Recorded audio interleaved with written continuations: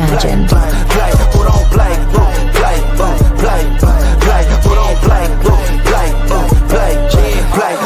Long time coming, like on the bottom of my feet from running. Cataracts under my eyes from hustling. Going from buying to selling to customers. Run up the business, God is my witness. Turn up the sun up from Monday to Sunday. We maxing our limits. My mind running like Tom Cruise on an action movie. Moving the mission, they say that I'm tripping. I've been told I need a vacation. I'm finessing the visit.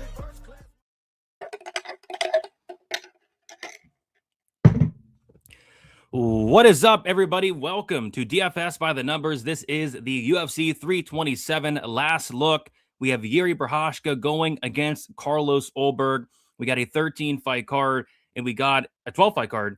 And in my opinion, one of the best, if not the best cards of the year on paper. I'm looking forward to this one. Sorry, I'm late. I had to do a lot of things. I just got done with a nasty workout. I had to place one last second bet. I did a Hail Mary parlay that we'll talk about. I had to take the dog out, and then I had to make a protein shake. So was in a big, giant hurry and had a ton of things to do. Had to do a ton of things in a short amount of time. So what is up, everybody? You guys looking forward to UFC 327? I got a lot of action on this card. Looking for some violence. It's been a great last month or so, and looking to keep the momentum rolling with a card like this. Hopefully everybody goes out there, everybody tries their hardest, everybody does their job, and all that good stuff. Before we get into it, if you guys could do me a huge favor, like the stream. My goal is to set the like record on the Fight Companion stream. The like record is 380 likes. Got it on UFC 324, Pimblet versus Gaethje. So let's see if we can break that record tonight, get 381 or more likes. So smash the like button for me. If you guys are watching on X, please do me a favor and hit the repost. I'm not sure if I'm still having problems on X or not, but that is always appreciated. And let us get into the chat. So we have a lot of time. I wanted to come on here nice and early. Even though I was late, I'm still nice and early. This card's not kicking off for another hour or so. We're going to have time to go through these fights, go through these lines, see where this line movement's gone. We had not a ton of significant line movement, to be honest. You would think there would be more for a big card like this, but kind of go matchup by matchup, talk with you guys and say what's up. So what is up? Elijah won first one in the building. What is up? Saying let's go. Let's get it. We got join. We got saying let's go. Let's go. Seems like Gastelum is a lock of the week. That's scary. Yeah, it's one of those cards where looks like Gastelum is the biggest favorite on the card. We got a card where I think you can make cases for, like 10 underdogs on it. I mean, it's one of those cards that you can make cases for, almost every single fighter on this card. It's kind of crazy. It's kind of crazy. So yeah, it's a tricky card from a parlay perspective. If you're parlaying money lines, especially, it's a tricky card in my opinion from a money line perspective, because a lot of these fights can go either way. But if you have a strong lean on one side or another, you're getting very playable lines at the same time. So yeah, a lot of spots sticking out though from a prop perspective, and hoping we can cash some bets tonight and keep the momentum rolling. Smash a like, join underdog. Come on. Yes. Thank you for reminding me, Steven. If you guys have not signed up on Underdog Fantasy, please do me and Uncle Weezy a huge favor. You don't know how much that helps. We come on, do Stat Diggers on Monday for free. We come on here and do the Fight Companion, sit on here for 6 to 8 hours for free. And if you guys sign up on Underdog, you will get $50 free on Underdog when you play your first $5 lineup using code DFSBTN. So it helps me and Weezy out a ton, and it helps you guys out a ton as well. You're getting $50 free. Now's a great time to sign up, especially on a card like this. And I did see they were doing some boost. I saw they had like a 30% and a 40% boost. I'm not sure if they still have those, but if they do, take advantage of them. Take advantage of that free $50 on Underdog. Take advantage of those boosts. And yeah, like I said, it helps us out a ton. What else we got up in here? Don't want to skip any of you guys here. This is why DFS is the GOAT. Why am I the GOAT? But I appreciate that. Let's have a good one, everyone. Let's do it. Let's have fun. That's what it's all about, man. It's all about having fun. Win or lose, you got to try to have fun. But it's a lot more fun when you're winning. It's a lot more fun when you're winning. Let's effing go. Can only watch early prelims on Fight Pass, so I'll be listening to the best play-by-play. But men, Uncle Weezy and Brady, appreciate that. Looking forward to having you. Looking forward to some fun play-by-play. Hopefully it gets a little crazy. I like it a little crazy. I like a little crazy. That what was the fight last week? The Rafael Esteban Ethan Ewing fight. That got a little crazy. Daniel Forrest on time every time. Let's go. Yes, I was on time. I was not taking a massive crap. No. God bless. No, I was not late. Forrest saying Brady is busy putting up posters in his background to make the stream more stylish and decorative. He'll be on any minute. Hashtag this is not a closet. So Forrest, I have a special proposal for you. I got the tape. I got it. For every underdog sign up we get tonight, I'm adding one poster. If we get one sign up on underdog using code DFSBTN, that's one poster. If we get 2 signups on underdog, that's 2 posters. 3 posters. 4 posters. Maybe 10 posters will be put up in my background. So that's what we'll do for us. I think that's fair. For every underdog sign up, I'll put up a poster. I think that's very fair. Greasy card. Yeah, like I said, from a money line standpoint, a lot of these fights are greasy. Am I right? Josh Hokit. You said that like 50 times. Am I right, Miami? Yes, you're right, Josh. Greasy. Smash the like button. Agreed. Hit the like button. I agreed. Smash it. Hit it. Do whatever you want to it, but let's get those likes out. Come on. Am I right, Bright? You're right, man. Let's go. Woo. Let's make some money. Let's get it. Azamat got steamed. Yeah, he's like minus 250 now. Minus 250. Azamat. So he might end up being the biggest favorite on the card. I don't know.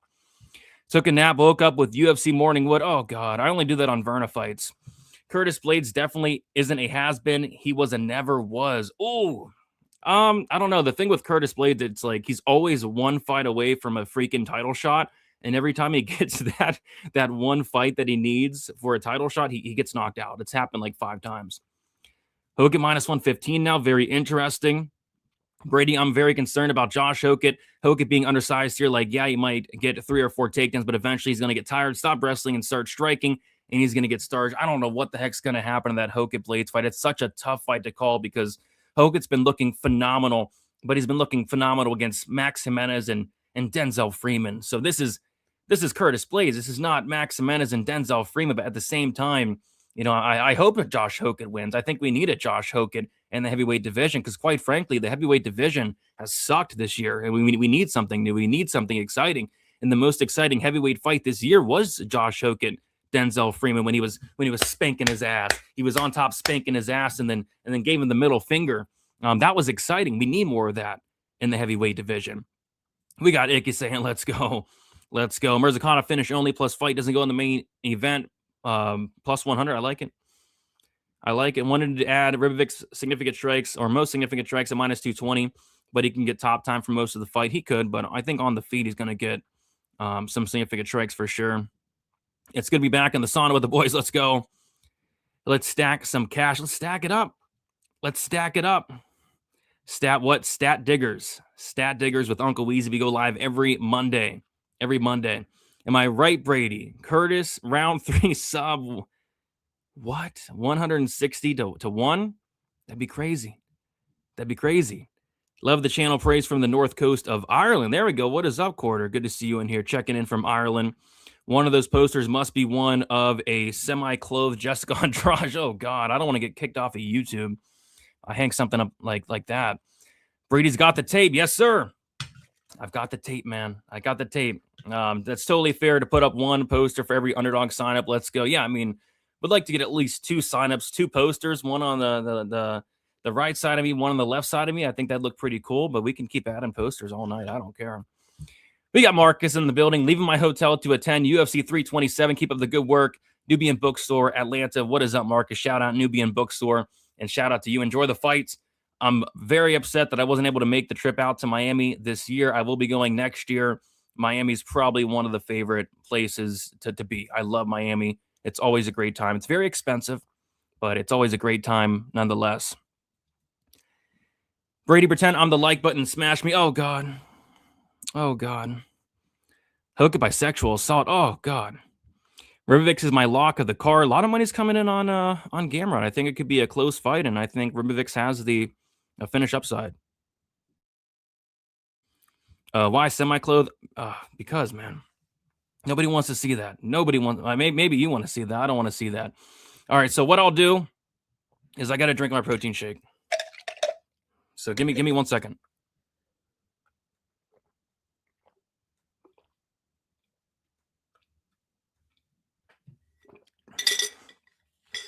I don't want it sitting around. I don't want it sitting around for an hour and a half. So I had to get that protein shake in. Bookie, give me a promo plus 500 on Ribovics. Yeah, you got to take it. Whether you think Gamrot wins or not. I mean, that's plus 500 on Ribovics is crazy. Drink another slowly. No, I ain't got time for that. All right. I say we're going to do it. Let's dig into these fights. Let's dig into this line movement and see where these lines have gone. Is that a vanilla protein shake? Yeah, I hate vanilla, though. To be honest, I hate vanilla, but it's one of the healthiest protein shakes you can get. So that's why I got it, but I'm not a big fan of vanilla. All right, guys, let's go. Let's go. All right, Charles Radtke going against Francisco Prado. Yeah, I like Radtke here. You know, Radtke's not typically a guy I want to lay minus 170 on. You know, I don't think he has the best durability. I don't think he has the best cardio or fight IQ. But at the end of the day, I just don't think Prado's a welterweight. You know, Prado's even small for lightweight, I thought. He's getting outsized by a lot of lightweights. Now he's coming up to welterweight. And I don't think that's going to work out for him. I think Radtke's going to go to the wrestling here, go to the grappling.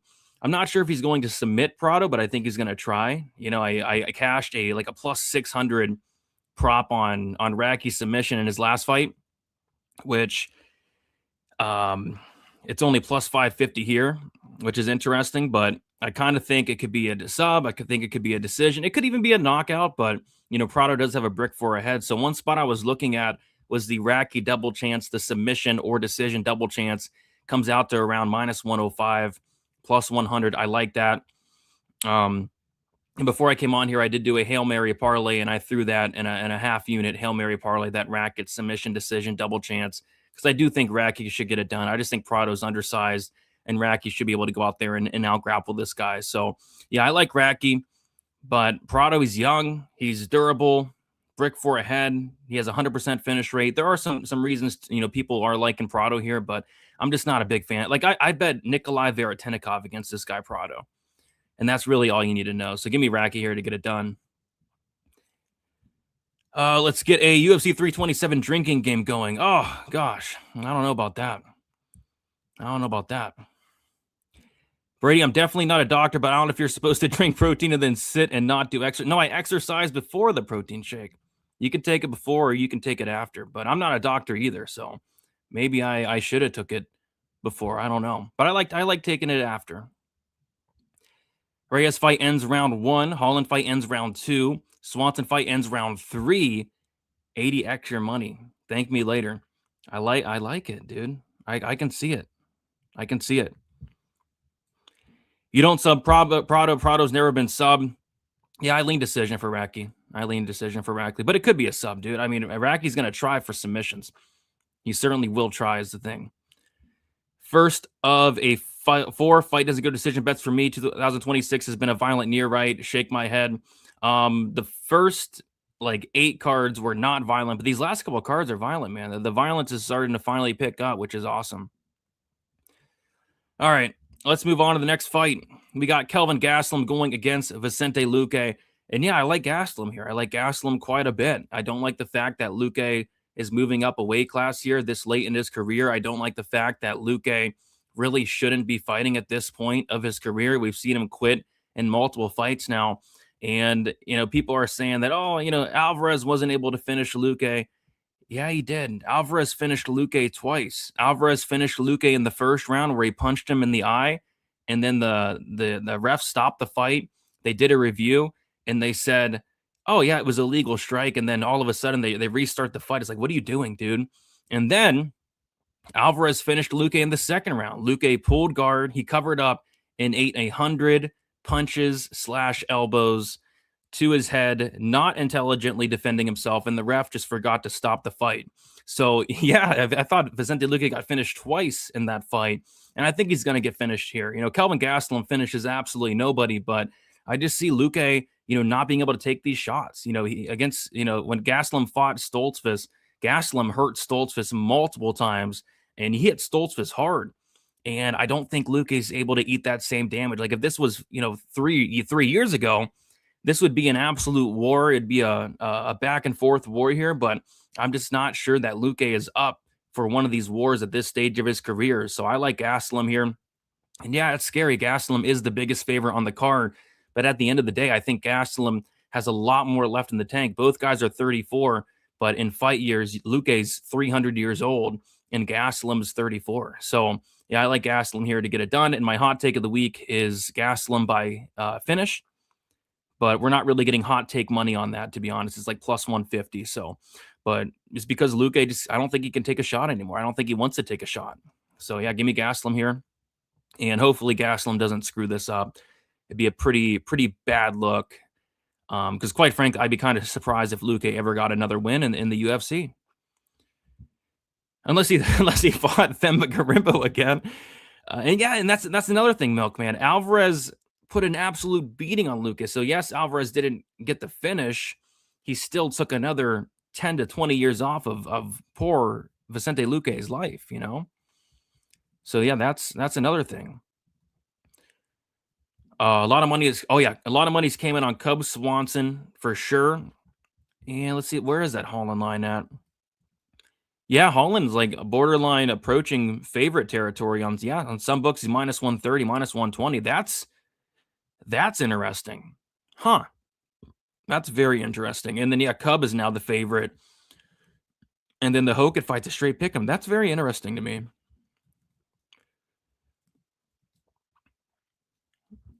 What do we like for DFS? For DFS, I like the mid-range. I think this is one of the most stacked mid-ranges I've ever seen in my entire life. I mean, you got Jiri Prochazka, Carlos Ulberg, Nate Landwehr, Cub Swanson, Dominic Reyes, Johnny Walker, Curtis Blaydes, Josh Hokit, Kevin Holland in the mid-range.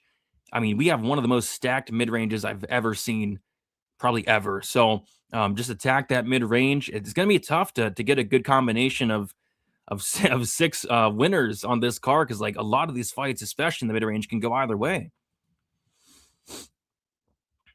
Brother Brady is the great and powerful Uncle Weezy joining us today. I'm asking on behalf of the chat. Yes, Uncle Weezy will be here. He went on a walk, enjoying the some nature, enjoying some sunlight, hopefully. And Uncle Weezy will be on very shortly here in a second. Dude, the worst part about the Alvarez fight was the ref wasn't even close to stopping. And I know it's like covering up and not doing anything. That's not intelligently defending yourself. It's just not. It's like he wasn't moving. He was eating massive elbows and is getting his head pounded through the canvas. I think the ref bet the over in that fight. Yeah, that's kind of the one thing I'm worried about is a Luque sub, because Kelvin Gastelum has been submitted a handful of times, but I don't know. Is Luque going to be able to take down Gastelum? I don't know. But I kind of think if Luque's winning, that's probably his path, like an early sub. What's the full dirty? Yeah, I did it a little dirty lay. We'll touch on the dirty lay once we get to the Swanson Landwehr fight, because that's the second leg. That's exactly what I thought too. It's going to be whoever gets those bounces. Yeah, man, it's an interesting card, very interesting card. All right, let's move on to the next fight. We got Chris Padilla going against MarQuel Mederos. A lot of money coming in on Mederos. So I like Padilla here, but I can't lay chalk on Padilla. I mean, this guy has just been cashing as an underdog 4 times in a row. I cashed on him against Jai Herbert as a slight dog. I cashed on him against Bonfim in his last fight as a dog. And he's not a dog here. He's a favorite. With that said, though, a lot of money's coming in on Mederos. Padilla did miss weight. I think it's going to be a very close fight here. MarQuel Mederos, he's no joke. He's a really good striker at a really good gym. Love the leg kicks. Love the boxing. But Padilla is just a dog. Padilla is, just going to come forward, make this a dog fight. I think it'd be wise for Padilla to mix in takedowns. But at the end of the day, I don't really want to lay chalk on Padilla when he's been an underdog in all these other fights. And I think this is probably, Padilla's either first or second hardest matchup, I'd say. Loved him against Jai Herbert, even though that fight was extremely close. I really liked him against Bonfim because Bonfim has that quit in him. I don't know if Mederos has that quit in him. So I kind of think this fight goes to decision. I kind of think it's going to be close and don't really see anything sticking out from a betting perspective personally. I'm rooting for Taco Padilla. Big fan of this guy. I mean, how can you not be a big fan of this guy? But I like Taco to get it done ever so slightly. Do you think Curtis Blaydes will be uncomfortable fighting backwards? Well, he's going to have to fight backwards for these first 5 minutes at least because I think Josh Hokit's going to come forward, and I think he's going to try to put it on him. I think in this first round, it's going to be a firefight. I think Hokit's going to be coming forward, going for takedowns. I think it's going to be a very hectic first round. If the fight gets out of the first round, I expect the fight to slow quite a bit. We got the bookie, man. Weezy's nature trip sucks. It's kind of chilly out. It is chilly out today. I know you're over in Chicago. Weezy's in Chicago. What is it? Probably like in the might in the 40s, 50s, maybe low 50s today over there. Taco time. Yeah, let's go. Let's go. Landwehr sub is good money too. Yeah, I think Landwehr sub is in play. I think Landwehr sub is in play. I think Cub Swanson KO was in play. I think both are very solid looks. Is Mederos going to pull out of a fight? Yeah, man, he's done that literally twice. I don't know. He hasn't pulled out yet, but hey, we still got time. We got Vera in the building. What is up? Taco is one of my parlays. He's a dog and will fight for your money. Plus, everyone loves tacos. Yeah, everybody loves tacos. Absolutely. Let's go. Let's go for it. Brady having Taco around Kelvin in the locker room free fight at any point is incredibly dangerous after you already tried to bite him in the fighter hotel lobby. What I'll say, I mean, Kelvin Gastelum looked in some of the best shape he's looked in years. I mean, did you guys see Gastelum? He made weight. Not a problem. Gastelum was taking his strength and conditioning very seriously this camp. Yeah, Weezy will be coming on pretty soon here, guys. All right, let's keep moving on to the next fight. It is going to be Tatiana Suarez going against Lupita Godinez. And this is a big stay away for me. It's like, do I want to lay minus 150 on Tatiana Suarez, who I think is, approaching the washed category? Or do I want to bet on Lupe Godinez, who almost retired me a couple years ago? You guys remember that when Lupe Godinez fought Angela Hill, and I parlayed Lupe Godinez at like minus 300, and Lupe went out there and decided to strike with Angela Hill for 15 minutes. That almost retired me. I almost retired after that. So her fight IQ is atrocious. So I don't really want to bet on either of these ladies. I'm looking forward to seeing how this fight plays out because Tatiana Suarez at one point used to be freaking just ridiculous, incredible. Like if this fight was 5 or 6 years ago, I'd be putting the house on Tatiana Suarez, but she has gotten pretty bad pretty quickly. She's dealt with a ton of injuries throughout her career and stuff like that. So you can tell that Tatiana Suarez is probably nearing the end of her career. And I think Lupe is probably looking the best she's ever had. So yeah, it's a fine fight to stay away from, in my opinion. I think it's going to be a good fight. I think it goes the distance. I was looking at maybe parlaying an over here, but they're all over it. The over 2.5 is minus 450 to minus 500. So I'm just going to sit back and watch on this one. Racky sub could be on the table. I like that Racky sub decision. Double chance. Suarez polluted by Patch. Yeah, Patchy's been looking awful. I don't think Suarez has been looking that good. It's been bad, man. Brady, I missed when you called her ludicrous Godinez. Maybe she will be ludicrous tonight. We'll have to see. I've sworn off betting Lupe multiple times. Yeah, I don't think I did better. I did bet Lupe one more time after the Angela Hill fight. I bet her against Elise Reed. I had the inside the distance and the sub prop against Elise Reed. That was the only time I've ever bet Lupe after what she did to me in the Angela Hill fight. I'm still scarred to this day for what Lupe did to me in that Angela Hill fight. I'm still waking up late at night in cold sweats, screaming, "Lupe, what are you doing? Wrestle, Lupe!" My wife's like, "What are you talking about? Calm down." I'm like, "No, she needs to wrestle. God, why aren't you wrestling Angela Hill, Lupe?" Still scarred. So I will never be betting Lupe Godinez again. Fine with passing here. Racky sub, okay. Lupe goes the distance, okay. Cub KO. Okay, plus 2,700. I think all those are live, man. I think all those are live. Suarez has the higher fight IQ, true, by country mile. But like you said, the injury bug, yeah, so many injuries, so many health issues. It's taken a toll. She just doesn't look anywhere near the same whatsoever.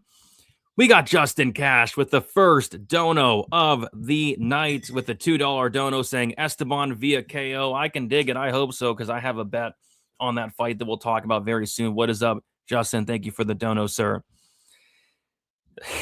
What are you doing, Lupe? God. All right. Moving on to the next fight, we got Mateusz Gamrot going against Esteban Ribovics. And I think there's two solid looks here. I mean, if you're on the Gamrot side, why not Gamrot decision at plus money? Why not Gamrot decision at plus money? I mean, this guy's a decisionator. Esteban Ribovics has never been finished. Ribovics has good submission defense, phenomenal chin, the much better chin. Why not Gamrot plus money? Take a minus 220 favorite, get that plus 100 decision.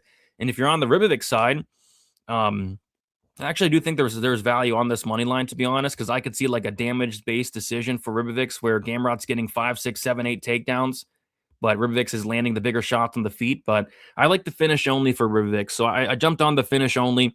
It's a very popular bet this week, but for a good reason. Like I think if Gamrot's winning this fight, he's winning it by decision. I think if Ribovics is winning this fight, it could be, like I said, a damage-based decision, but I think he has far more finish equity in this fight. I think the finish only should be like minus 200 or even wider. So I like the Ribovics finish only, but yeah, I could absolutely see Gamrot going out there getting a ton of takedowns. That's why I like Gamrot on DraftKings. I mean, Gamrot's one of these guys on DK this week where he could go out there and get 10 plus takedowns and put up a phenomenal score on DraftKings, like Raul Rosas Jr. did to Rob Font a couple weeks ago, like my tittyback Oral Boy did to Chris Curtis a couple weeks ago, because Gamrot doesn't have the best control for one, and Ribovics is not going to settle on his back. He's going to get back up. So I could see Gamrot getting a ton of takedowns here.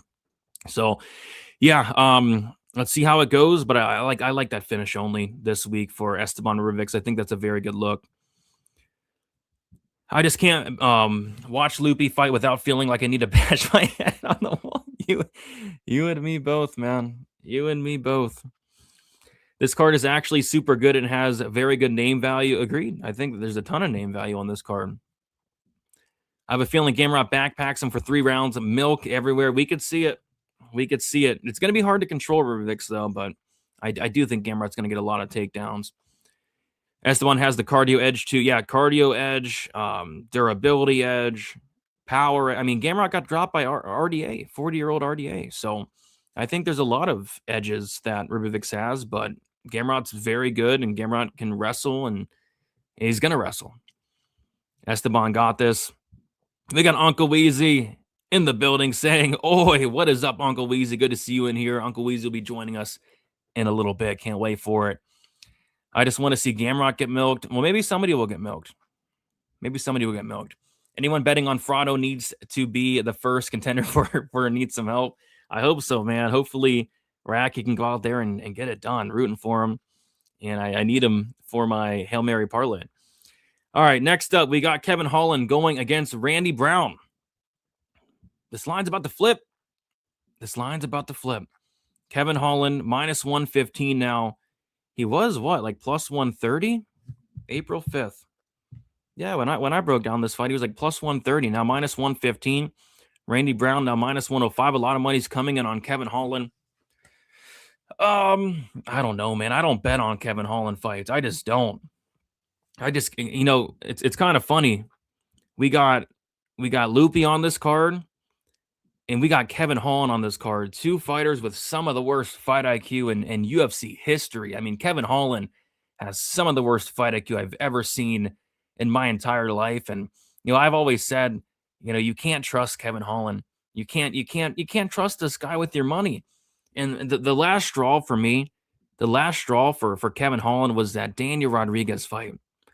Kevin, what are you doing, man? What are you doing, Kevin? How are you losing to 40-year-old Daniel Rodriguez? How are you getting dropped multiple times by Daniel Rodriguez? it almost looked like a fixed fight because, like, how the heck does that happen? It's like, and ever since then, I swore off ever betting on Kevin Holland fights again. You can't back Kevin Holland if you can't beat Daniel Rodriguez. How can I trust you to beat Mike Malott? How can I trust you to beat Randy Brown? How can I trust you to be a lot of these guys in the division if you can't beat 40-year-old Daniel Rodriguez? So, yeah, I don't want to bet on Kevin Holland for the reasons I mentioned. This guy's screwed me over time and time again. But I also don't want to bet on Randy Brown because I think Randy Brown's durability is not great. It never has been great. He's been knocked out 3 times. He's been hurt. He's been dropped a ton. And Kevin Holland probably still the more durable fighter, even though I think Holland's durability is kind of starting to wane a little bit. I don't know. The under, maybe. I don't know. I don't want to touch this fight. I think it'd be irresponsible to put any money on this fight. It's a Kevin Holland fight, and Kevin Holland fights should not be bet on. So it looks like people are betting on him though, because this Holland line is flipping. So we'll see. But geez, best of luck. Make sure you guys try not to smash your TV if Kevin Holland pulls a Kevin Holland, like he has a lot. He's pulled a Kevin Holland a lot. I feel weirdly confident in Holland. I don't know, man. Kevin Holland has this one in the bag. Holland sub. Who is betting on either one of these clowns? A lot of people are betting on Holland, it looks like. Holland is a paycheck fighter. He is, and he said that. He said that multiple times. He's literally said that he does not care about winning. That came out of his mouth. Holland said he doesn't care about winning fights. Like, how do you put money on a guy that doesn't care about winning? I don't know. Randy Brown also has sneaky bad fight IQ. Yeah, at times he does. But nobody has worse fight IQ than Kevin Holland. Brown to finish is decent value considering Holland almost got finished by D-Rod. I do think Holland was somewhat compromised in that D-Rod fight, though. Was the rumor going around town that he was coming into the fight compromised, which makes sense because he shouldn't be getting dropped by... Like, I think that was one of the first times Holland's been dropped, and he got dropped twice by D-Rod. So, but yeah, I'm kind of iffy on both guys and their durability at this point. How many likes for you to put a unit on Big Mouth? I mean, that'd be a terrible bet because I missed the line. I mean, if we were talking plus 130, then it'd be a fine bet. At least you're getting plus money on it. I mean, maybe I could put... No, I don't want to bet this fight. I would need 200 likes by the time these fights started to bet on Kevin Holland. And we're only at 83, so no, I don't actually know likes. It's not happening. It's just not happening. Brown Holland fight doesn't go to decision, minus 110 for me. I don't hate that. It could be one of those frustrating ones where both guys get hurt, something like that. But I think both guys and their durability's declining. Come on.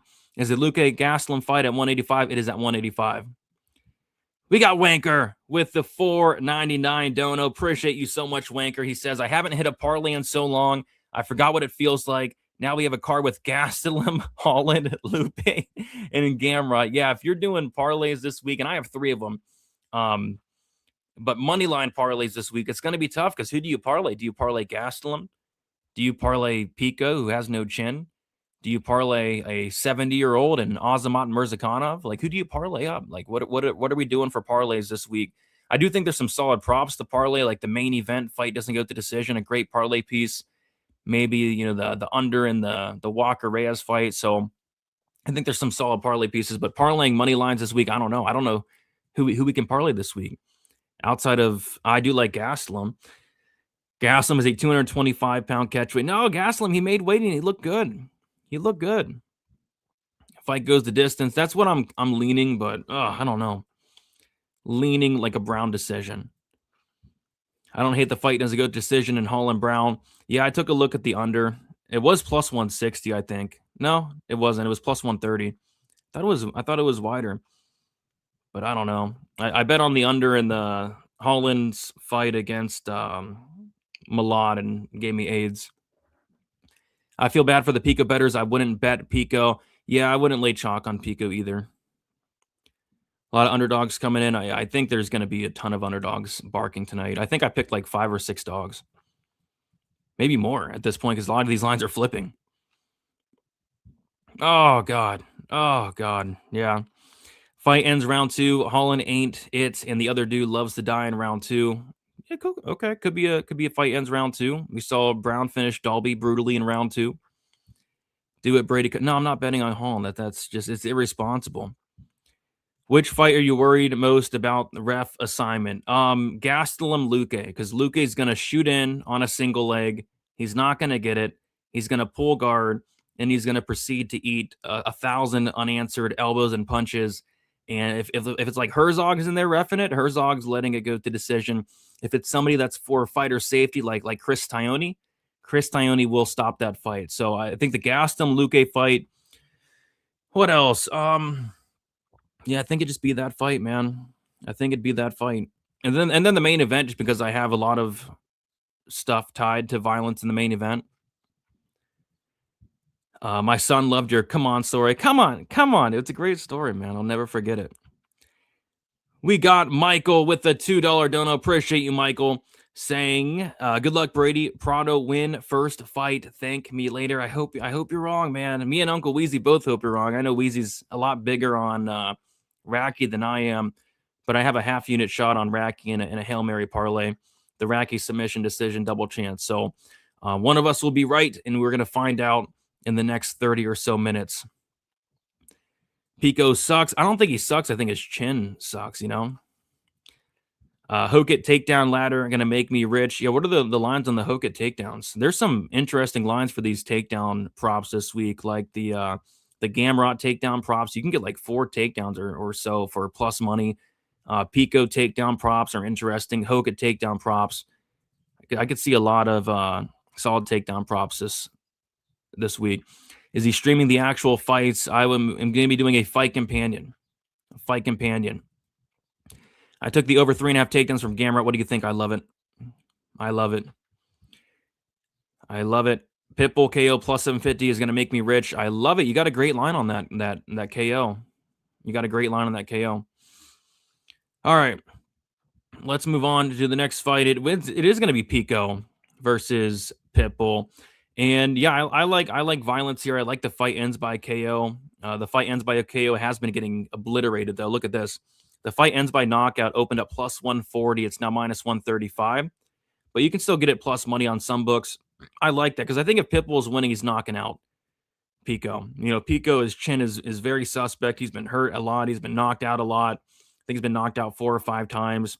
And I think if Pitbull's winning, he's winning by knockout. And even was talking about in an interview how, you know, Pico has a glass chin, and I think Patricio Pitbull's going to try to knock him out.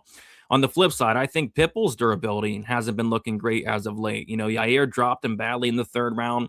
Dan Ige hurt him badly in the knee with a knee in the 3rd round. So I could see Pico, finishing Pitbull as well. So I like fight ends by knockout, violence in this fight. I think Pico should get it done. I think has a lot more ways to win. I think he's so skilled. It's just that the chin, the durability is a reason why I can't lay minus 250 on him. And a lot of money has came in on Pitbull, and a lot of money has came in on that KO. I believe that Pitbull KO plus. Oh yeah, it was plus 700. Currently plus 550 for that Pitbull KO. I think that's super live, and I think that's how he wins. But yeah, I think somebody's getting served here, but I think Pico should get it done. I think he should get it done. Prado Luque parlay. It's probably something crazy because Prado subs probably something crazy. I know Luque subs plus 1,300. Thoughts on the Hokit fight? We're going to be talking on that fight very shortly here. I have a feeling Pico's going to wrestle. He's definitely going to wrestle. That's why I kind of like the more on the takedowns from Pico. But I don't think his control's that great. I think Pitbull's going to get back up. I can see Pico getting a lot of takedowns here. Pitbull is like male Shevchenko. I don't know, man. I don't know. I've been trying to fade Pitbull against Yair, against Ige, and of course Yair beat him. Ige did not beat him, but I don't know. I'm just not high on Pitbull. He's 38. I don't know. Pico sub. That'd be shocking if Pico subbed Pitbull. I think if anybody gets a sub, it's probably Pitbull with that guillotine. Yeah, I think if anybody's subbing, it's Pitbull. Pitbull overhand KO. Yeah, I think there's value on the KO for sure.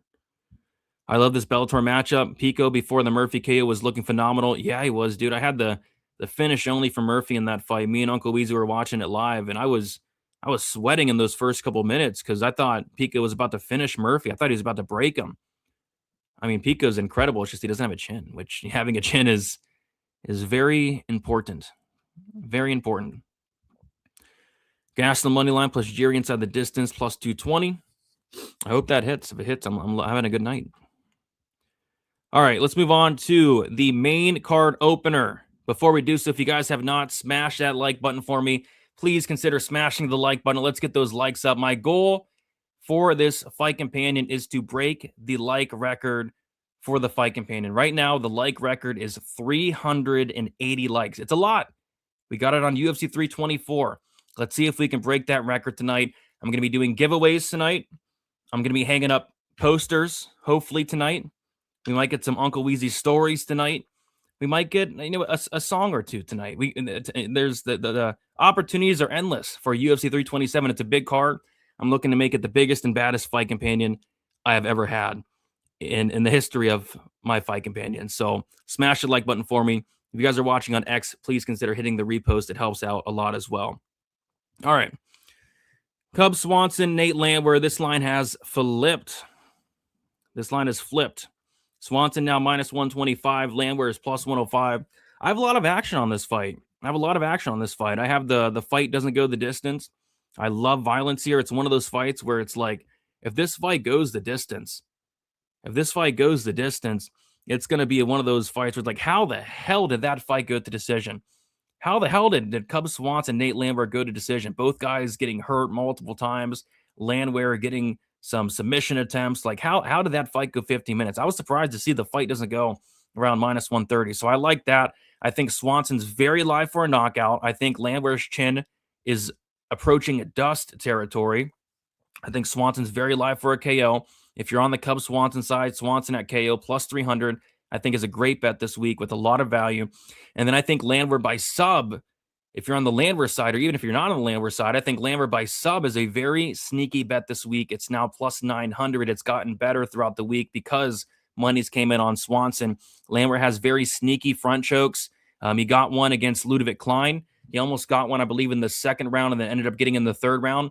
And then he got a rear naked choke in the second round against Austin Lingo. So he has some sneaky chokes. And Cub Swanson, he's getting very old. He's 42 and a half years old. He is retiring. I don't think he has the best cardio. And he's also been submitted 7 times in his career. So I think a Landwehr sub, super cheeky, super on the table, man. If he gets the fight down to the ground and fight smart. But if he doesn't, if these guys go out there and swing dicks, either guy's live to be knocked out, but I think Swanson's live to knock out Landwehr. So I think you can make a very strong case for either side. Swanson KO, Landwehr sub. I like violence, and I did put Swanson by KO in my Hail Mary parlay. I have a half unit on Swanson KO with a Radtke submission or decision double chance. It came out to like plus 641, 642. And I think Swanson's live for a KO. So if Swanson wins by knockout or if Landwehr wins by sub, it's going to be a good night. It's going to be a very good night. So needing some violence in the Swanson-Landwehr fight. Cannot wait for this one. Liked. Appreciate that. Thank you so much. Thank you so much. We got Michael with a $2 dono. Appreciate you, Michael, saying let's all win some money. Let's do it. That's the goal. That's the goal. That is the goal. I think a live bet on Suarez. Lupe is great after you see the first couple takedowns. We'll see. Maybe we'll monitor the live lines, but I doubt I get. I'm just going to sit back and watch that fight. I'm going to enjoy it. I'm going to enjoy that fight. 25 minutes before fights is some butt. Yeah, we got 24 minutes now. Oh, boy. Plus 900 on Landwehr sub. It's cheeky, man. It's cheeky. I think Landwehr sub's cheeky. I think Swanson KO is cheeky. I think both are very live. Nate, I can't hope. I want to see a Landwehr. I want to see a Landwehr interview, man. But that also would have to mean Cub Swanson loses in his retirement fight. That's the thing. Cycle bet, no cycle bet for me because I'm not picking any submit. Well, I'm picking Landwehr by submission. I think if there's a sub, it's either Landwehr or Radtke. I think it's one of those two, Landwehr or Radtke. But I wouldn't be shocked if there are no submissions on this card. There's not like one obvious submission on this card, really. Yeah, Raki sub could be interesting. And then for decisions, I don't know, like Gamrot decision could be a cycle parlay piece. Maybe somebody in the Lupe Suarez fight, and then we got a lot of knockout options. What are the odds that Lupe needs to do a poopy during the fight? Yeah, didn't she need to do a poopy in one of her other fights against Pilastri, or did Pilastri need to do a poopy? One of those ladies needed to do a poopy. I remember that. Yeah. It's not. Yeah, I could potentially see that if it was Prime Suarez. Absolutely. All right. Let's move on to the next fight. It is going to be Dominic Reyes going against Johnny Walker. I'm picking Dominic Reyes, but I would be lying if I said I wasn't shocked that this much money's coming in on Dominic Reyes. Like, oh God, like I think he's probably the better fighter, but his chin, like I think both guys, their chin is just non-existent. Both guys have a sub 50% striking defense. I'd be worried to put money on either one of these guys. Money's pouring in on the over 1.5 rounds, which is interesting. I don't know if it's Eric Nixick and his boys, because Johnny Walker is doing his camp at Extreme Couture, and we know Extreme Couture, and these guys love to go over. So maybe they're putting money on the over 1.5, but I don't know who would bet on the over 1.5 in a fight like this, where it takes one shot for either guy to get served. So yeah, I like the under 1.5 rounds. Money's pouring in on the over, which kind of scares me. Maybe there's some shenanigans going on. Maybe one of these guys or both these guys like steak, but at the end of the day, it literally might take one punch to land clean for this fight to end. So yeah, I like the under 1.5. Fight won't start round 2. Fight doesn't go to decision, stuff like that. In terms of picking a winner, I don't know whose chin's going to give out first. Both guys have some of the worst chins, if not the worst chins, in the light heavyweight division. We got Michael with a $2 dono. Brady, are you up lifetime betting MMA? Yes, I am tracked at Bet MMA Tips, DFS by the numbers. I'm up about 100 units lifetime since 2019. So gotta start a streak here, gotta get it back up. But yes, I'm definitely up lifetime. And if I wasn't, I don't know. If I wasn't, I don't know if I'd still be doing this for 6-7 years. Who do you prefer for a money line bet, Gastelum or Raki? I'm more confident in Gastelum, but I think both win. If he pulls Reyes onto full mount, it's over. Yeah, I mean, there's a lot of ways this fight can finish. One shot landing clean, the fight's over. Oh God, don't call Gastelum a lock, please. Oh, stop it. Don't do that. Don't call Gastelum a lock, please. Walker round 1. Yeah, Walker round 1. Reyes round 1. Free Dumas. Did he get locked up again? Oh, gosh. Did he get locked up again? We got Larry in the building. What is up, Larry? What is up? All right. Let's keep moving on to the next fight. We got Josh Hokit going against Curtis Blaydes. And, man, what do you guys think about... That's enough. Don't say the L word, please.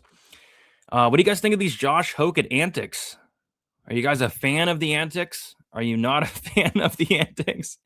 I mean, every time I open up Twitter or X this week, it's been Josh Hokit. This guy's making headlines. Nobody's talking about the main event. Nobody's talking about this card. Everybody's talking about Josh Hokit. It's very interesting. I don't know. This is one of those fights where I'm content to just sit back, take out my notepad, and jot down some notes, because I feel like we don't know a ton about Hokit. Yes, he looks great, but anybody could look great against Max Jimenez. Anybody could look great against Denzel Freeman. And yeah, that was a phenomenal performance against Denzel. It was hilarious. He took down Denzel. He got on top, and he was literally spanking Denzel Freeman's ass. I've never seen that before. And it was the first ass spanking in UFC history. And then actually there was a second ass spanking, and it was Jordan Levitt versus Yadir Delvai. If you remember that, Jordan Levitt was on top of Delvai, and Levitt was actually spanking the ass of Yadir Delvai. So there's been 2 ass spankings this year, and Josh Hokit was kind of the first one to spank an ass. And we got to put some respect on him for that. But Curtis Blaydes has been like a top 5, top 10 heavyweight for years and years and years. He's one of these guys who's just been, one fight away so many times from a title shot. And then he gets knocked out by hard hitters like Pavlovich, guys like Francis Ngannou, guys like Tom Aspinall, guys like Derek Lewis, right? So, yeah, I'm going to sit back and watch this one. I'm going to enjoy it. I'm really rooting for Hokit because we need some fresh blood in the division. We need something new, man, because these heavyweight fights have stunk up the building. And a lot of these, each and every week, is like these heavyweight fights are stinking so bad. And I don't think this is going to be a boring fight by any means. I think it's actually going to be a very fun fight. So, yeah, looking forward to it. Let's see how it goes. Not going to lie, I think Hokit wins. Yeah, I mean, I liked him a lot better at plus money. I mean, he's not even plus money now. It's a pick 'em, which is interesting. I kind of thought more people would be on Blaydes just for the level of competition, you know? Not a fan, but it's funny. I mean, some of it's funny, I guess. I mean, I don't know, man. Hokit is a loser. Weird antics, corny. I think I've never seen anything so corny, to be honest, but it's working. He's getting people to talk about him, you know? Hokit is cringe and annoying. Yeah. Yeah, it's bad, man. Hate his antics, but I bet him money line today. Easily my least confident bet of the night. Yeah, I'm not confident in Hokit either.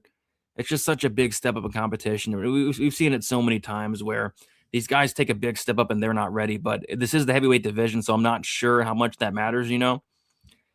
In the first middle finger KO, it was ridiculous. Gave him the middle finger, and the ref stopped the fight. Crazy. Blaydes is the lock of the week. What are the money line odds? Minus 110 to pick him. Straight pick him. Hoke smash. I hope, man. I'm rooting for him. Kelvin looks in great shape. He looks in good shape for Kelvin Gastelum standards. Agreed. Curtis is a lot bigger. Yes, Curtis is, I think he weighed in like 264 or something like that. Hokit weighed in like 238. Blaydes has CTE.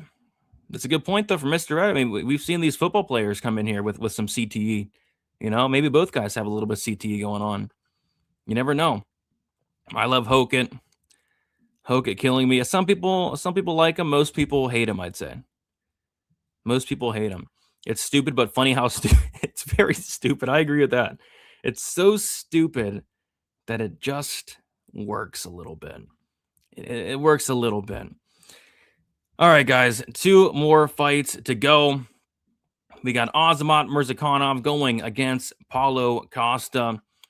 And, you know, Azamat's one of these guys where it's like, I'm done picking against this guy. I'm done giving this guy crap. You know, yes, I think he's a freaking liar. This guy's not a 36-year-old man. Azamat Murzakanov is a at least 50, 55 years old. You know, that's not a 36-year-old man.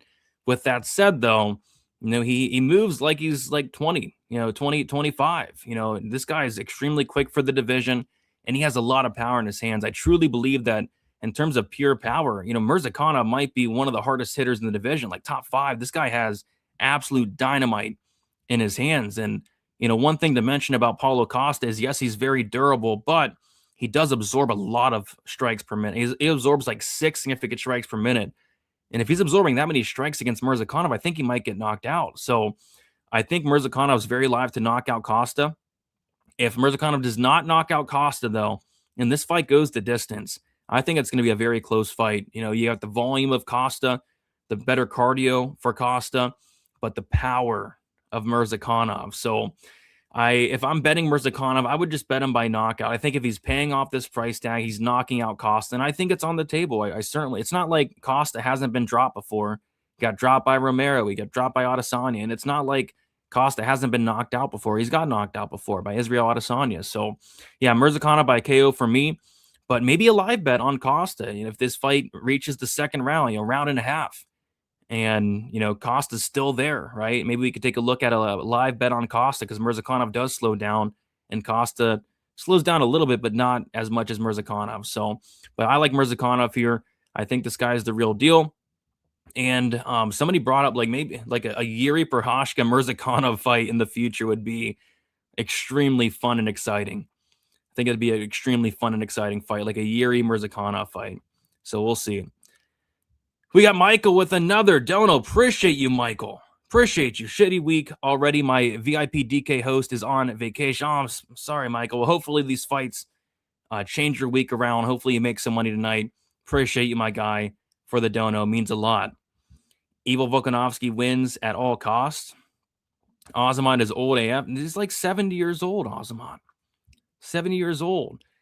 Another donor from Michael. All underdogs this week trending. We're going to get a lot of dogs. You know, I set the over-under for underdogs at like 4.5, maybe 5.5 underdogs. I think we're going to get a ton of underdogs come through this week.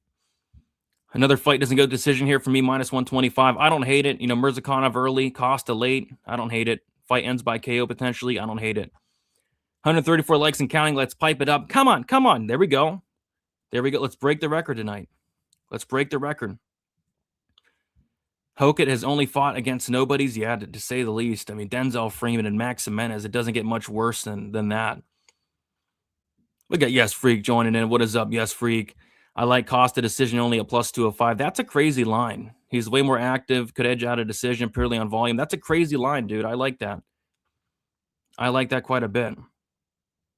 All right, guys, we got to keep moving here. We got Jiri Prochazka going against Carlos Ulberg. And another pick'em. We got a lot of pick'ems on this card. The main event is a pick'em, and I get it. You can make strong cases for each side here. You know, with Jiri Prochazka, the case for Jiri is, yeah, he's gonna, you know, eat a couple big shots early, and then he's gonna start to turn it up. He's gonna start to come forward. He's gonna pressure Ulberg, and he's gonna break Ulberg down the stretch. Right. The case for Ulberg is always going to be too sharp, too good in the striking for Prochazka early. Prochazka is very hittable, and Ulberg's going to catch him in the early going. So I think both outcomes are live. I lean Jiri, though. I think Yuri's extremely durable. The only person that's been able to knock him out in a very long time has been Alex Pereira. I think he is going to eat these shots, and I think he's going to come forward, and I think he's going to break Ulberg in that second, third, or fourth round. But yeah, if Ulberg caught him early, it would not surprise me just because Prochazka is very, very hittable. I have a lot invested in the fight doesn't go to decision. I have the fight doesn't go to decision in 2 parlays. I have the fight won't start round 4. And then I have Jiri KO 2-3-4 kind of spread out. So needing a Jiri KO 2-3-4 for a big night here in this Prochazka Ulberg main event. A lot of money is coming on the over 2.5 rounds. The under 2.5 rounds is now plus money. What I'll say about that is, like, Yuri's been under 2.5 rounds in 33 fights. Like, I don't know why people are betting the over. I know Yuri's went over in his last 2 fights, but barely, like by a couple minutes or a minute or two. I think the under at plus money is solid. And Jiri also in his interviews talking about how he needs to start faster. You know, he sees what we're seeing, right? You know, he's in there. You know, he's losing the first round and a half, and then it's like, okay, a flip a switch. I got to go forward. He's talking about how he needs to start a lot quicker, and yeah, absolutely. If Jiri started a lot quicker, I think that'd be to his advantage. That might get him caught, but I think that would be to his advantage if he's able to eat some of these shots. So give me violence here. Give me Jiri KO 2, 3, or 4 for a big night. Let's see what happens. Really rooting for Jiri, man. It would be nice to see Jiri get that belt back. We need 200 likes before that Holland fight, folks. Oh, God, no. Oh, God, don't make me. Don't do it. Yo, Brady, my book gives me Jiri 1-2-3 or 4-5 decision. Which you thinking more? I would lean 1-2-3, but I think it's 2-3-4. Some books have like the 2-3-4. I think that's a good look. I think I wrote it down. I wrote it down somewhere. So Jiri has 23 first-round finishes, 3 second-round finishes, 4 third-round finishes. He has 0 fourth-round finishes, and he has 1 fifth-round finish. So 26 of his finishes come in the first 2 rounds, but I kind of lean like 2-3 in this matchup. How the hell, or how is Hokit the favorite in Sanity? Is he the favorite now? I thought it was a pick'em. Still a pick'em on most books. Not the favorite quite yet. Ulberg wins. Yeah, he could catch him. He could catch him, man. Sick of the Freeman hate. Denzel is I think he's like the opposite of a marauder, Denzel Freeman. I don't agree with that. I don't think Denzel Freeman's a marauder at all. You know, you want to talk about a marauder, Jiri Prochazka is a marauder. Who else is a marauder? Nate Landwehr. Nate Landwehr is a marauder. You know, who else is a marauder? Any other marauder? Chris Padilla is a marauder. Got a couple marauders on this card. Tape study says Jiri breaks Ulberg in the later rounds. Only Poton Pereira is KOing Jiri at light heavyweight. Yeah, Jiri has a chin. He's very durable. He's very durable. Ulberg money line. Jiri is the realest MFer on the roster. He's very real. He's very real. Kelvin is a lock tonight. If Kelvin loses, I'm literally blaming you guys. You can't be saying that. The high is high on Ulberg. Yeah, you've been saying it all week, and it could happen, man. It could happen. We got Mike with a $2 donut saying, I think the main event goes over 2.5. It could. I mean, Jiri's went over in his last 2 fights, but I don't know. It all depends when Jiri starts to turn it up. Because once Jiri starts to say F it and turns it up, the fight will be over within the next couple minutes. Like in the Rakic fight, it looked like it was cruising over, and then boom, Jiri switched it up, and then came forward and broke Rakic shortly after. The Roundtree fight, Jiri said, that's enough. I'm going to come forward and break you. And then he broke him a couple minutes. It all depends on how Jiri attacks this fight. Ulberg money line, 1, 2, 3 Jiri plus 190 if that helps you. Yeah, I don't hate it. Freeman definitely. Yeah, and Uncle Weezy actually likes Freeman. I think Uncle Weezy is probably the only person that likes. Well, Freeman did cash Uncle Weezy a nice bet. That's probably why. I think Weezy had a massive bet against Bujlo. But yeah, Freeman is definitely not a marauder. How is Cub Swanson the favorite now? A lot of people are on Cub Swanson. That line has moved. Jiri will block Ulberg's punches with his forehead. I mean, that's a dangerous game, though, you know? It's a dangerous game, but yeah, that's what he does. Max bet on Blaydes. Best of luck to you. It could look like a good bet. It could look like a good bet.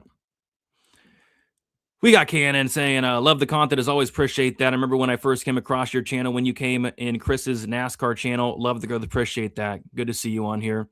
Yeah, big shout out to Chris. Really good buddy of mine that I've known for years and years. Been on Jiri all the right fights. He will make me money once again. Jiri made me a lot of money in the Roundtree fight. Made me a lot of money in the Rakic fight. Jiri's been making me a lot of money. Made me a lot of money in the Pereira fights. Making a lot of money. Of the stats you said for Jiri, how many were 5 rounds? He turns the switch on and mostly 3 rounders, which would skew the numbers. Yeah, a lot of his fights outside the UFC were like 2-round fights and 3-round fights. But in the UFC, he has a lot of 5-round fights. No way Jiri is losing to an ex-stripper. Is that true? Somebody said that was a lie. I think Ulberg said that was a lie. I don't know. Ribovics sleeping old-looking Gamrot.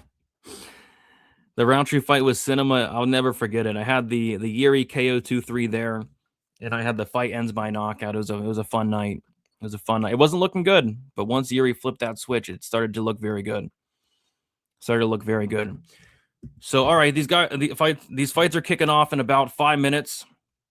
So what I'm going to do is I'm going to get the fight companion ready. If you guys are new, we do a fight. That's the wrong button. We do a fight companion here for all the fights. Uncle Weezy's going to come on. And looks like we're starting with Raki versus Prado there. So if you guys want to hang around. We got 5 minutes. Go take a piss, go get a drink, get a snack, something like that. You got 5 minutes. Come on. All right. Carlos will get rid of Jiri once and for all. Come on, man. Come on. How can you not like Jiri Prochazka? How can you not like Jiri? You got to like Jiri. There you go. Yeah, go take a pee, man. Go take it. I'm gonna take one too as soon as Uncle Weezy comes in here. Sorry guys, I'm updating the name of the title of the stream in the thumbnail. And I think we're ready to go. Save that. Oh god, I gotta do it on YouTube. Damn it, StreamYard. Let's go. Uncle Weezy's joining us. Sweet. Sweet, because I got to take a pee. I got to take a big pee. Money pouring in on Prado. Is it? Let's take a look. Is money pouring out on Prado? Oh, God. Yeah, it is. Jeez. Racky down to minus 150. Oh, my gosh. Maybe that's good for Racky, though. Maybe that's good. Let's get 500, man. Let's get 500 likes. Let's do it. All right, guys.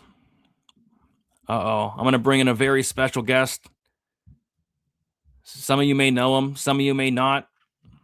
But he's a very special guest. It is the Hood Wolf, Cedricus Dumas, fresh out of the dog crate. What's up, SD?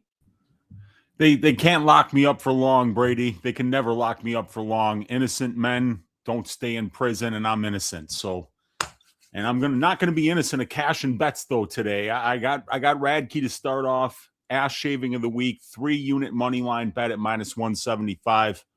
And Brady, you know what today is? What is it? It would have been Bootsy's 12th birthday today. My Rottweiler. Wow.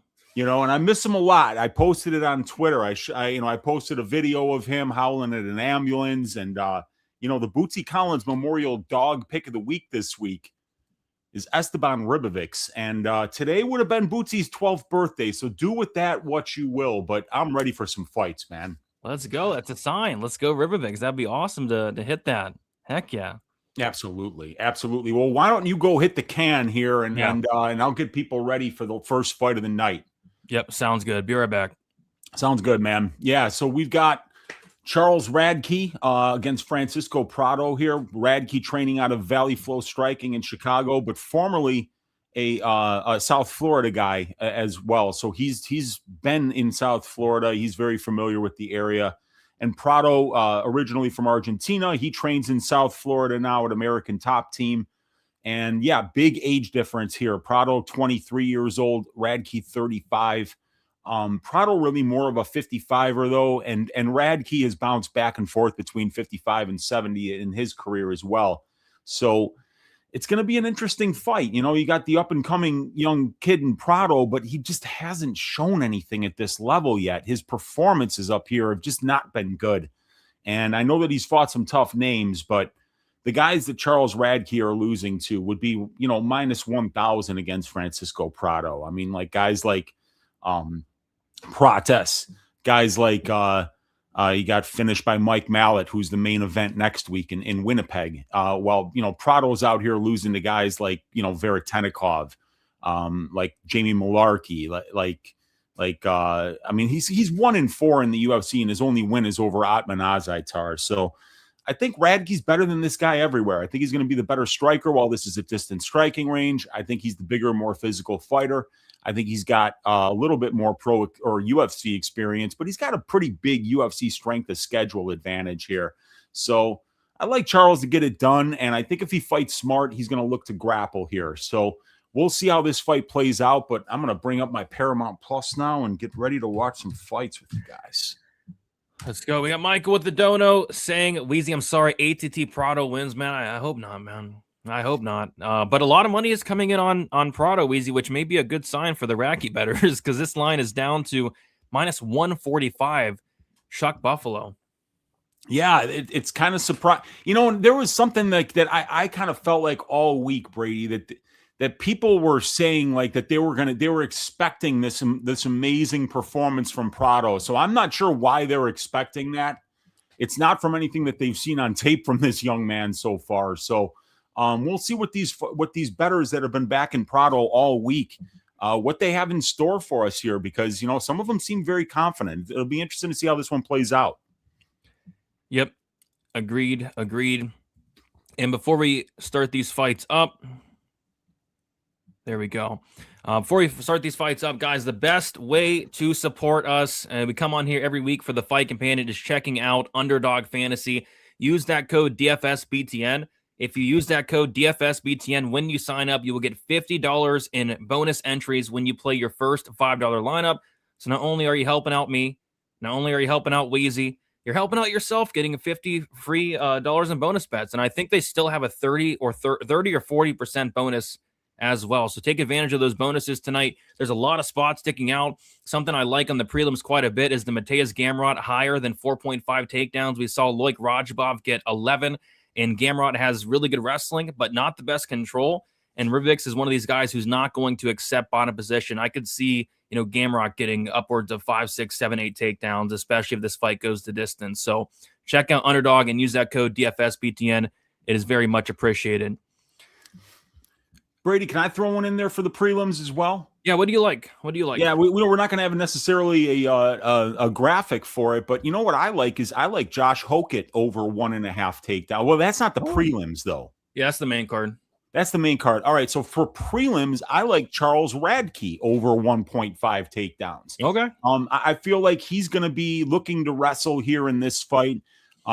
He could knock this guy out on the feet potentially or win the minutes, but I feel like if he wants to take advantage of the size advantage, take advantage of the grappling deficiency that Prado does have, I think that's probably the smartest way for him to fight this fight. So if Radtke can get 2 takedowns, that would cash as well. I like it. And I don't know if you heard, but for every Underdog sign up we get tonight equals 1 poster. I got the tape. People have been asking to get these posters. Oh, nice. Up. I got the tape. 1 sign up equals 1 poster. So hopefully I can get at least 2 signups tonight. So we got a poster right there and right there.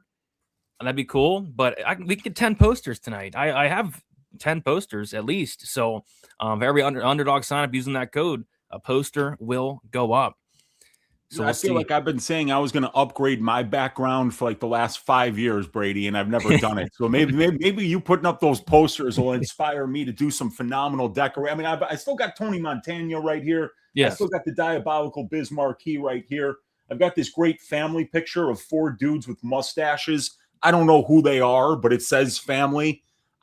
They all have the same mustache. It's a great picture. You want to see it, dude? It looks like a great picture. Let's see it. Yeah.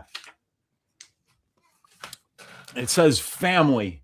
Nice. Is that your 4 dudes with mustaches? Is that your family? Mask shirt looks. Is that your family? Sus. Is that your family or no? I guess it's a family.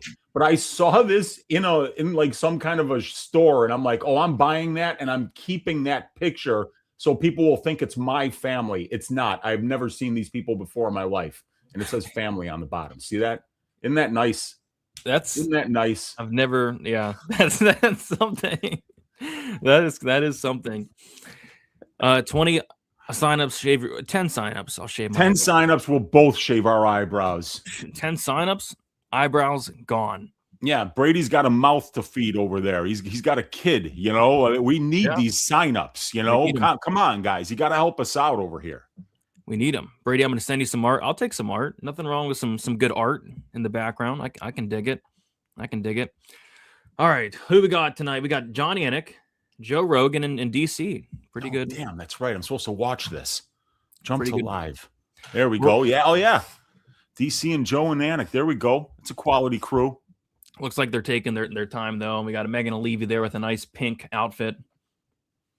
See, I thought DraftKings said we weren't starting for another half hour. No. Let's see. I mean, I hope not. I hope we don't get 30 minutes of talk. It says 5:30 on Tapology, so maybe like 5:45. Yeah, they're probably just gonna start the walkouts 15 minutes after the show starts. They got to do their what do you call it? Their little promotion here. Bofia lost TKO to Duklov. So we got other fights. Bofia sounds familiar. Bofia? Bofia. Okay. Sounds familiar. Duklov. Okay. I don't know. I don't know. Oh, yeah. Bofia was the guy that fought on the Contender Series. No? Yeah, he did. Unless it's a different guy. What promotion is he talking about? Hex. Looks like Hexagon MMA.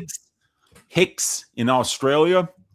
No, it's Paris, France. Hexagon MMA 43. Oh, Hexagon MMA. Okay. I thought it was Hicks Fight Series, which is an Australian promotion. All right, Hexagon.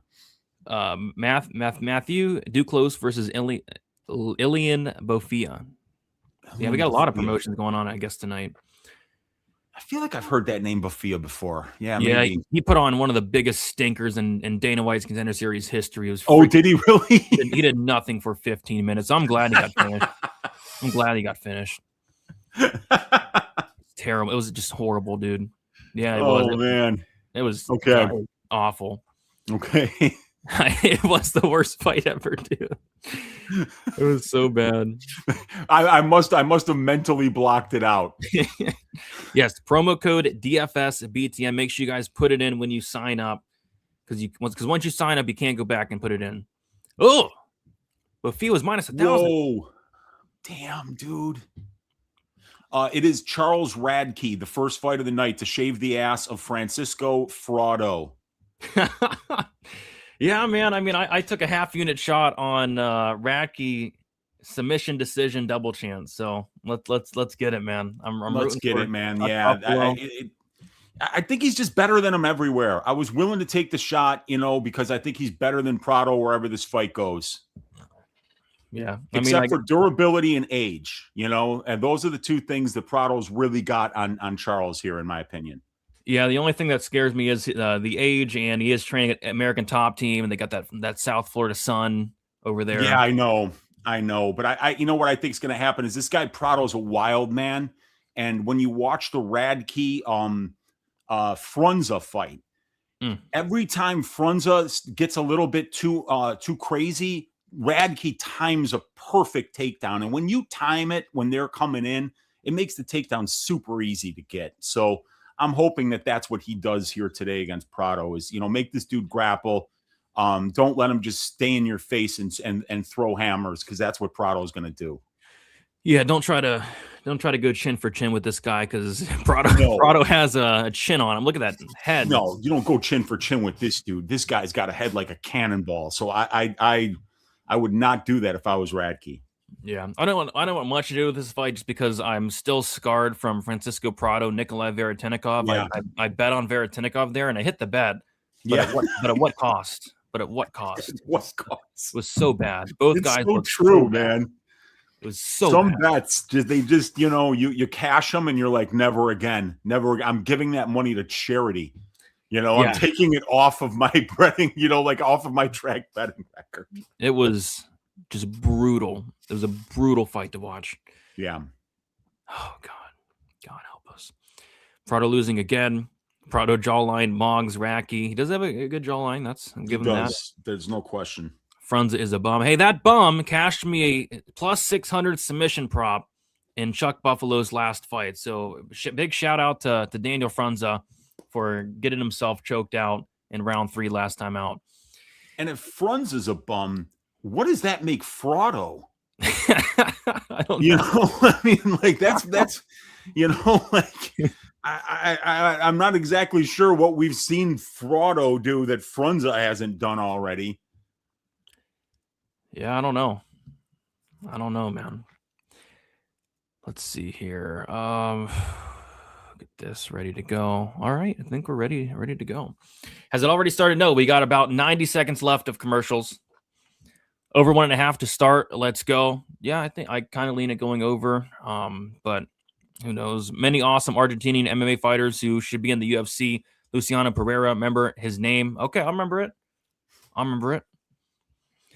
He's getting better. He's effing 22. Well, he can't get worse, Michael. He definitely can't get worse, especially at American Top Team with that South Florida sun.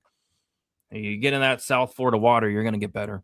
And what evidence is there to say that he's getting better? I mean, losing to Veretennikov is that an improvement on things? Is that I don't know. Like people are like really convinced. Like I feel like we're gonna see like the best version of Prado, because people are certainly betting like we're gonna see a much better version of Prado this time around. So I'm interested to see how this one plays out.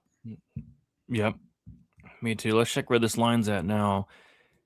Yeah, Radtke around minus 145, minus 150. So we'll see. Yeah. So money down, money coming in on Francisco here. People like him here.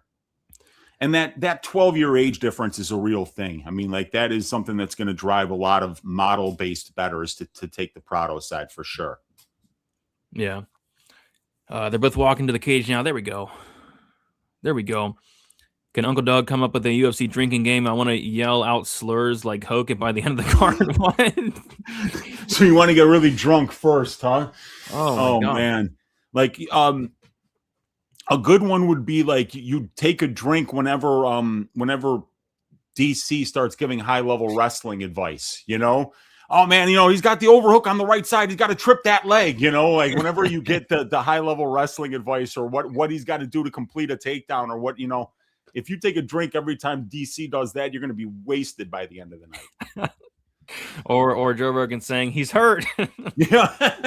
or me saying he's hurt. I do the same thing. He's hurt. Finish him.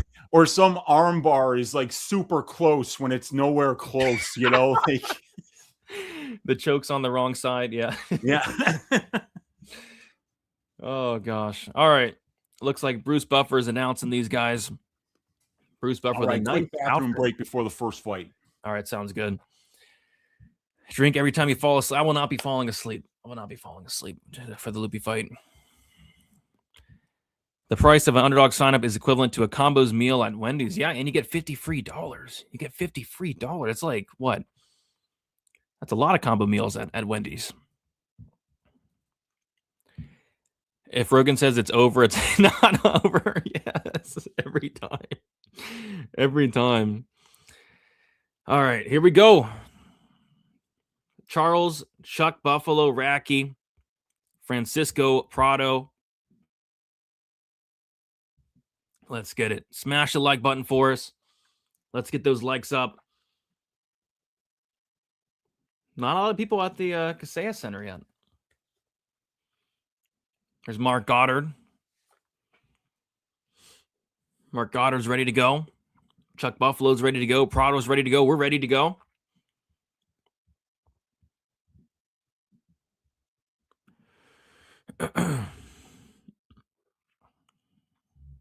Here we go. Fight's kicking off. And right off the bat, you can see that Chuck Buffalo a lot bigger than Prado. Not a lot bigger, not as big as I thought, but still bigger nonetheless. But Prado's coming forward, looked to land the jab there. Chuck Buffalo just missed with the left hand. Leg kick was nice for Francisco Prado. Prado on the pressure. Oh, nice left hand for Prado. Rocked Racky. It looked like a body shot for Prado as well. That left hook definitely got the attention of Radtke. 30 seconds in, Prado rocked Chuck Buffalo. Leg kick for Prado. Left hand for Radtke gets through. Prado still in this pressure. Kind of waiting on Radtke to wrestle here, and a nice left hand, a jab from Radtke. Gets through. Prado still on this pressure. Radtke shoots in for a takedown, and he gets it easy. Radtke's on top here in... Looks like he's going to try to settle in full guard here. Prado not accepting position, and now Prado is potentially going to get mounted. No. Prado trying to get his full guard back. So good moment for Radtke here and smart. Now full guard here for Charles Radtke. On top, 3 minutes and 38 seconds to go. Yeah, definitely was looking for Chuck to wrestle here. Now let's see if Prado can get back to his Radtke feet. to the back, Wheezy. Uh-oh. He's not in a great position, though. There we go. He's not in the best position, but he needs to try to get that left hook in.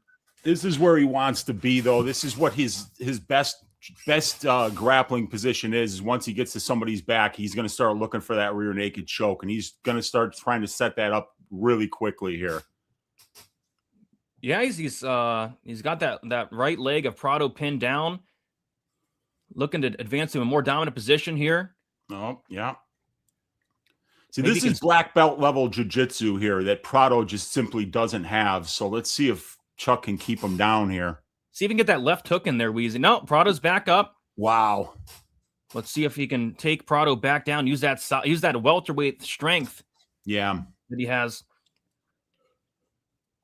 Radtke trying to drag him back down, and he does. A little roll there from Prado, though. But that roll is going to get his back almost taken. Yeah, that same position. He's got that lockdown on the right leg, but he's trying to get to the back at the same time here. So let's see what he does. Yeah, he's locking down that right leg. I like that.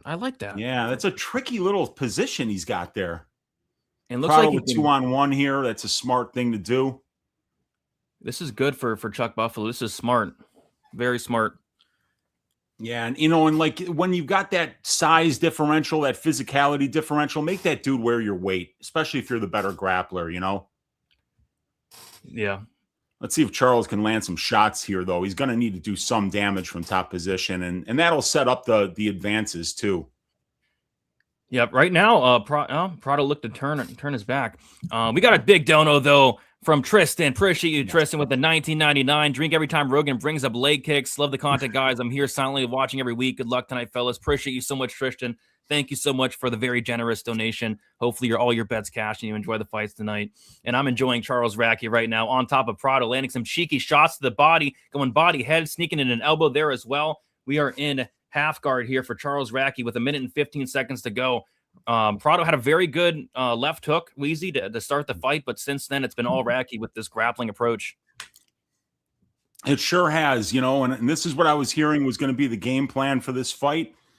And it's a smart thing to do when you've got the physicality, size, differentials here, and obviously the grappling differential. So Radtke's, but Prado's not accepting this position. He's not letting Radtke get to dominant positions here, and he's looking for a leg lock right now. Brady Prado is. Yeah, that's not going to work. Chuck, but like he's a black belt. That might be a tricky thing to try and get here. He's going to get his head pounded in the canvas if he keeps trying to do something like that. Yeah, that could be bad for him, if he does. Yeah, and then it winds up just getting him to a better position. Radtke, he's back on top. Really good body work here from Radtke on the mat, just going right to the side with a nice elbow over the top for Radtke, doing great ground and pound here, staying busy, staying active, making Prado work, being heavy on top, using that welterweight frame that he has, whereas Prado, he's not a welterweight. I keep saying it. He's just not a welterweight. Yeah, I mean, I don't know why. I don't know what he thinks he's doing in this weight class here. His only win is at 155, at the UFC. Yeah. All so right. It's a 1-0 Radtke here after one. Yep, I'd say so. Prado had a really good moment, but Radtke won like 4 minutes and 50 seconds of that first round, I'd say. Yeah, so. Yeah. Radtke up.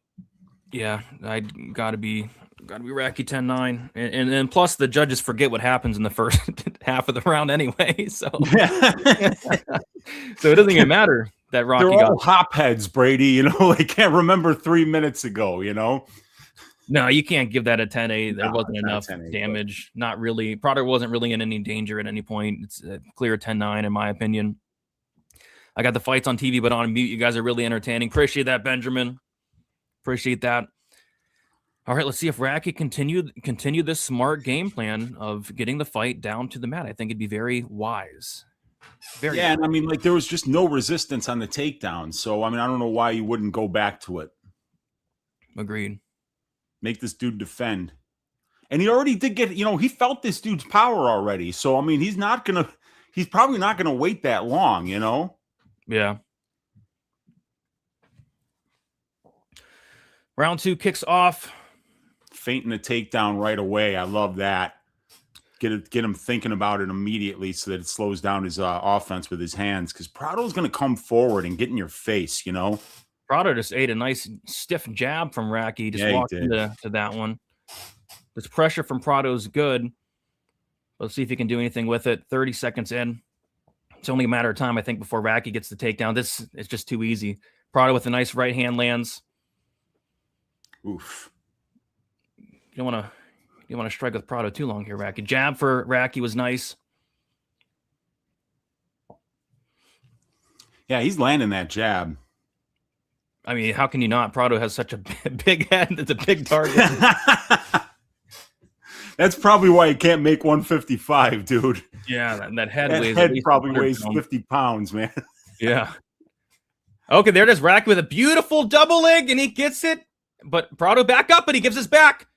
Uh-oh. Radtke looks like he has one hook in. Uncle Weezy needs to get that other hook in, and he does. Both hooks in. Uncle Weezy. Dangerous black belt Charles Radtke on the back. He's looking for the neck here. Let's go. Let's go, Chuck Buffalo. A tad too high, but I think he's gonna be okay here, Radtke.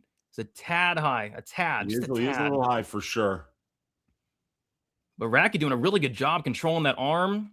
And now Prado's just carrying his weight too, which sucks. I mean, that's a lot of strain right now. Nice. Radtke's in a much better position flatten here. him out here, I think. Oh, some short shots underneath from Radtke. Yeah, like you said, a lot of energy. A lot of energy. Let's find the finish here for your Uncle Wheezy. Let's go. Now he's high again. Yeah. Boy, Prado's using a lot of energy trying to shake him off here, man. A lot of energy. It's a lot of energy. Chuck Buffalo looking for that right arm. Not sure anything's there, but just giving Prado something else to think about. Yeah. Yeah, now he's getting a little too high here. Let's see if now he settles back. That was nice by Chuck. There you go. And then now he falls back, and he has both hooks in. Let's see if he can look for that rear naked choke here with 2 minutes and 30 seconds left. Yeah, just get the body triangle in. Stay here. Put that zip tie around his belly. Make it hard for him to breathe. Chip away with ground and pound. You got to soften him up a little bit. You can get that arm underneath that giant chin of his. Just soften him up. You got to soften him up a little bit, Wheezy. Yeah, you do. Soften his ass up. Soften that. Take out that meat tenderizer and just, Oh, I love that meat tenderizer. Yeah. There we go.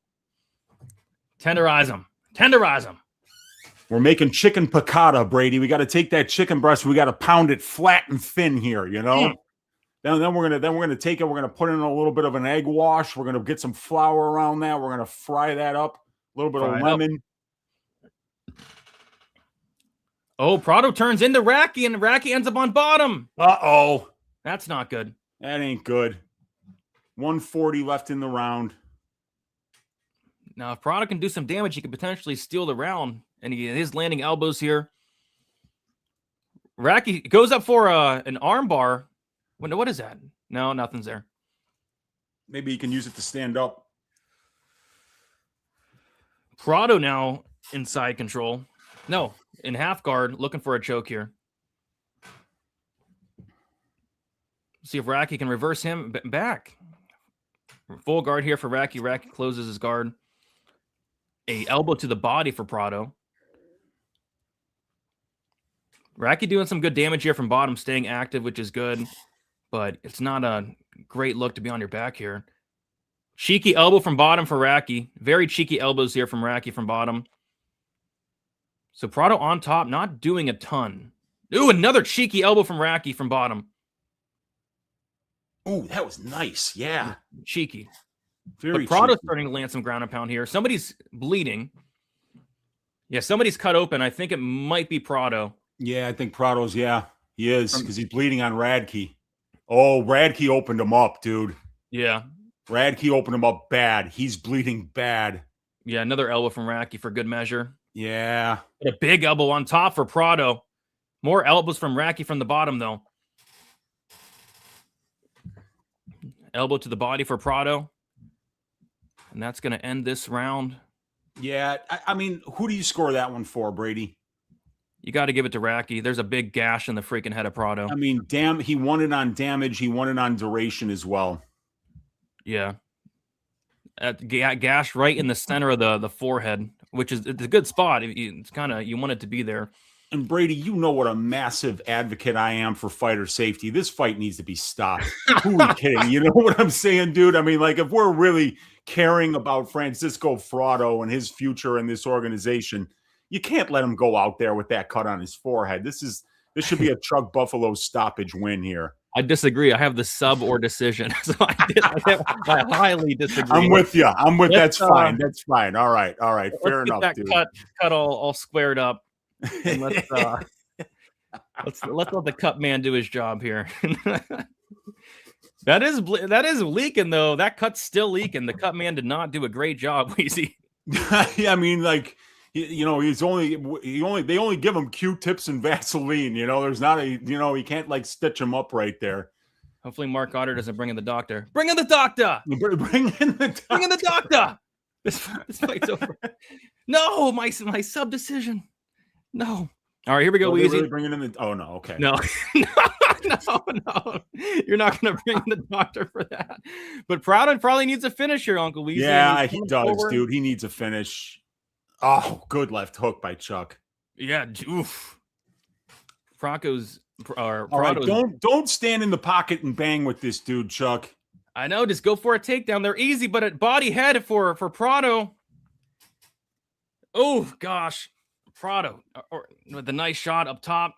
They clinch up here. Oh gosh, this is gonna be a sweat. This is gonna be a 4-minute and 30-second sweat. Right hand from Radtke lands. Radtke, just go for that double leg, buddy. It's there. It's there. Like you said earlier, Weezy, this guy Prado is a little bit over aggressive. Oh, eye poke. Uh-oh. Bad eye poke. Let's take this to the scorecards type eye poke. Oh man, he's not. Oh boy. We gotta score. Radtke looks very, very hurt. Oh my gosh, no, it's so bad. Oh my gosh. Oh Jesus, no. Oh my God. Oh, you guys, the fight's over. I think the fight is absolutely over here. That was a nasty egg. That was an index finger right into the part of the eye that's closest to the nose, Brady. Oh, you gotta let's take Chuck's this fight left to the eye, and he scorecards. is. Oh boy. Let's score these first 2.5 rounds, huh? I don't know. Radtke's probably gonna try to. Radtke's such a tough guy, but that was bad. I mean, that's horrible. That was a bad one, you know. He's opening his eye though, Weezy. He is. But can you see? Jeez, that was nasty. Oh gosh. It was a deep eye poke. Yeah, that was a really bad one. And it was completely unintentional by Prado. He was just pushing off and his head was down. He couldn't see anything, you know? Ah, gosh. Oh. Yee. Jeez. I would like a technical decision. That'd be fun. That'd be a fun time. But I think he's going to try to fight through this. Oh, man. Maybe. I don't know. He's squinting it. Yeah, they're only 1:33 in, so it's like he's got 3.5 minutes. And I don't like this, though, because Prado's getting a chance to breathe here, to reset. Yeah. Yeah, while Chuck's just trying to figure out if he can see again. Yeah. Radtke's saying something to him, to the doctor. No, I think he's saying, what's he saying? I don't know. Asking for a towel? He's asking for some water? You gonna pour water in that eye? Yeah, he's pouring water in his eye. Eek. Washing it out. Ooh, jeez. I think he's gonna fight. I think he just said, yeah, he's good. Okay. I guess man. Wow. All right. Jeez. Oh, it doesn't look like he's ready. I know. That was nasty. Oh, so nasty. The doctor's looking at him. Oh, God. Yeah, he can see. He just answered how much fingers the doctor had up. Oh, Prado's getting a stern warning. That's a very stern 1 point. There we go. All right. Point. I was going to say. That's a very stern 1 point. Okay, here we go. So now Chuck just needs to not get finished here. Yeah, Prado's pressuring, though. Yeah, if you're Radtke, just take this fight down to the ground. There it is. Nice. See, oh, there it is. Prado stuffed it, though. No. Oh, he was in on that, man. It's going to be a sweaty 3 minutes. There. Oh, Radtke's down to his knees, going in for a double leg. Prado's going to stuff this one, too. Radtke on the neck here. 3 minutes and 40 seconds to go. It's going to be a sweat and a half. Oh, and then Prado with a nice shot off the break. Another nice left hand from Prado. Oh, God. Heck attempt for Prado. Nothing there. 3 minutes and 30 seconds to go. Round 3. Nice left hook from Charles Radtke. You don't want to get hit with that left hook, dude. Nope. It's nasty. Oh, beautiful body shot from Prado. Nice 1-2 before it, though, by Radtke. So he's hanging in here. Oh, Radtke shoots in on a takedown, but he's in a guillotine. Radtke shoots right into a guillotine. Okay. Oh, no. Oh, it's Let's tight. See. Oh, it's tight. Radtke's going to get out of it, hopefully. It's tight. It's tight. Oh, Prado's putting everything into this guillotine. Radtke's trying to fight out of it. It is very tight. Oh, come on. Get out of it. Looks like he's slipping his chin out just a little bit. He's almost out of it, Wheezy. Oh, He's out of it. He's out of it. Yes. Oh my There God. we go. And that cut is opened up, baby. It is opened up, and Radtke's on top. He's breathing. He's relaxing. Full guard. And you don't need to take any chances here. Yeah. Here you just keep your head right in his chin, and you keep throwing those little body head shots and just stay on top and do a little bit of damage.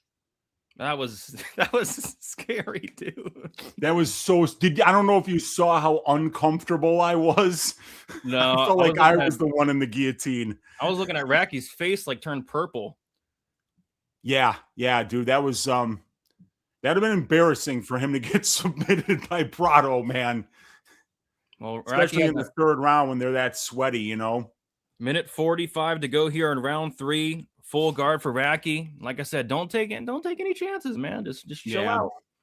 Just relax. Yeah. Just listen to the referee. Make sure you stay busy enough to stay on top. And every time he says, keep moving, you just start throwing ground and pound. Yep. There's little body shots, man. Just stay active. Yeah. And Prado just kind of closing the guard here. I think Goddard just warned him. Yeah, I think I heard him just clap there. So Charles has got to stay busy here, man. Yeah, minute 5. He's got to stay busy because there's still a minute 10 left. He doesn't want to stand back up here. See if Rack can get this sub. 57 seconds. Yeah, you never know, man. If he gets because he just moved into half guard here now. Guard. He got one late third round against Frunza, so we'll see. Yeah. 45 seconds to go. He's trying to get to his back right now, Brady. You could tell. Radtke wants his back. Some nice short shots here from Radtke. 36 seconds to go in this round 3. There you go, Charles. Keep working it. He's got both hooks in here. All right. He's going to look for this choke, Wheezy. Let's go. He's trying for it. 25 seconds. Let's just make this academic, Chuck. Come on, nephew. He's not going to get it. I don't think so. But this is Radtke's working, but Prado doing a solid job of fighting the hands here. Yep. And then Prado's going to turn into Radtke to end the fight, Wheezy. So Prado's going to end up on top, but it's too little too late. But Prado does land a vicious elbow and a vicious shot on top, but yeah, way too little too late for Prado. Charles Radtke, probably 30-26 with that point deduction. Whew. Yeah. Or 29-27, something like that. Yeah. All right, I'm going to take a quick pee. I'll be right back. Yep. Yeah, so we got good fight there between Radtke and Prado, and both guys had some success. I thought it was a pretty good third round for Prado. I thought he did more damage in the third round. We got some duration out of Radtke there, but and the second round, while I think it was very clear for Radtke because he opened up a massive cut on Prado's forehead and got about 3 minutes of top control time, Prado did wind up on top for that last minute 40, but it was from the bottom that Chuck landed the elbow that really opened that cut up. So I don't think there's any chance that that Prado is going to be winning a decision here, but it potentially could wind up being a draw if round 1 Radtke, rounds 2 and 3 Prado with the deduction. All right. So let's see if we can get this ass shaving of the week pick cashed here for a Radtke decision. Let's see how it goes. I mean, if he doesn't win this, it's the biggest robbery of all time. It would be shocking if they somehow gave rounds 2 and 3 to Prado. Yeah, you can't. I mean, you just can't. You just can't. How many takedowns did Radtke get? He got, I think, 5 or 6. Okay. But it was actually Prado that got 2 submission attempts to Radtke's 0. Yeah. What was the second one? I don't know. The only one that was the guillotine that I remember. Yeah, I don't think he tried any other submissions. Unless that guillotine was so tight that they gave him. Yeah, they copied it twice. They were like, that was such a good sub attempt. We're gonna give him 2. Why are we still waiting for a decision here? I don't know. Is the 1 point deduction just throwing off of everybody? Like, oh well, it's a 9, like, come on. Here we go. All right. 30-26 times 3. Prado didn't want a round. Crazy. 30-26. There we go. Just Great had win. to mute there so I could listen to it. Oh, I want to hear Chuck talk. Hang on. All right, bet. Yeah, I guess that's a good point. Easy money. Yeah, a little bit of a sweat. I'm hearing he might shout out his dog. He lost his dog during this training camp. Oh, okay. Great performance from Radtke. Very smart fight. Agreed.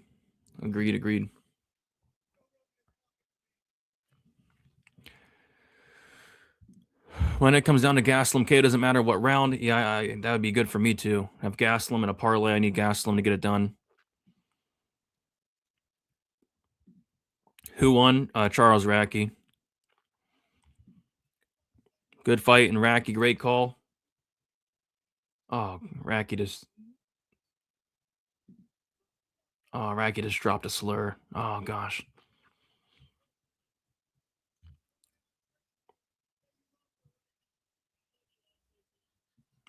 Big shout out to his Aunt Tracy.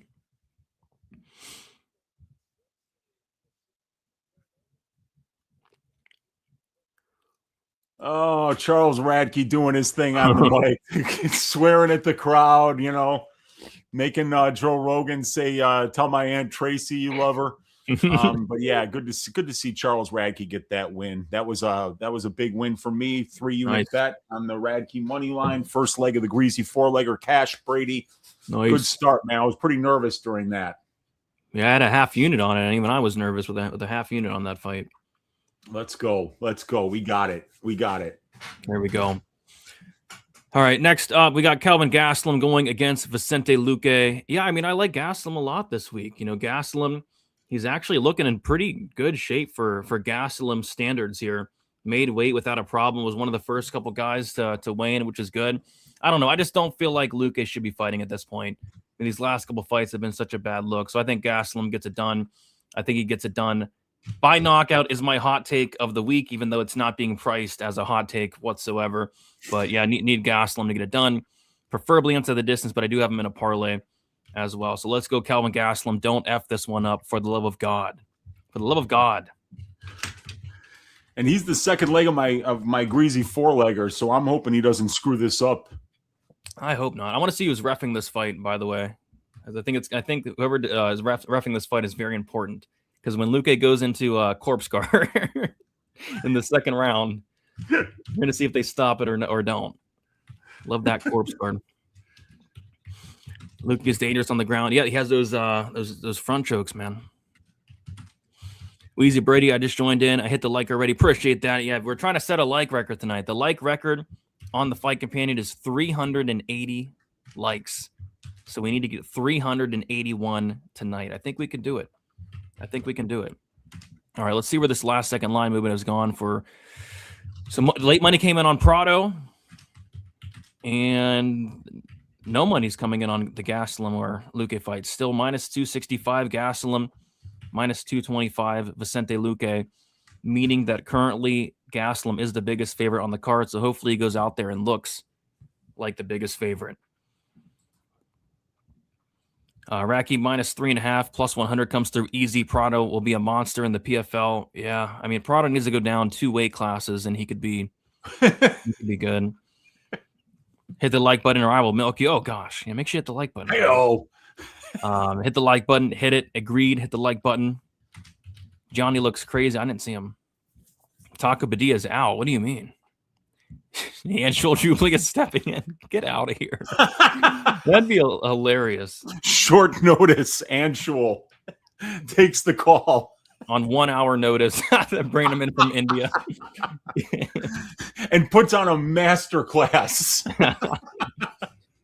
Oh my goodness. Oh, so I'm set since that Radtke win came through easy. I'm set up nicely. If Landwehr gets a sub 2-3, it's almost 5 units, and if Cub Swanson gets a KO, it's almost 5 units. So I need either a Cub KO or a Landwehr sub for a massive hit. That would be sweet, dude. That Landwehr sub is a great plus EV bet. I talked about that on probability this week.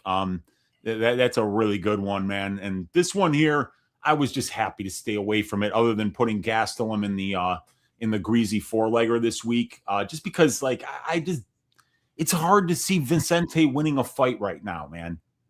Agreed. He just looks like he's kind of checked out. So, yeah, agreed.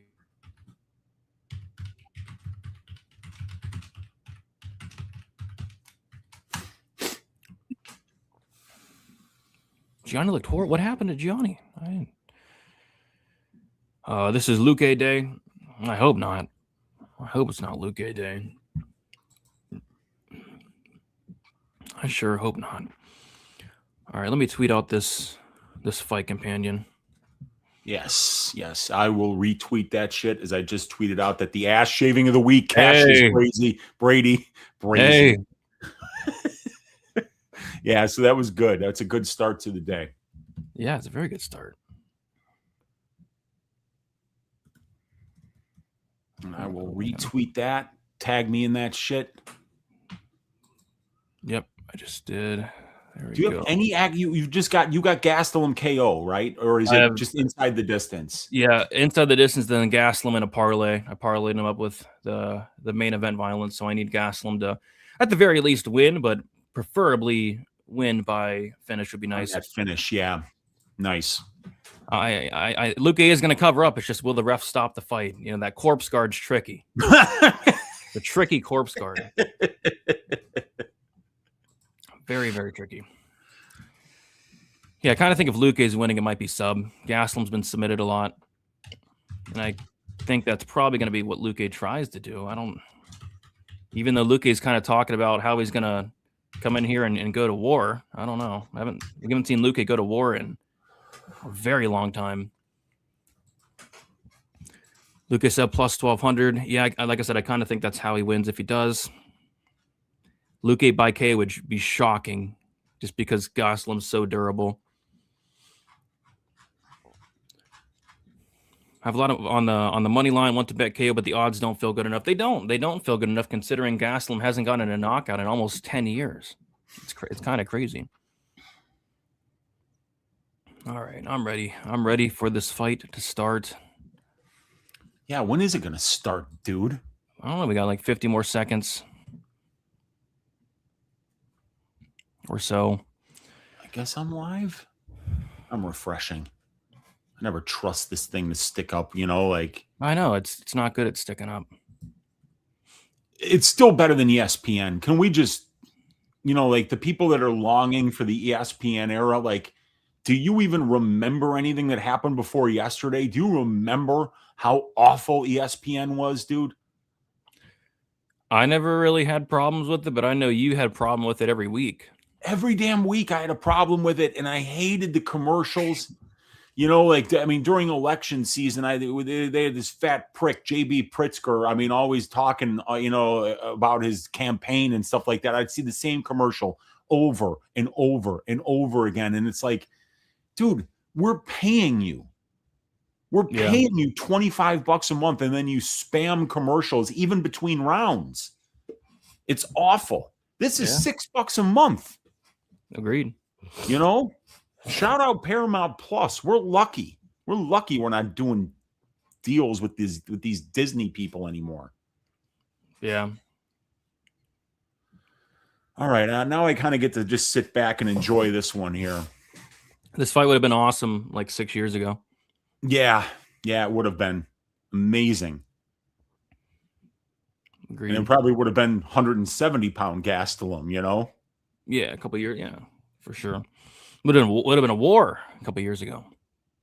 I don't know if Luque has a war left in him. We'll see. He took a lot of damage against Alvarez. But the milkman is right in the chat. He said, Wizzy, I did forget that Stephen A. Smith was there. Fight connoisseur. I mean, like, you know, we learned everything we learned, Brady. We learned it from Stephen A. Smith, you know? You got that right.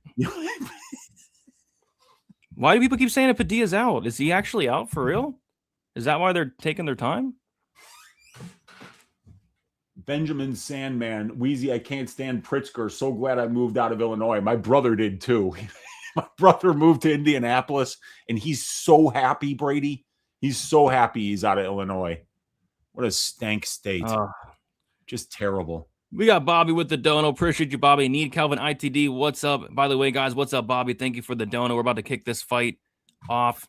Kelvin Gastelum, Vicente Luque. Here we go. All right, fight kicks off. Kelvin coming forward, lands a leg kick. Kelvin pressuring here. Let's see if he can put them dukes on Luque. Let's see if Luque wants to eat some dukes here. Nice shot up top for Kelvin. Another nice left hand from Kelvin. Good pressure from Kelvin. Eats a leg kick, though. Goes to the body, does Kelvin Gastelum. Big pressure from Kelvin Gastelum. And a big left hand for Kelvin Gastelum. Gastelum needs a haircut, Brady. I was going to say the same thing. He needs a haircut. I don't like it. I don't like when hair's bouncing around in the cage. Get a haircut, hippie. So Luque coming up to middleweight, but Luque kind of looks taller, but Gastelum is much thicker. Some good leg kicks here from Luque to start the fight. Gastelum coming forward with a nice left hand. Another leg kick attempt from Luque. Luque has not really let his hands go yet, but he has let them kicks go. Very good pressure from Gastelum, though.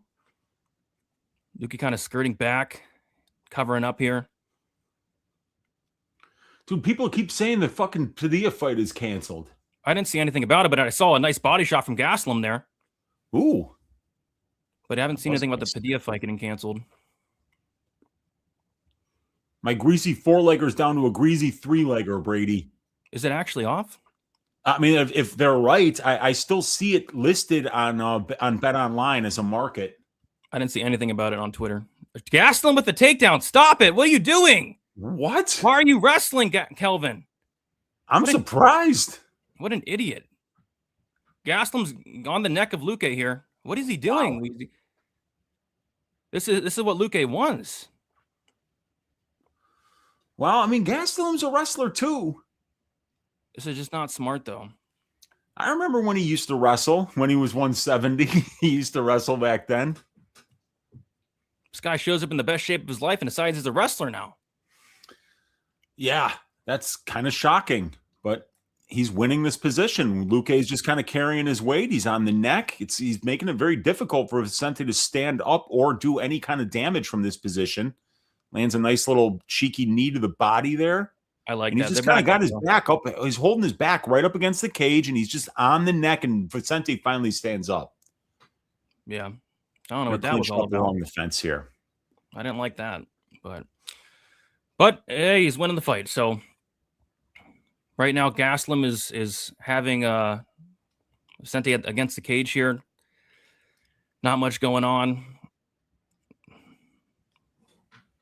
Gastelum looking for some knees here potentially, and they finally break away. Let those hands go, Gastelum. You got some fast hands. Use it. Oh, nice shot from Gastelum up top. Lands. Vicente Luque countered there though. Oh, Gastelum hurts, or Luque hurts Gastelum.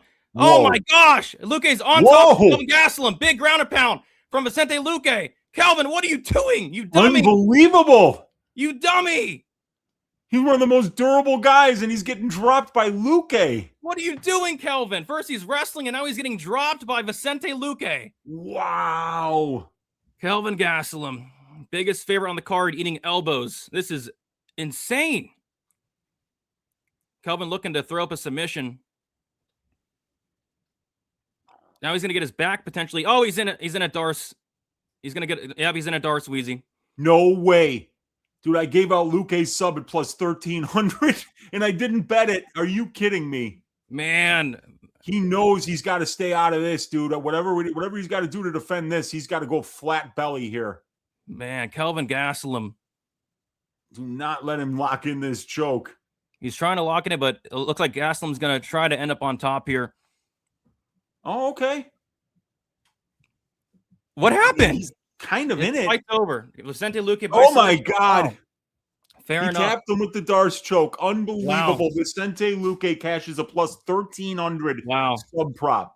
That is ridiculous. Ridiculous. Wow. Wow is right. Wow What is the right. heck? You had one job, Kelvin. One job. Not end up in the Darce. Holy And he wound up in it. crap. Kelvin Gastelum, do you like steak? Holy crap. Wow. I can't believe that. I never thought Luque would get another win, but he just won there. Wow. Man, oh man. Well, there goes. Unbelievable. Luque got the job done, man. I guess so. Huh. That was my most confident pick on the board. Biggest favorite on the card, just lost. Wow. Did he even tap? I mean, why? I didn't even see a tap there. I did. Yeah, he tapped. Oh my gosh. He definitely tapped. Holy crap. Holy cow, Brady. Well, that sucks. That couldn't suck I gave that out, and I was just like, Luque sub plus 1,300. And also, dude, you know what else I gave out? Fight doesn't start round 2 at plus 310 was a trifecta bet. I didn't bet either of them. That's always frustrating. But my best bet was Gastelum by decision. I thought he'd win the minutes, bank the rounds, and win a decision. That's how I thought the fight would play out. So that's insane. And I just, I had it in the greasy four-legger, which is now dead, unfortunately. Wow. I can't believe that. That's embarrassing. But yeah, I mean, that's kind of that was the one thing I was worried about was that sub. And so let me see. I'm going to go back here. I'm still showing a market on Bet Online for Padilla versus Mederos. Yeah, it didn't get canceled. I don't know why people are saying that. Is it like the rest in peace Joe Rogan shit that you see in chats? Yeah, literally nobody's saying that on Twitter. Okay, all right, good. Oh my gosh. There you go. Luque sub. Blake Sloan. Nice work, dude. Nice work to cash that. You know who else hit that? That's plus sub? EV bet. Kelvin Gastelum hit that sub too. Yeah, he did. Yeah, he did. That's why he started wrestling. Why are you wrestling, Kelvin? It's like he was trying to get submitted. It's all right. Oh man. Gonna be able to fade Luque in his next fight. All good. But I can't believe that. That's Gastelum's worst loss ever. I mean, he's losing to Adesanya, he's losing to Pfeiffer, and then he lose to post brain bleed to Luque. Holy crap. Wow. Yeah. I'm glad I had nothing tracked on that fight, man. Yeah, that was a big fight. I'm not glad because I should have had something, Jeez, I guess I shouldn't have, but yeah, like I said, I'll fade Luque when he fights again. It's all good. Gastelum dropped the ball big time. Crazy. What even? Yeah, he landed a nice right hand, Luque, and dropped Kelvin. Wow, Vicente Luque showing the better durability. Gotta love it. You gotta love it. Yeah, you do. Crazy card. The biggest favorite just went down, and now we got a bunch of closely lined fights. Wow. Whew. Well, time to bounce back on this next one. Well, I don't have any bets for a while now. Yeah, kind of neither do I. I think I'm waiting for Ribovics at this point. Yeah.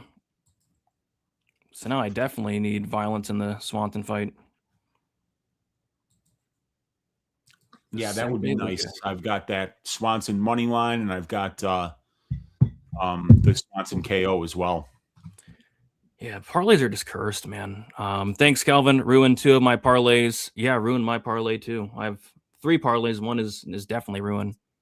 Crazy. Yeah, I saw the Gastelum finish only at minus 400 too. I was like, yeah, that's probably right. Gee, I just can't believe this. Yeah, it was. Wow. I mean, that was, yeah. Good for Luque. I like Luque, but I just thought he was past it. At least we get a nice long interview here from Luque. There we go. Rub it in a little bit. Hey, take your time. Take your time, Vicente. Kelvin Gastelum's most certainly going to need freaking help come Monday. Oh, my God, for sure, dude. He probably blew a ton of parlays. At least Gastelum cash, though. All right, we got Chris Padilla going against Mederos. I don't have anything on this fight. I lean Padilla, but just not getting him at plus money is something I don't really want anything to do with. Cashed him as a dog against Herbert, and then cashed the finish only on him against Bonfim, and now we're having to lay like minus 160. A lot of money has came in on Mederos, though. It looks like Padilla down to -145, -150 here. So, yeah, I'm leaning Padilla, but Mederos could make this close, certainly. I think it goes to decision. I'm leaning Padilla by decision. That's my pick as well, dude. I'm going Padilla by decision, but my models liked the value on Mederos decision and Padilla finish only, or just Padilla inside the distance. So, and the markets agree. I think if you look at Padilla's finish only prop, it's pushing -200 here, which is more expensive than his money line. So definitely the market's giving him a lot more of the finish upside, if there is any in this fight, than they're giving Mederos. Yeah, sorry, I got to post a how ass is Kelvin Gastelum. Oh yeah, put that in there. Those are some of my favorite tweets ever. Like, that's like, if you're a member of the MMA community that watches like the cappers like us, you know you're going to see some giant asses on Twitter today saying how ass is Kelvin Gastelum. One of my favorite. It's one of my favorite tweets. Well, I got to go to my Lucis Soli with his early stoppage tweets when somebody just gets murdered. All right, I got one. Nice, dude. There you go. Had to scroll through the camera roll to find a big ass. Yeah, you can find quite a few of them on the internet these days, my man. Yeah, I've definitely found one. Nice. All right, dude. Be right back. All right, bet. I came here to say we deserve it. Yeah, Luque getting a win in 2026 was not on my bingo card. Holy crap. Holy crap. Gastelum needs serious help. Yeah, I don't know what that was. He was wrestling for some reason. He willingly put himself into a darce jug. It was just crazy. Good for Luque, though. Oh, Kelvin effed me. He effed me too. And on this card, there's a lot of people that have effed me. Kevin Holland effed me before. Godinez has effed me before. Kelvin has not effed me before, but he definitely effed me tonight. Leg number 1, Charles Radtke money line. Leg number 2, Chris Padilla money line. Stake $20, potential return $50. There you go. So you just need Padilla here. Best of luck on it. I'm not touching this fight, but I'm rooting for Padilla. I really like Padilla. Really like Padilla as a fighter. What about the parlays? Your advice is ruined. Yeah, I'll take it on the chin, man. That I was not expecting that. I was extremely confident in Kelvin Gastelum. I can't believe that. I really can't believe that. Like, I'm shocked that Kelvin got dropped by Luque and finished. I mean, his finish only was -400. So it is what it is. Brady, you should look for a new job. Appreciate that. We got Justin Cash for the $2 dono. Investigate Kelvin. Yeah, you got to investigate Kelvin. Holy, Luque getting a win in 2026 is crazy. I Luque and Holland by sub for my parlay and my cook. Well, now you just need Holland, so you know you're not cooked. Every time I tail here, I lose money. I never learn. I've won money like the last 4 weeks, though. And we got so much action left, guys. You guys got to calm down. You can't put all your eggs into one basket. You can't go all in on Kelvin Gastelum. But yeah, I agree. I guess it was a bad pick. I do it again, but it was a bad pick, I guess. I just can't believe it. I really can't believe it. Bro just lost the post brain bleed Luque. Kelvin, get some help. Just insane. That's gonna hurt me for the next several months, probably. Luque was backing up the entire fight, dude. Whatever. Just crazy. Absolutely crazy. It's a long night, fellas. Yeah, it's only the second fight. I got a lot more action. Brady had a great read on Gastelum. Shame anyone that says otherwise afterwards. Shame. I mean, he got caught and he got subbed. You know, it is what it is. But I don't know. Yeah, losing your first bet, it sucks, man. Why the F was Kelvin shooting? I know. I said the same thing. As soon as he went for a takedown, I was like, what are you doing? It's so stupid. Like, why are you trying to take down Luque when that's his one path is that submission? You could risk getting into a guillotine, into a darce. Just crazy. Let's go, Luque. Yeah, I'm a big fan of Luque, but holy crap. But I'm also a big fan of Chris Padilla. But I'm not a fan of this line.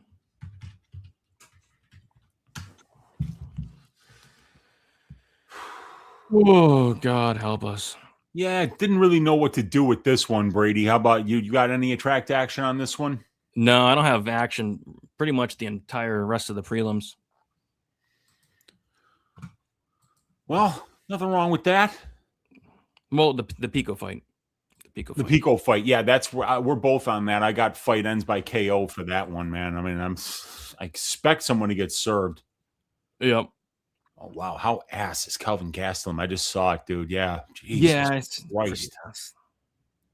I can't believe it.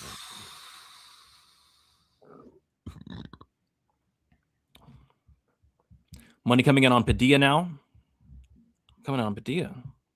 Let's take a look. Minus 145, minus 150. Brady was a great bet. He would beat that guy with brain damage 9 times out of 10. I agree with that, but 99% of people are going to say it was a horrible bet because it lost. But I would bet Gastelum again there. I just don't know what the heck happened.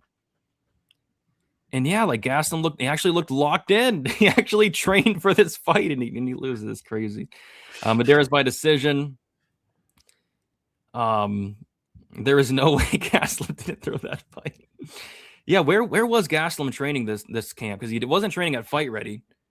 Was he training? Was he training in Vegas? I think Santino said that he was in Vegas, so I'm not sure what camp he was with. Was he at Extreme Couture? If he was at Extreme Couture, it all makes sense now. Yeah, who knows, man? Who knows what happened there? Oh God, he must have been at Extreme Couture. Bad advice, Brady. It happened. Wait, was Gastelum the piping of the week? No, it was not. All right, good. It was not.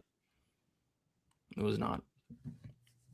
But yeah, you guys can't put all your eggs into one basket. Like John probably went all in on Gastelum. You just can't do that. But yeah, it was a bad pick. At the end of the day, it lost. But I will be fading Luque next time. I don't care who he's fighting. I'm pissed that Kyle Dawkins pulled out. Kyle Dawkins, you cost me money. You cost me money, Kyle Dawkins. Yeah, he got that White House card, you know? Yeah. What was he supposed to do, you know? I had to come back in here and say you're the reason I didn't take Vicente. A lot of people are really upset at me, guys. It definitely happens. My bad, my B. But at the same time, it's also Kelvin Gastelum's B. It's not just my B. Like how does that happen, Kelvin? I don't know. Like he was really on the pressure too. He was showing a lot more urgency than he normally shows, and he walked onto a big shot. I mean, like, look, it's MMA, you guys. You know, we get it wrong. You know, I didn't pick fucking Luque either. Most people, you know, I did give out Luque's sub, but did I have the balls to bet it myself? No, I didn't. Yeah, I wouldn't. Yeah. I bet Luque sub plus 1,400 against Chiesa back in the day, and that was nice. Well, what we're guaranteeing for you guys is that we're going to make every pick's right for the rest of the night. Every single one. There's no way we're missing. It's nothing but locked from here on out, Brady. Agreed. So Chris Padilla will be winning this fight. Just kidding. Don't parlay. Don't parlay Chris Padilla. And if we have different picks on a fight, it means the fight isn't going to happen. Yes. You know, because that would mean like that we're both not going to be wrong. Well, I think we've got a lot of the same picks. Did you pick Hokit or Blaydes? I picked Hokit. Okay, so we're different there. Did you pick Reyes or Walker? Reyes. Okay, so we're the same. And we both got Swanson. We both got Pico. I actually picked Landwehr. Oh, you did? Yeah, but I think the Swanson KO is live. Yeah, I definitely played that. I played that. I played the Swanson money line and the Swanson KO, and I was gonna play the fight doesn't go too. Yeah, I don't mind it. I just put $75 on Chris Padilla decision and my cook. We're about to find out, man. We're about to find out. Yeah, I'm picking Padilla by decision. That's my pick for the fight, but we'll see what happens. Yeah. All right, here we go. Let's get into it. Let's go. There is Taka Padilla. Big fan of the guy. How can you not be a fan of Taka Padilla? 4-0 in the UFC, 3 finishes. Yeah. Pretty damn good. Yeah, last week a lot of heavy leg kicks, Brady. A lot of them. Last week, a lot of people came after me because Bukayev lost the fight, but I never said to parlay Bukayev ever. Yeah, you never said that, and don't forget, I was advocating for Teresian Gore on not advocating to bet him, but I was just saying the line should have been closer. I didn't bet him either. Yeah, obviously, that was crazy. Yeah, that was wild. So Bakoa busted the parlays last week. This week it was Kelvin. I don't know what else would be a parlay piece this week because all these lines are close. Like nobody's parlaying Pico, nobody's parlaying Murzakanov, really. I don't know. That was like the one parlay piece this week and it lost. I'll check the underdog signups shortly. Hopefully I need to get a poster up. Yeah, we got to definitely get one. Somebody did ask, code DFSBTN. Yeah, we get each sign up will be a poster. That'll be hung up. Be huge. And no signups yet. So no Damn posters. No posters. Damn it. Luque lowest owned in DFS. He was the lowest owned out of everyone on the slate. Wow. Yeah, I bet. All right, here we go. I didn't have Kelvin in my lineup. I have to check that out. I don't think I put him in there. No, I didn't have him in mine. I liked Pico more. And then the mid-range. I'm all over the mid-range this week. Yeah, me too. As a matter of fact, I don't think I paid up over. I think my most expensive fighter might have even been Radtke. Wow. Because I just stayed in the middle. I mean, Yuri's in the middle. And then the what's her name? Suarez. What did I do? Live lineups. Yeah, Suarez, Hokit for the takedown upside, Cub Swanson, Prochazka, Gamrot for the takedown upside, and then Radtke. Yeah, I love Gamrot. For 95. It's not bad at all. Yeah. All right, fight's kicking off here. Let's go. Let's get it. Come on. Keith Peterson's in there tonight. Inside leg kick from Mederos. Oh, shit, I'm already missing it. I still see some very good leg kicks. All right. Ooh, nice. Like we're on the same time here. I'm at 434, 433. Yep, exactly the same. Beautiful. All right, they're in the clinch here. Some great announcing by Brady and I now. Let's go. Padilla, I think it'd be wise to look for some takedowns here. We saw Chauncey get some takedowns.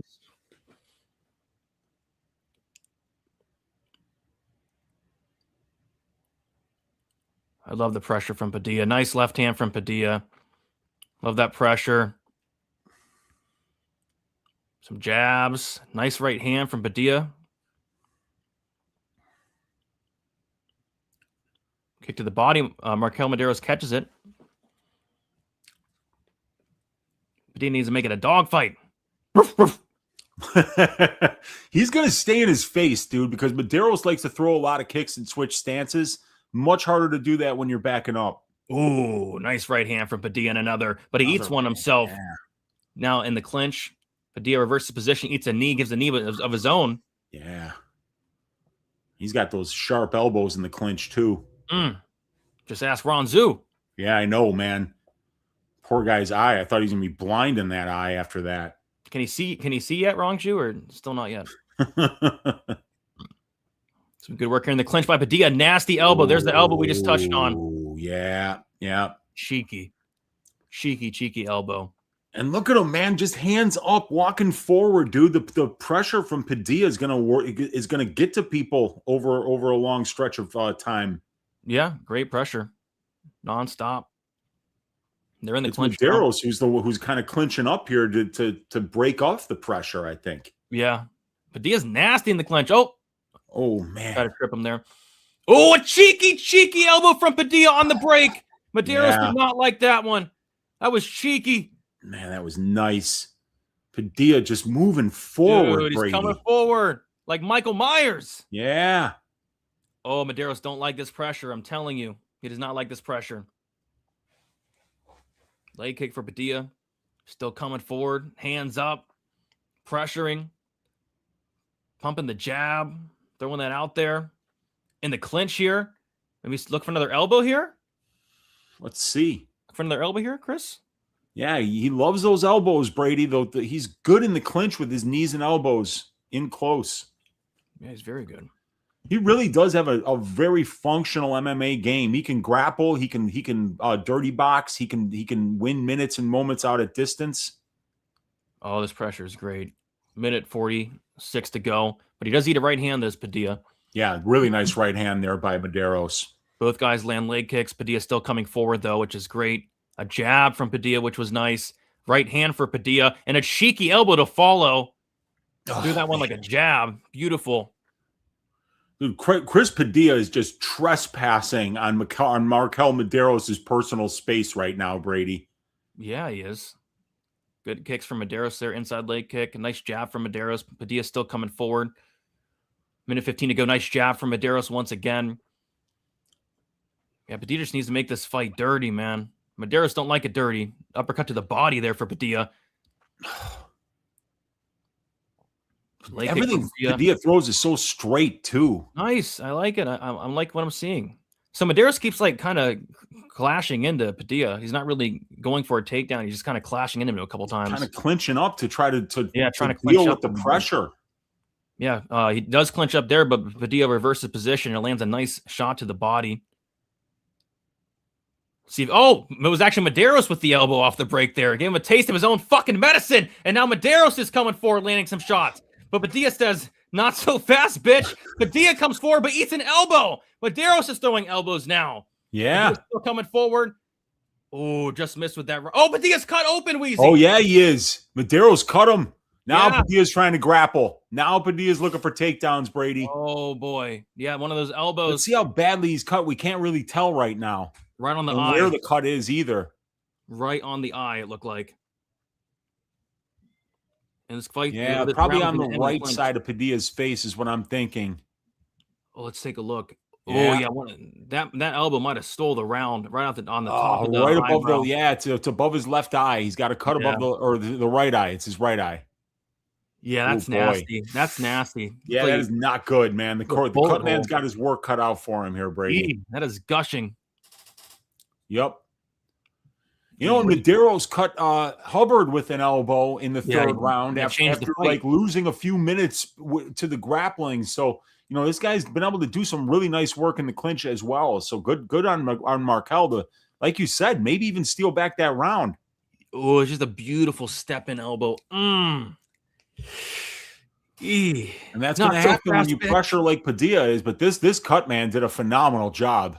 What do you guys think? 10-9 Mederos, 10-9 Padilla. I thought Padilla was doing incredible work, but that elbow might have changed the round. That's a lot of damage. What do you guys think here?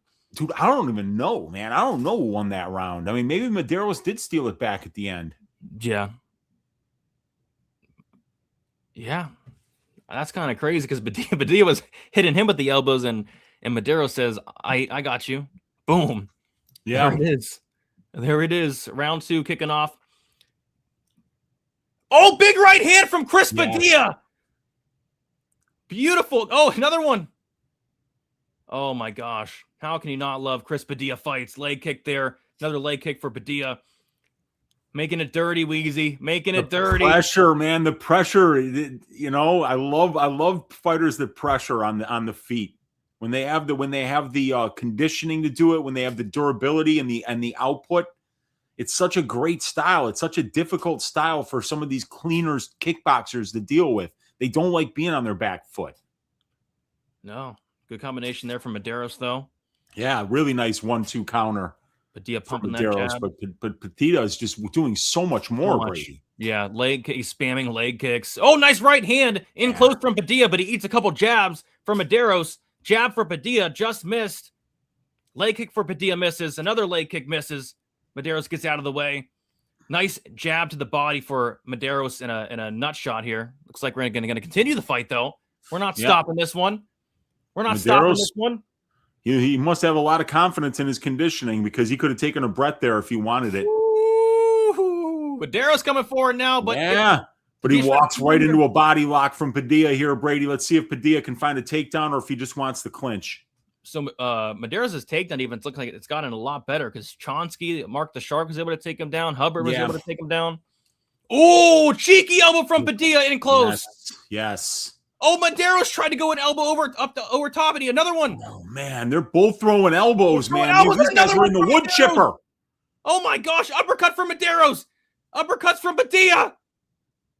Oh my gosh. Dude, every time Padilla lands, Mederos is like, not so fast, bitch. I know. They're just trading. This is a great fight. They're staying in each other's elbow face. from Mederos. Padilla's They're in coming a phone forward. booth beating each other's ass. Oh, another elbow from Padilla. Padilla's turning up the pressure, Uncle Weezy. Oh, man. And then there's an eye poke. Oh, gosh. Damn it. That fight was getting good there. Oh, guys. Oh, gosh. Oh, gosh. Oh, goodness. Oh, damn. Keith. Oh, Keith. Oh, Padilla said he's ready. Padilla said he's ready. Let's go. Oh, the old thumb in the eye. Yeah. But Padilla says, I don't care. I'm still going to come forward. And that's what he's doing. But he's got to watch out for these elbows that Mederos is landing. But nice combination from Padilla in close. Still on that pressure. Look for an uppercut there. Leg kick for Mederos. Padilla still coming with the pressure. Goes to the body and goes up top. Does Padilla. Now they're in close. And Padilla lands an elbow in close. Mederos with a jab and a combination.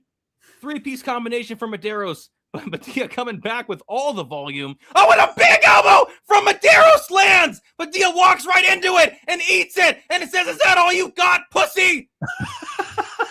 Oh, a big shot from Mederos. Padilla still coming forward. 2 minutes to go in the second round. Big shots from Mederos. Man, Padilla just staying on this pressure, but Mederos is doing a phenomenal job of countering and making him pay to stay in close, dude. Let's see if Padilla looks for a takedown here. He hasn't really tried to take him down. He's clinched up, but he hasn't tried to wrestle here, and that was why I thought he would be he should be the favorite here, is because I thought he could have some grappling upside in this fight. Mederos is looking a lot better in this round, landing big on Chris Padilla. Padilla's kind of just walking into it. A lot of these shots. But Padilla's landing too, and he lands there, lands a jab up top. Mederos goes in for a takedown, gets it stuffed, but lands a knee. Minute 20 to go, round 2. These guys are going to war. Early they are absolutely going to war. They're such a great dance partner. Mederos is showing that he's ready, man. Because like this steady pressure from Padilla would be breaking a lot of people at this point. But Mederos is right in this fight, and he's landing big shots and winning this round. I mean, look what it did with to Bonfim, that pressure. Yeah, I know. Oh, man, Mederos just missed with the right hand, but a nice shot to the body for Padilla. Leg kick for Mederos. Padilla coming forward. Padilla inside leg kick. 44 seconds to go, round 2. Padilla needs more of this pressure, but stop. Oh, nice shot to the body for Padilla. Padilla, 91 significant strikes. Sweezy, but he eats a big combination there on the way in. Man, and a great jab for Padilla there, and a great leg kick for Mederos. They are just like two rats in a shoe, Brady, going at it. Big elbow for Mederos again in the clinch. I think that one got Padilla's attention. Kind of wins the eye there and eats a combination. Does Padilla once more? Padilla with a nice jab, though. Coming forward, leg kick for Padilla. 10 seconds to go in this round. Both guys land jabs. Oh, nice shot to the body for Padilla. Inside leg kick for Padilla. Another one. And then a takedown. Man. A takedown for Mederos to end the round. Yeah, with 1 second left. Man, this is crazy. This is a great fight. Wow, they are staying right in each other's face. I think it could be 1-1 going into the third. 1-1. I think it might be 2-0 Mederos or 1-1. I think it depends on how you score round 1. If you really score that big cut that Mederos got on Padilla at the end of the round. Otherwise, I think it's Padilla round 1. But I got Mederos winning round 2, Brady. I'm sure you do too. Yeah, he just landed a lot better shots. So it could be 1-1. Could be 1-1. Could be 1-1, and it could potentially be 2-0 Mederos. He's having a great performance. He really is. Padilla minus 235. I don't know about that. I mean, Mederos is plus 200. Is that right? This is like a 50-50 fight. That's kind of crazy. 1-1. I might get in there live on Mederos if he's plus 200. Yeah, that's crazy. 2-0 Padilla. I don't know if I can see a 2-0 Padilla. I don't know if I can see that. I think it probably 1-1. But people saying Taco 2-0. Damn it, I'm not logged in. Oh gosh. Yeah, I don't think it's 2-0 Padilla. I think it could be 1-1. I think whoever wins this third round might win the fight, guys. Let's see. Padilla's doing great pressure, but he's also walking into big shots and elbows. Nice stiff jab, though, from Chris Taco Padilla. Very stiff jab. Nice right hand from Chris Taco Padilla. This is what I love. He's coming forward now. Needs to win this round. Nice leg kick from Mederos. Oh, Mederos just tried to land a elbow to take off of Padilla. Looks like he just missed. Oh, my gosh. And shout out to Mederos. His cardio is holding up. He's not breaking under this pressure, Weezy. He's still firing back. Phenomenal performance. I got to tell you, man, because Mederos has not fought anybody as good as Padilla yet. This is a step up in competition for him, and he's handling it beautifully, in my opinion. This is a great fight, a great performance by both guys, Brady. They're both really bringing it, putting on a show for the fans here in Miami, Florida. Mederos has put on a show thus far in this third round with good punches and elbows. Woo! I got Padilla. By the way, I played Mederos live at plus 260. I cannot believe that. I think he might be up 2-0 here. Yeah, he could be. At the very least, it's 1-1. So that's crazy. I mean, this is a 50-50 fight. So it is. Both guys are landing good here. So, I mean, if you're going to give me plus 200 and then it moves to plus 260, I'm in for a little couch cushion money, Brady. Let me see if I can still get it at plus 260. Got Padilla still coming forward. Oh, but he eats a big right hand and another from Mederos. Oh, man. Like, Mederos is doing a great job. Padilla gets a takedown here. Weezy gets to the back. One hook in. One hook in. Wow. Okay. See, this is where Mederos has struggled, and this is why I wonder why Padilla hasn't done this yet. I know. He's looking for that neck. Mederos doing a good job defending here. But yeah, Padilla's did he just get poked in the eye again? I don't know, but Mederos just grabbed the cage blatantly twice. Hey, dude, if you're not cheating, you ain't trying. I mean, I know. And, you can't let this guy get on your back. So you grab the cage, you grab a handful of hair, or you do whatever you got to do, Brady. Mederos breaks out of it. Yeah. We're back in the center of the cage here. 2:34 left in the round. And like the two rats in a shoe analogy that's this fight. I took a live bet shot on Mederos plus 325. What? I know. Rick, you outdid me? Let's see how it goes. Oh my God. Wait, no, it went to plus 400. Plus 400? All right, yeah, I got it plus 400. So let's see how it goes. Dude. Nice work. All right, 2 minutes and 5 seconds to go. Oh, Padilla with a nice right hand. Another nice right hand for Padilla. Yeah, right now, Padilla is 79% on Poly Market, but some good knees here from Mederos. A jab from Padilla. Mederos tries to rush in. Tries to throw an elbow there. Minute 45 to go. Shot to the body. Goes up top. Does Padilla. Eats a shot coming back. A nice elbow from Padilla. Minute 35 to go. Knee for Padilla.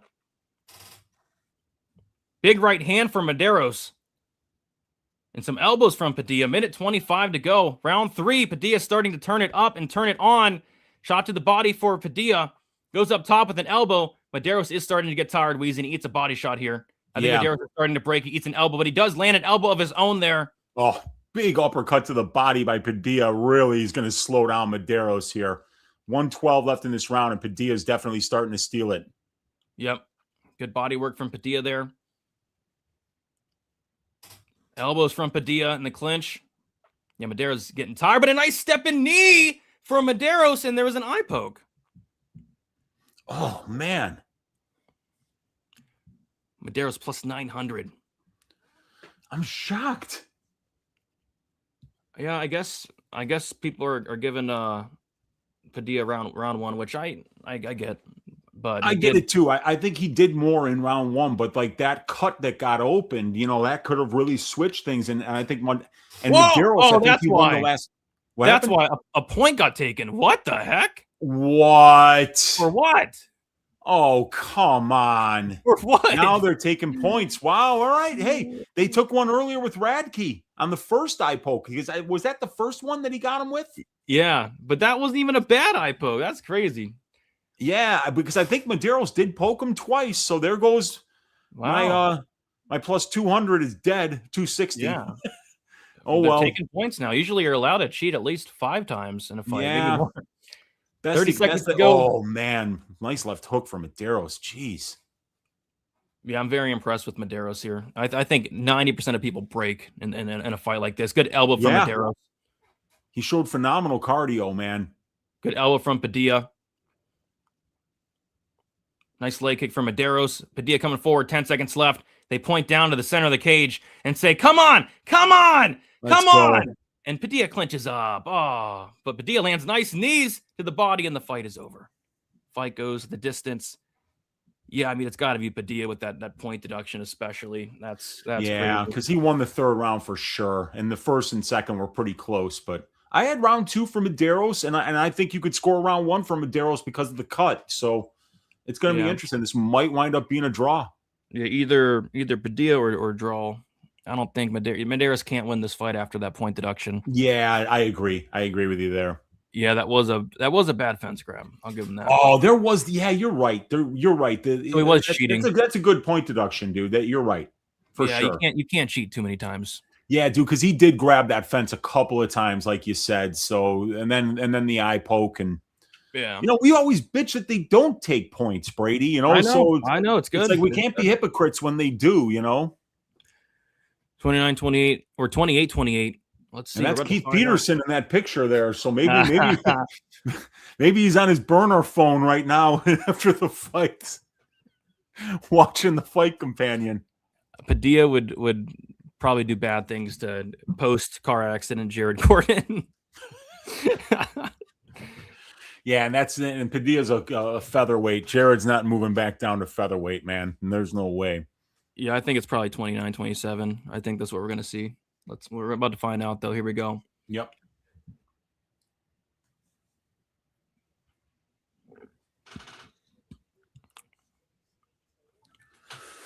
Judges seem to love Mederos, dude. He's had a couple of close decisions go his way.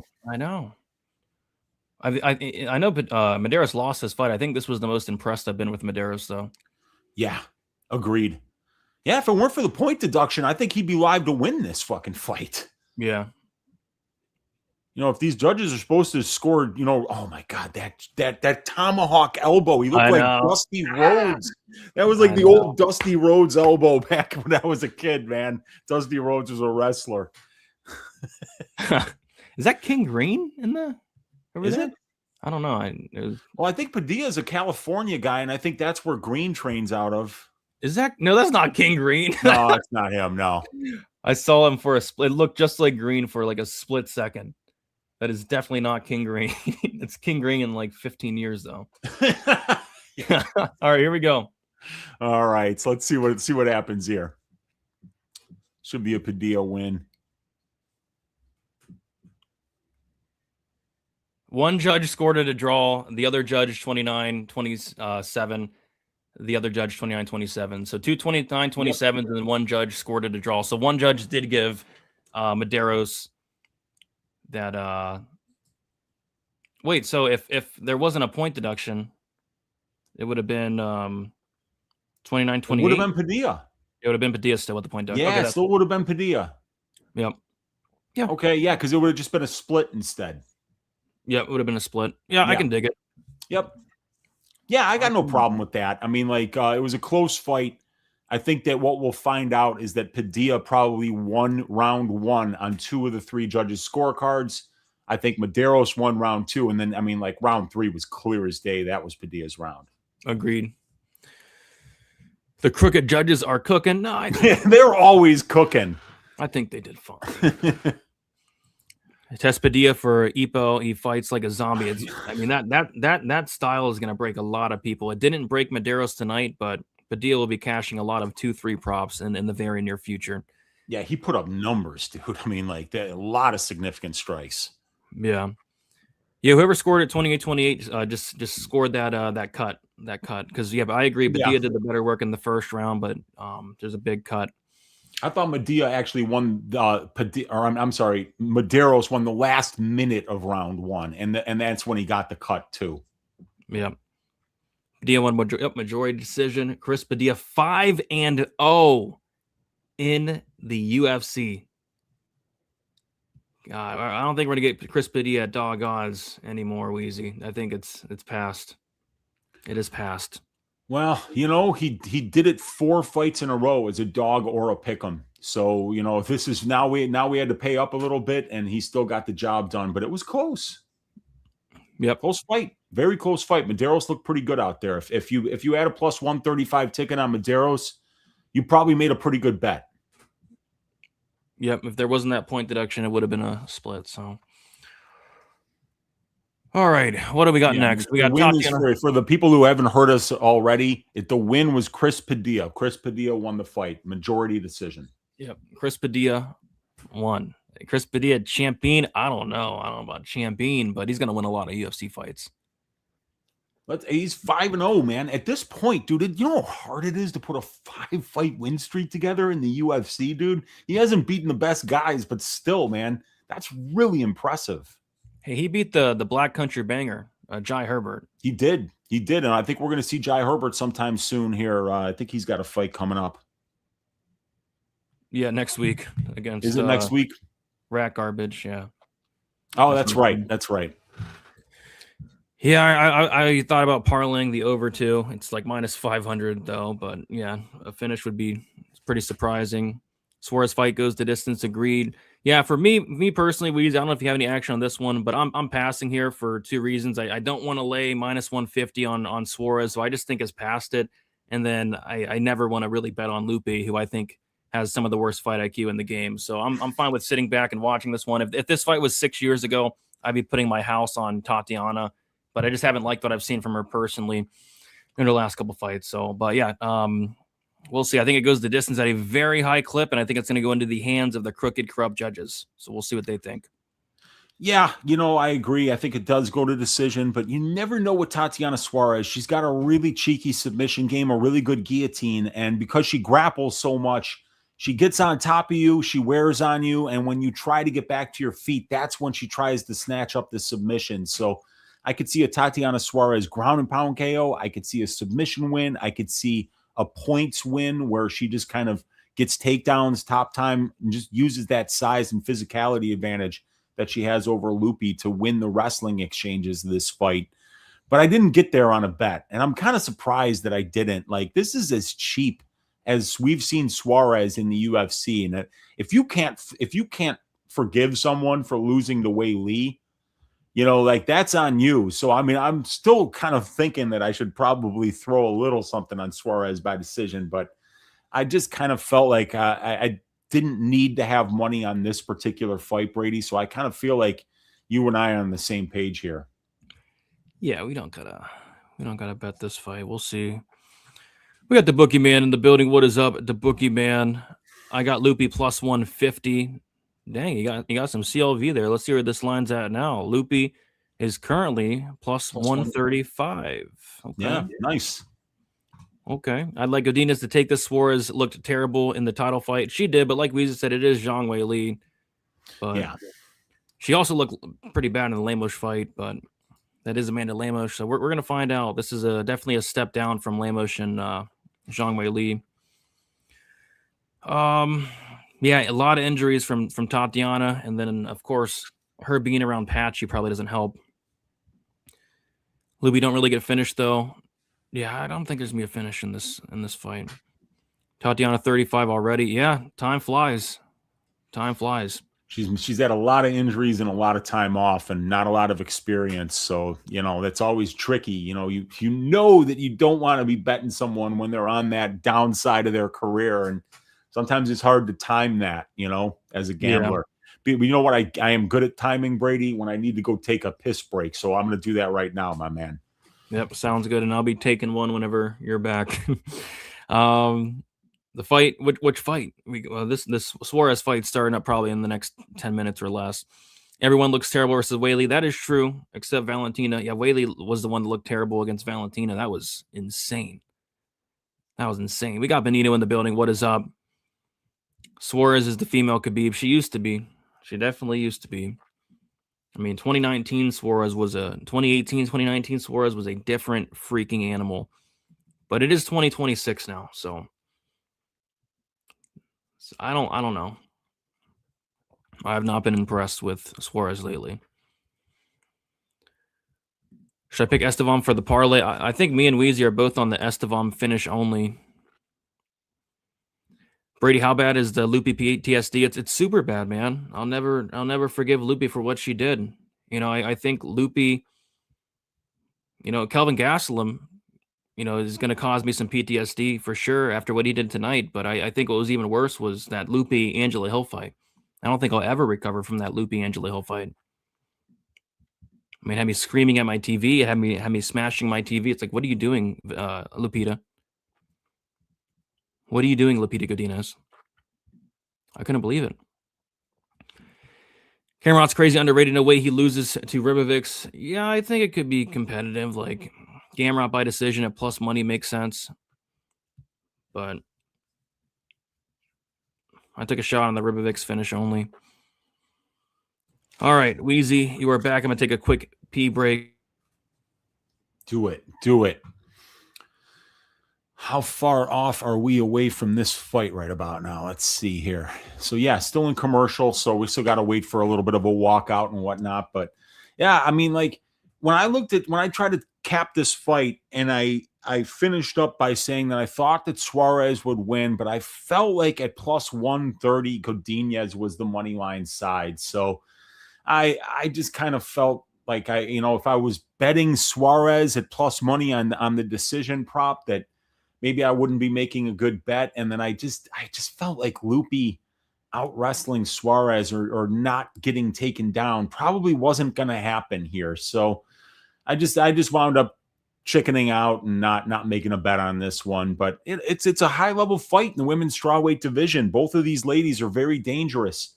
Lupe's got great hands and really good wrestling, so that when she's fighting somebody who doesn't have the level of wrestling that she has, she can kind of choose where the fight takes place. And I think people wished that they'd see her wrestle more, but against Tatiana, that's really just not going to be an option for her. It's going to be about her hands, and her hands are very good, but they're not spectacular. And I think they kind of need to be spectacular in order to make up for Tatiana's grappling success that we do see her at some point getting to in this fight. So very tough matchup to cap. I think the market has this priced properly. I think Tatiana should be about a 60% implied favorite to win this fight. And I think that, Lupe, who's been out there against really top-notch submission grapplers like Mackenzie Dern and Virna Jandiroba, that she's going to be able to hold her own in some of these spots on the map. But the difference in offensive wrestling, between Suarez and fighters like Virna and Mackenzie is huge. So I think it's going to be Tatiana. I think it's going to be Tatiana by decision. And I'll probably be banging my head against the wall because I should have played it. But we'll see how it goes. Yeah, it looks like we're split here on the pick, so let's go. Let's split it up. Yeah. But I have no freaking faith in either one of these ladies, like at all. Dude, like, I'm really surprised you picked Lupita Godinez in a fight against anybody, because I know that she's scarred you mentally, and I know. Like, you see her and figuratively, it's like she's like some ex-girlfriend that broke your heart. Like, I remember after that Angela Hill fight, dude, you were despondent. Yeah, I mean, you were just like, I lost money laying juice on Lupita Godinez, and she didn't wrestle. Yeah, it was the Hill fight, right? It was the Hill fight. I had a 30-minute rant the next day. It was very bad. I almost retired after that fight. That was. I remember I had to be like, Brady, you can't retire. People are counting on you. I know that fight almost retired me. What else almost retired? the non-stoppage in the Nelson Frivola fight almost retired me. Jeez. How about the non-stoppage in the Benoit Saint Denis versus Eliza Zaleski dos Santos fight? That was ridiculous. That didn't almost retire me, but that one stung. That one stung, man. All right, here we go. Lupe Godinez, Tatiana Suarez. Let's get it. Let me lock my door so I don't have any intruders. Okay. Any intruders, yeah. Like Sergey Spivak. All right, here we go. Herb Dean's in there. Here we go, Weezy. All right. Fight's kicking off. Looks like Suarez looking for a kick there. Yeah, I'm looking forward. We were in Chicago when we saw Luque against Andrade. Lupe's boxing looked really good, so we'll see if that boxing comes into play here. The Tatiana. pressure in the third round got to Luque, but she won rounds 1 and 2 and cleanly won a decision against Jessica here. Let's see Luque do something dumb. Go for a takedown, Luque. Wind up in a guillotine. Guillotine fight over. Oh, she's so dumb. All right, here we go. Suarez coming forward. Suarez a lot bigger. Lot bigger. Lupe's only 5'1", dude. Yeah, that's small. But Luque with a big shot! Hurt! Tatiana Suarez! Luque on top, pounding away! Whooping her ass! Lupe's pounding away on Tatiana Suarez! Oh my gosh! Oh my God, it was a big right hand. I just saw it now. I'm 10 seconds behind you. Oh, now Suarez is back up almost, but she's back down. Oh my gosh, the fight goes is like minus a 500, and Luque takes down Tatiana! Oh my God. Oh my gosh! Holy crap! Suarez Dude, she picked her up and slammed her. I know. Suarez got her wits back, right back to her. But oh my gosh, that was crazy. Now they're in the clinch. Now Suarez is going for a takedown, but it's eating elbows to the side of the head. This is crazy. Oh, and she gets the takedown. So now Luque. Suarez is on top, and Lupe's kind of like using her Brazilian jiu-jitsu here to try to limit her ability to land any strikes. Yeah, Suarez on top. Luque kicks her off, though, but Suarez gets back on top. Holy crap, I thought Luque was about to finish the fight. Holy crap. But Suarez survived. Credit to Suarez. And Suarez is now on top. What a start to the fight. Oh, my goodness. Well, hey, if this doesn't pump you up, go watch tennis, bitch. Yeah, this doesn't pump you up. You grow up. Go watch tennis. Come on. Luque Godinez just dropped Tatiana Suarez. You grow up. But now Suarez is on Suarez is grinding on Luque right now. 2:34 left in round number 1. So, and right next to Santiago Ponzinibbio, Alexa Grasso, who trains with Luque. That's crazy. And right now, Tatiana's telling Alexa, "You're next, bitch. After I finish your teammate, you're fucking next." Oh gosh. Suarez doing good work here with some punches on top. Very good work.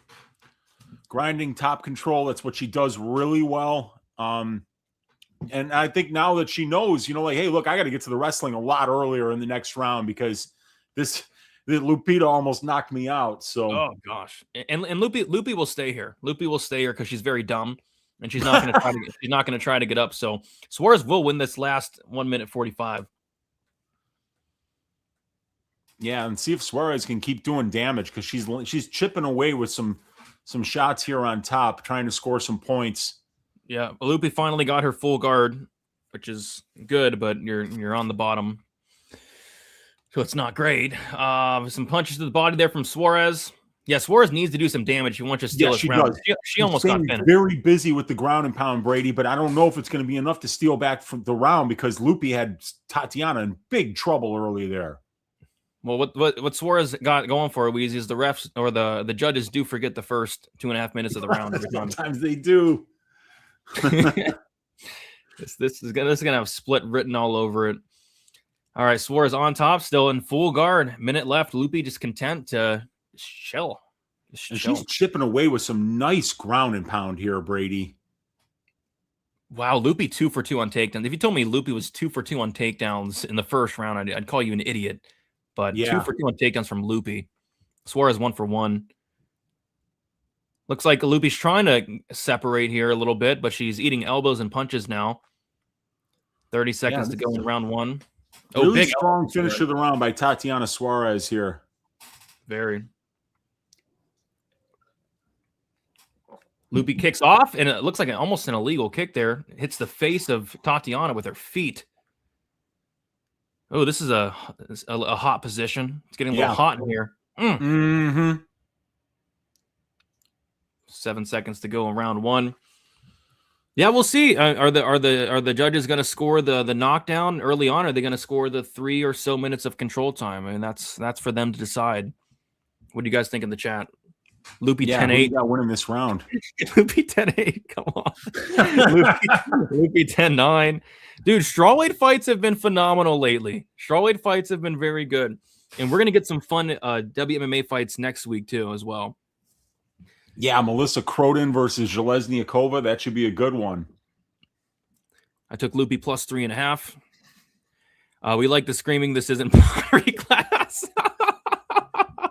This is not pottery. We're not in the library reading books. We are watching fist fights. 1-0 Lupi. Oh gosh. 10-9 Suarez wasn't a knockdown. 10-10. This isn't pottery, guys. We're not messing around with clay, building cups and pots. This is listening to new age music. That's not what's happening here, you guys. You know, we're not making jewelry, okay? All right. You're grown women in their underwear fighting, and we're fired up about it. Here we go. And Suarez looks fired up, Weezy, coming out hot. Does.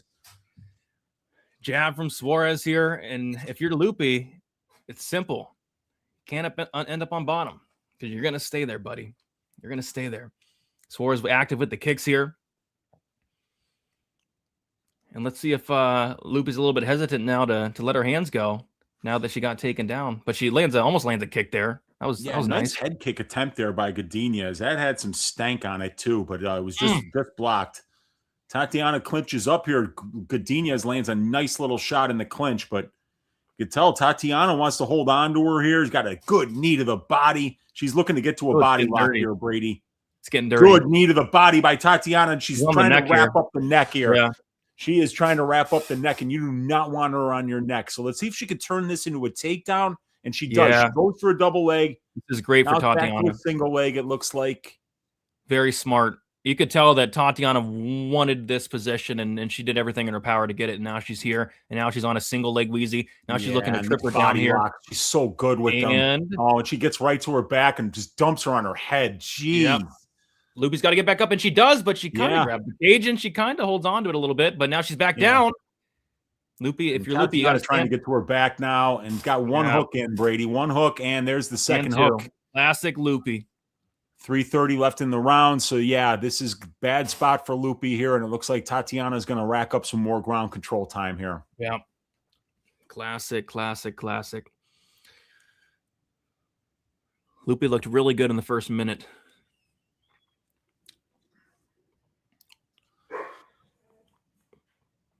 She did. She looked really good in the first minute of both rounds here. Oh boy, she's looking to get here, the neck, Brady. She's on the neck here. That's kind of tight. Yeah, she's underneath it, but she doesn't have the grip yet.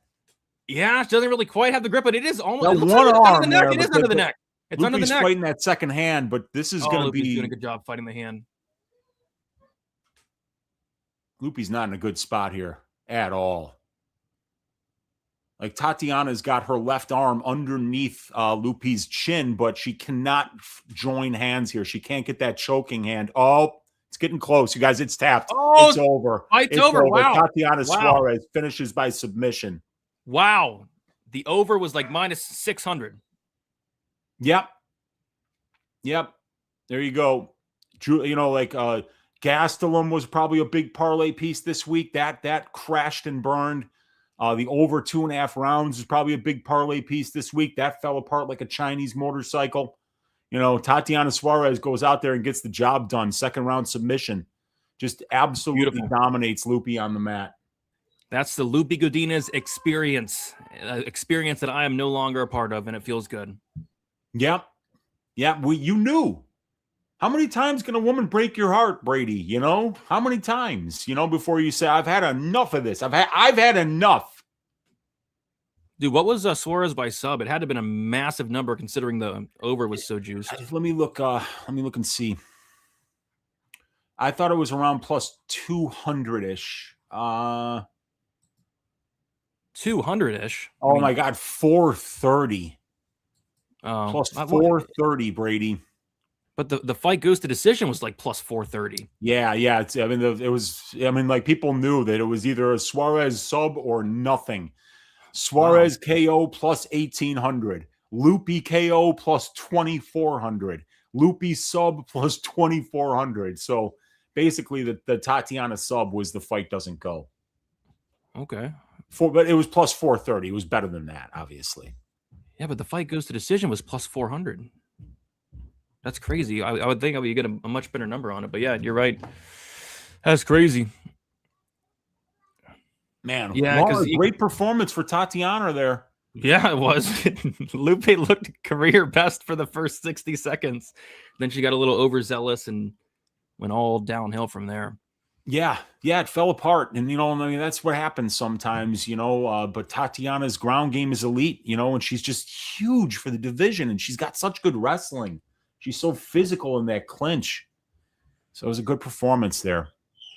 And I was thinking about betting Suarez decision. So, that would have been. That would have hurt. Yeah, that would hurt. And my greasy four-legger, Brady. 3 out of 4 legs cash. Who blows it? Who blows it? Gastelum. Gastelum. Yeah, crazy, man. Damn it. Vicente post brain bleed Vicente Luque getting dubs in the UFC. God help us. God help us. God help us, Brady. Good for Tatiana. I'm curious to see who they're gonna. You think they'll give her to Grasso next? I mean, no. Because Grasso's up at 125, and she just got a huge win up there. So she could potentially be getting one fight away from Valentina again, maybe. Might see Valentina Grasso 4 after that knockout. Suarez decision plus 120. Yeah. That's what I was going to play to get it from minus 150 to plus 120. And then I was like, I could have seen a sub. I wasn't expecting it, but I could have seen it. I was thinking about parlaying the over 2.5. Good thing I didn't. That didn't hurt worse than the Gastelum parlay piece. Yeah. Those parlay pieces got served this week. Somebody said that they messed up the Padilla scorecards. Apparently, it's a draw. Where are you guys getting your information at? Somebody said that. Who keeps saying this? What's going on, guys? What's going on? Oh, God. All right. This next fight's a big one for you, Weezy, and it's a medium-sized one for me. I have the Ribovics finish only for 1.25 units, but this is a big fight. This is probably one of your biggest fights of the night, right? Well, second behind Chuck Buffalo. No, it is the biggest fight because I put 2 units on the Ribovics finish only prop because Gamrot's a phenomenal minute winner, but he's not really known for being a massive finisher at this level. He got an injury finish over Fiziev. He got like a weird body shot finish over Diego Ferreira.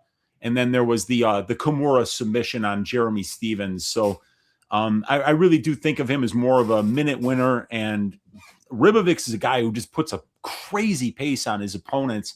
And he's the kind of guy that could get back up when you take him down. So I could see Gamrot slowing down in the second half of this fight. Ribovics winning that third round potentially at a high clip if he can stuff the takedowns. And I think he's going to be live to win this fight. I played 2 units Ribovics finish only, 1 unit Ribovics money line at plus 163, and then a half unit on Ribovics by decision at plus 450. So a Ribovics decision would be the best outcome for me. But if he can win this fight, it's going to be a nice day for me gambling-wise. Weezy, he wasn't lying. On the UFC, posted the scorecards for the Padilla fight. Derek clearly scores the fight 28-28 draw. Alicio Rodriguez scores the fight 28-28 draw. And then Solomar Miranda scores the fight 29-27 Chris Padilla. So 2 of the judges did score at a draw on the scorecards. And it's crazy. Dude, so he can't read. Bruce Buffer can't read. Unless they messed it up, but I'm seeing 2 28-28s. That's crazy. That's unbelievable. How do you mess that up? The comments are like, that's a draw. I mean, seriously, like you got 4 or 5 people huddled around a card that's got 3 numbers on it. People are like, I see it's a draw. Like, what? What just happened? What just happened? God. Somebody made a mistake. Who made the mistake? Somebody did. There's a mistake that it was made.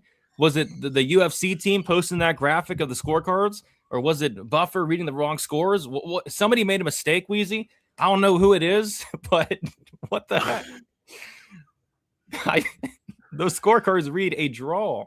That's a draw. Yeah. And I mean, I lost a bet on MarQuel Mederos live. So I hopefully I should be getting that money back.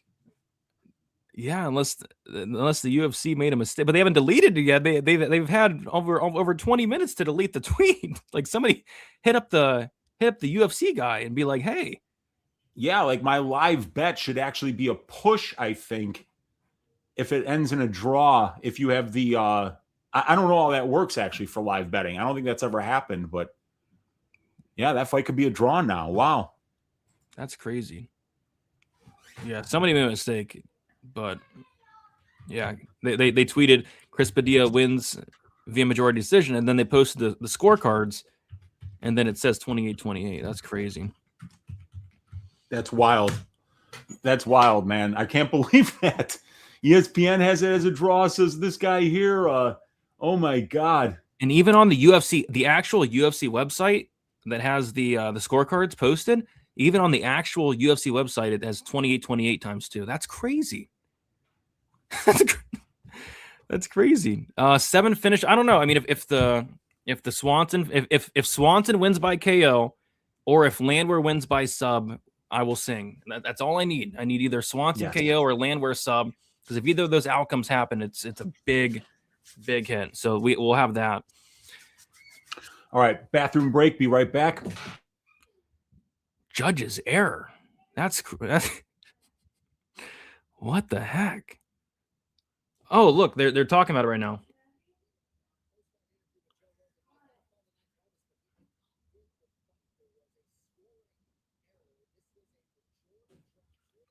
Wow, they're saying it was a draw.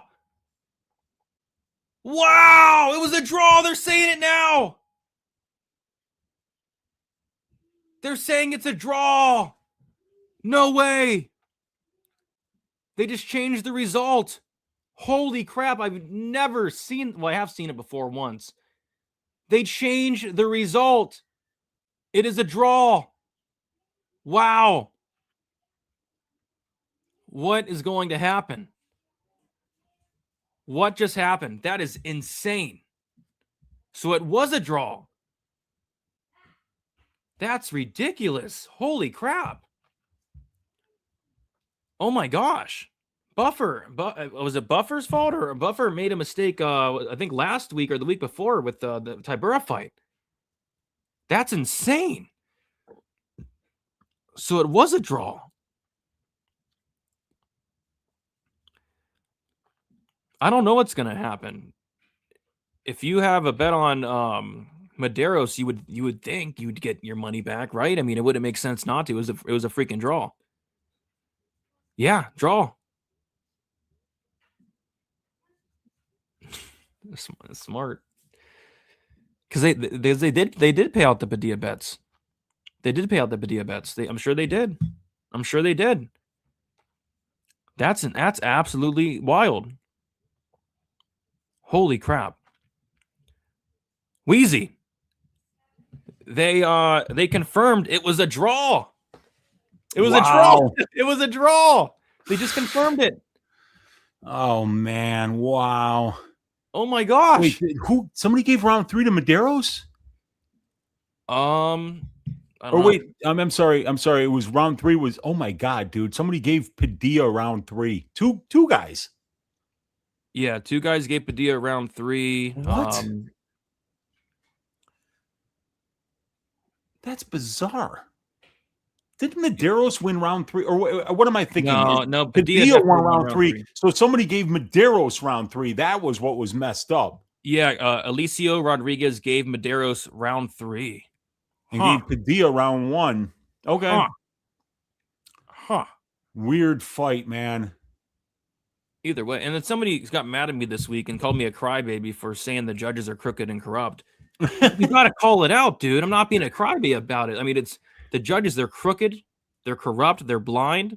I mean, that's wild. So people are withdrawing their Padilla winnings. And then if you bet Mederos, I would almost be certain you get your money back. I mean, Yeah, you should. Yeah, it should probably grade as a push. I mean, like if you bet the money line, that is, because when you bet the money line, it'll grade as a push. But if you bet any of the props, it's going to grade as a loss. So we did get value. I got value on my plus 400 live bet on Mederos. Yeah, we did. We get our money back, and now we could throw it at something else, Brady. Yeah, they better give me my freaking money back, dude. It's a draw. It's a draw. Give me all my money back. Absolutely. Oh, that's crazy. Yeah, dude. I mean, somebody like I believe it was Martian asked a question on Twitter. Like, I was remembering a fight, he said, where they read the wrong decision and then they came back later and said that they changed the decision. And I forgot what fight it was, but somebody had immediately answered him with what it was. It's happened before. Yeah, it has happened before. I remember definitely remember it happening before, but I'm not sure what, because the result in the cage was that it was a Padilla win. So I don't know. It could get interesting. Yeah. I don't know.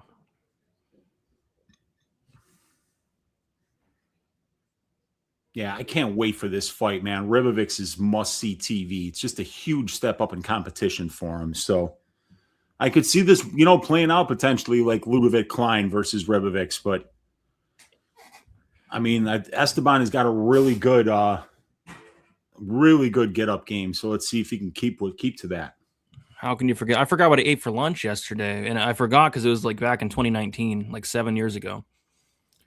When that happened last? Yeah, whenever they I forget who it was. I wonder if it was like was it Brandon Davis against somebody? That sounds familiar. Was it? I think it might have been Chikadze Davis, maybe. That's what it was. It was Chikadze Davis. Yeah. Yes. See, we have good memory. And that fight, let's see if it was back in 2019. It was back in 2019. Yep. There we go. Before COVID. Yeah, so they scored the fight for Davis in the cage, and then they said, never mind. Yeah. Never mind. Oh, God. I mean, like, it's just crazy. Like, how do they... that should never happen. It's crazy. I mean, because you would think that those scorecards would go to the commissioner.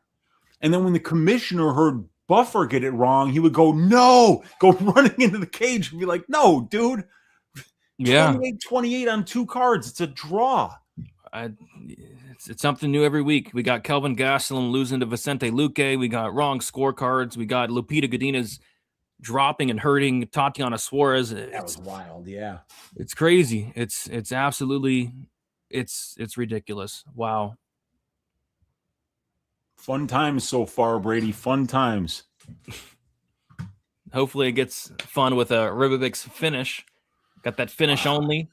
I like that finish only a lot, man. I think it should be closer to like minus 200 or even wider. So let's see. But I do have a Gamrot on DK. I absolutely have Gamrot on DK for them takedowns. Oh God help us. Let's just get a Ribovics win. I don't care how he wins it. If it's decision, it's better than a finish for me. But either way, I'm real happy if he gets a win here. Yep. Oh my gosh. What just happened? Let's see if they put the money in my account yet for that draw. better not give me a hard time. Let's see. Did they put the money in? They put the money in my account. Thank you guys. Oh, so they Bet Online did? Yeah, they no, I didn't do it on Bet Online DK. Oh, okay. They settled it a draw or push. Yep. Push. Cool. Okay, so I can use that for maybe another live bet.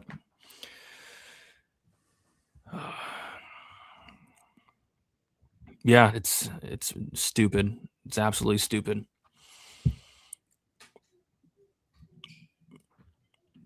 Don't listen to this fake sorcerers. Okay. We're just trying to have fun, man.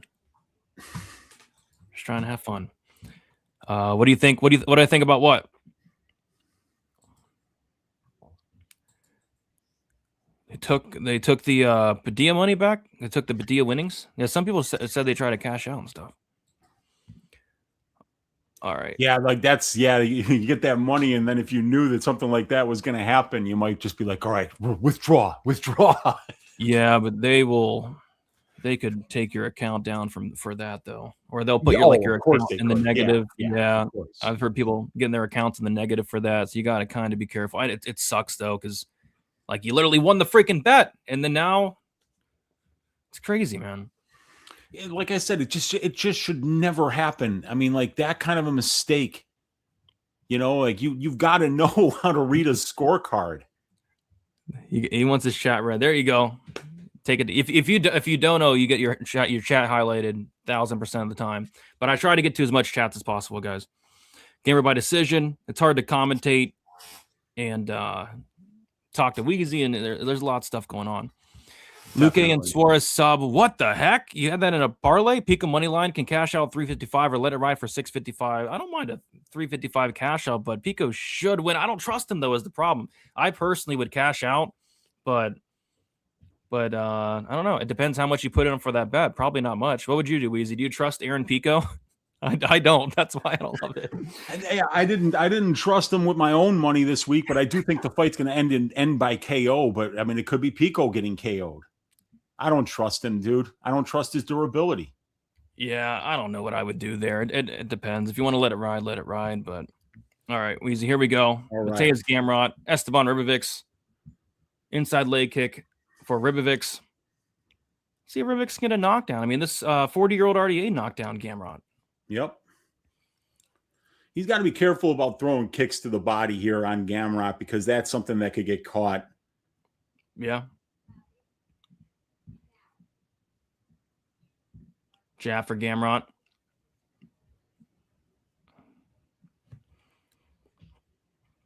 Yeah, 30 seconds in, and they're just striking so far. Gamrot with a nice left hand there, gets through. Esteban acknowledges it and says, okay. All right. Oh, nice jab from Gamrot. Yes.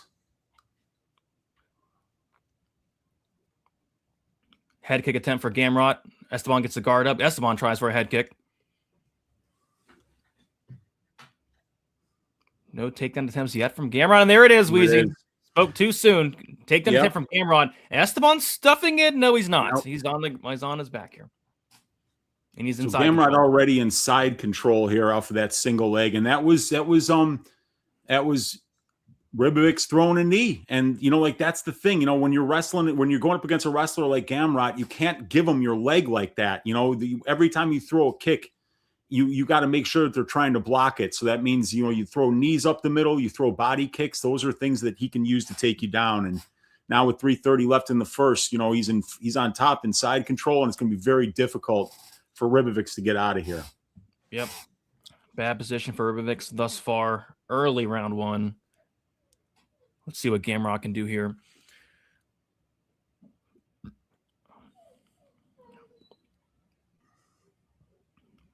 Not much going on. There's Gamrot landing a nice punch there.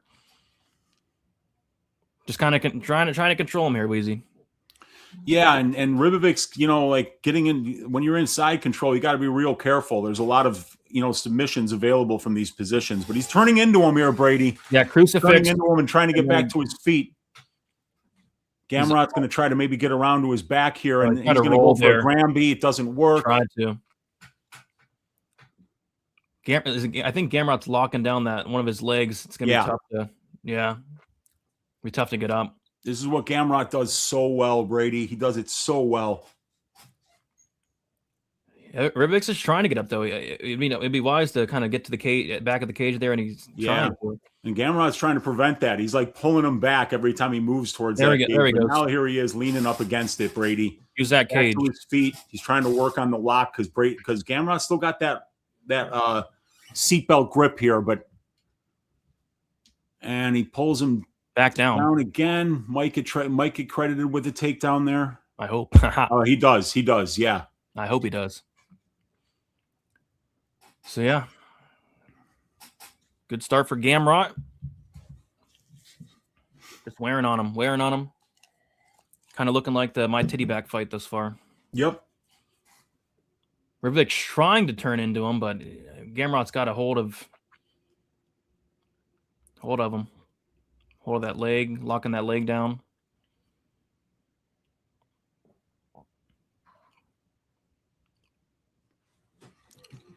Yep, Gamrot just controlling the fight thus far. Yep, and there's not really much Ribovics can do in this position because he's got his leg kind of trapped here, and Gamrot is very close to getting around to his back, and it's just a tricky spot for Ribovics here. So Gamrot cleanly winning round 1 so far here. Yep. And now back in side control here. Yep. Landing some GMP is Gamrot. 55 seconds to go. And this has been all Gamrot thus far. Ribovics trying to use the cage here to maybe create a scramble or something, but Gamrot's control is looking pretty good right now.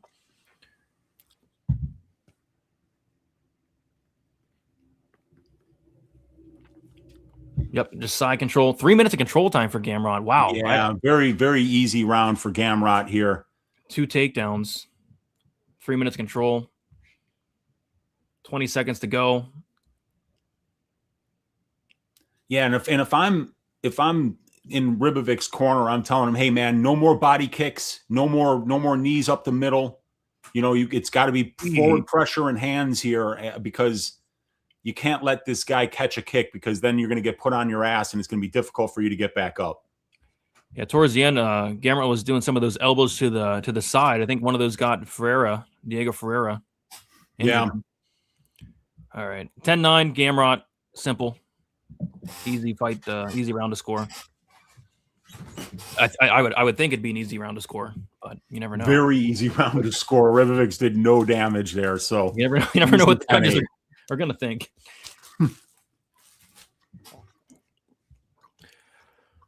Gamrot is too good. Yes, he's pretty good. Let's see if he can keep it up for the next 10 minutes. Gamrot should implement some submissions to his game. He's just not a finisher. He's just not much of a finisher. By the way, we got 256 likes here, guys. We're trying to break the record of 380 likes. So we got 1,000 watching. If you guys have not, be sure to smash the like button for us. We do appreciate it a ton. Subscribe to the channel. We go live every Saturday for this fight companion. And then sign up on Underdog using code DFSBTN. Much appreciated. About to kick off this second round. Gamrot is up 10-9. The most clear 10-9 you will see. So hopefully the judges didn't F it up, but here we go. The only one going to mess it up is Buffer not being able to read it. Yeah, they're going to read the fight for Esteban. All right, here we go. So we're on the feet, Weezy. All fights start on the feet. And the first thing the Ribovics did was throw a body kick. And I'm like, come on, dude. You can't be doing that. He threw a leg kick Please there. Don't do that. He did land a leg kick there, Ribovics. So he's got to go forward, though. He tried a head kick there. Yeah.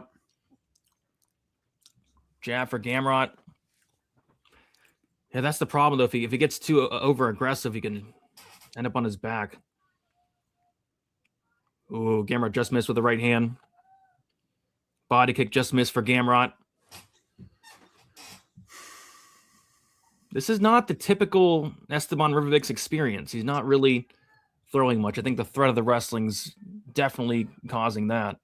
Yeah, especially after he learned what it was like to be underneath this dude. He's like, shit, man, this guy's control is good. I can't be making those kind of mistakes. So, he stuffed the takedown there. There for Ribovics. Oh, they're slipping in there, Brady. There's a lot of blood on the ground. Yeah, they're slipping in there. Slipping and sliding like a slip and slide in there. Yeah, it's like a slip and slide. Now Ribovics coming forward. Oh, Ribovics. Oh, Gamrot ducks right into a takedown. Beautiful entry. And he gets it here, yeah. And if you're Ribovics, you can't accept this, Weezy. You got to. He's got to get his back up to the fence here, and he's just got to keep working. He's got his arm underneath the neck, so you can't do that. There it is.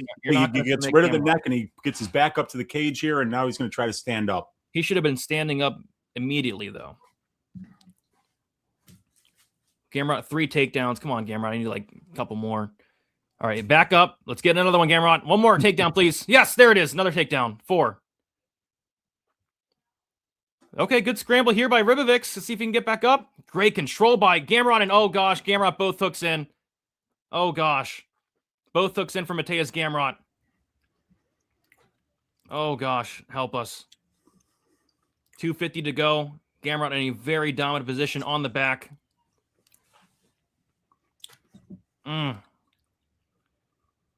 Okay, he's out. He's out. He's out. Turn into him, Esteban. Turn into him. Nope. Gamrot's control's elite tonight. Holy crap. Right into side control. 230 to go. Wow. There you go.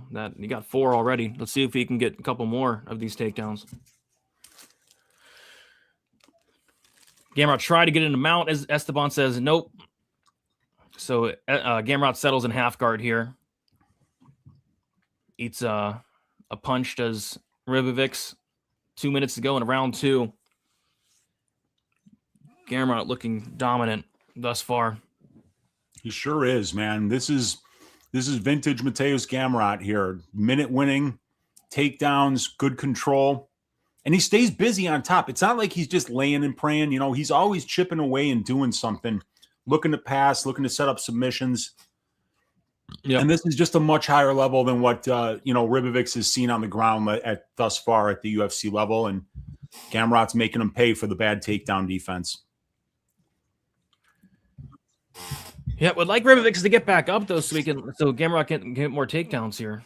Need a couple more. 4 isn't going to cut it for me. Minute 15 to go. Round number 2, all Gamrot. Gamrot's probably, Gamrot's going to be up 29-28.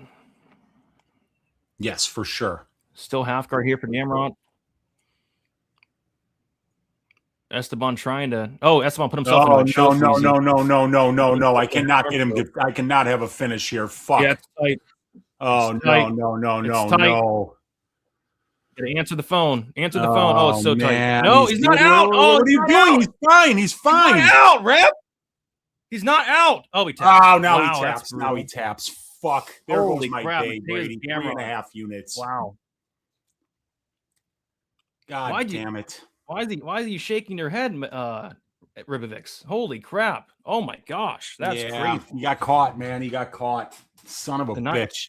Night of the subs. Suarez, Gamrot, Luque. Jeez. Yeah. Wow. That hurts. That really hurts, man. Stings. Shit. But Gamrot, I had him in my DraftKings lineup, and that DraftKings lineup's kicking ass right now. Yeah. I could have a big week on DraftKings if these guys keep winning. That's crazy. He just put himself into the choke, and the ref dude, he started to get desperate. That's the thing, man. He's losing the fight. Gamrot's taking him down, wearing on him, and eventually Esteban's like, man, I got to get up. I got to take a risk here. And you take the risk and you get caught. Yeah. That's what happened. Jeez. Cormier's creaming his pants. Oh, gosh. Yeah, getting finished by Gamrot's crazy work. That's crazy. Gamrot's decision prop was close to his money line. Why would anybody bet his decision? No, I mean, Gamrot was minus 200. His decision prop was actually plus 100. But the decision prop did not hit. The submission prop did, which I don't even know what that was. Gamrot by submission. It was like 600 or something. Plus 750 for Gamrot sub. Whoa. Wow. Crazy. Have you won a bet yet? All my actions on the main card, but I have hit one leg of my parlay, and then Uncle Weezy hit Chuck Buffalo. But all my action is on the main card. The ref stopped the fight and then randomly let it go, and then he did tap. Yeah, he was in deep there. And, Gamrot's lucky that the ref fucking that up, that he didn't let go of that.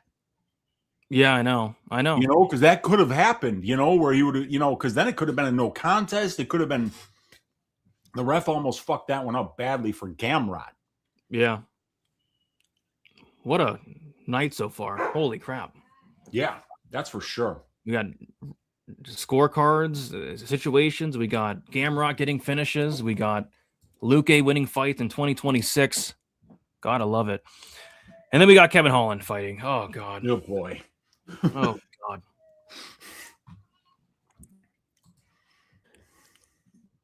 Oh, Kevin Holland. Yeah, a lot of money's came in on Holland. I think Holland, let's double check here. Holland might even be the favorite now. Let's see. Kevin Holland is minus 120. Randy Brown plus money, plus 100. A lot of money coming in on Kevin Holland. Yeah. I kind of felt like he should have been the side anyway. I picked him to win the fight, but it's a Kevin Holland fight, so it's hard to be really confident, So I just stayed away from this one, and I'm happy to stay away from it. Should be a fun fight to watch. Yeah, I stayed away from the Luque fight. That played out good. I'm staying away from the Holland fight as well. Oh, yeah, everybody's getting finishes besides Reyes Walker.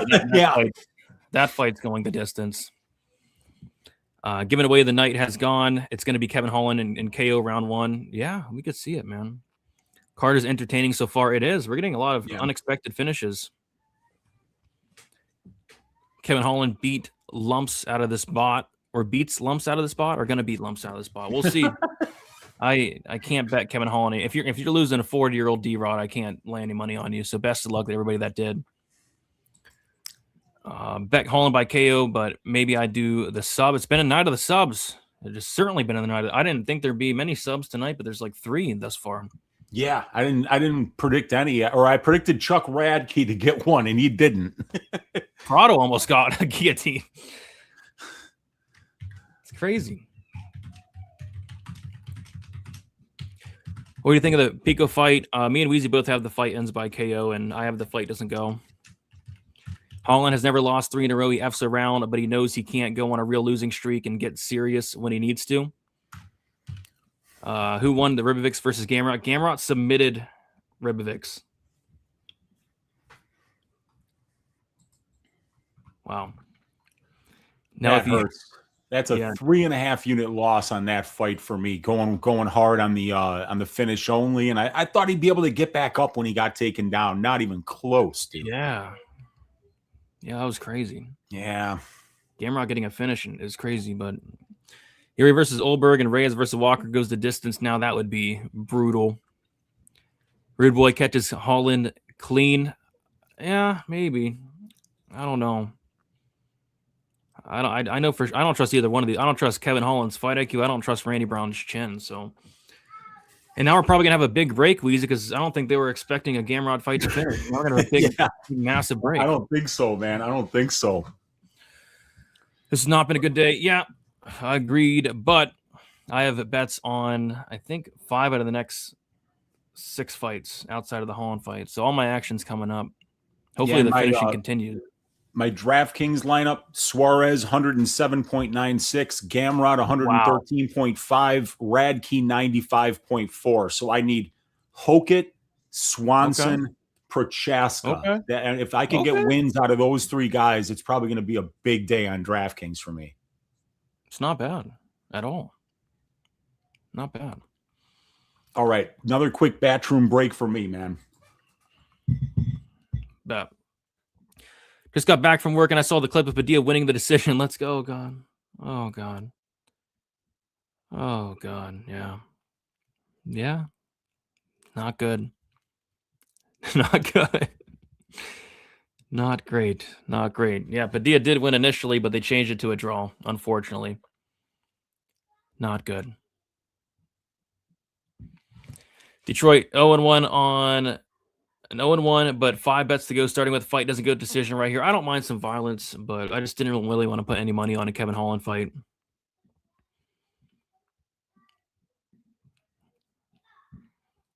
I'm from India. Somebody teach me about these things. What things do you need taught about? My FD account back to 0. They let me keep the Padilla decision winnings. Wow, good on them. Good on them. Still cash Padilla by decision. Good. Looks like some books are being cool about it.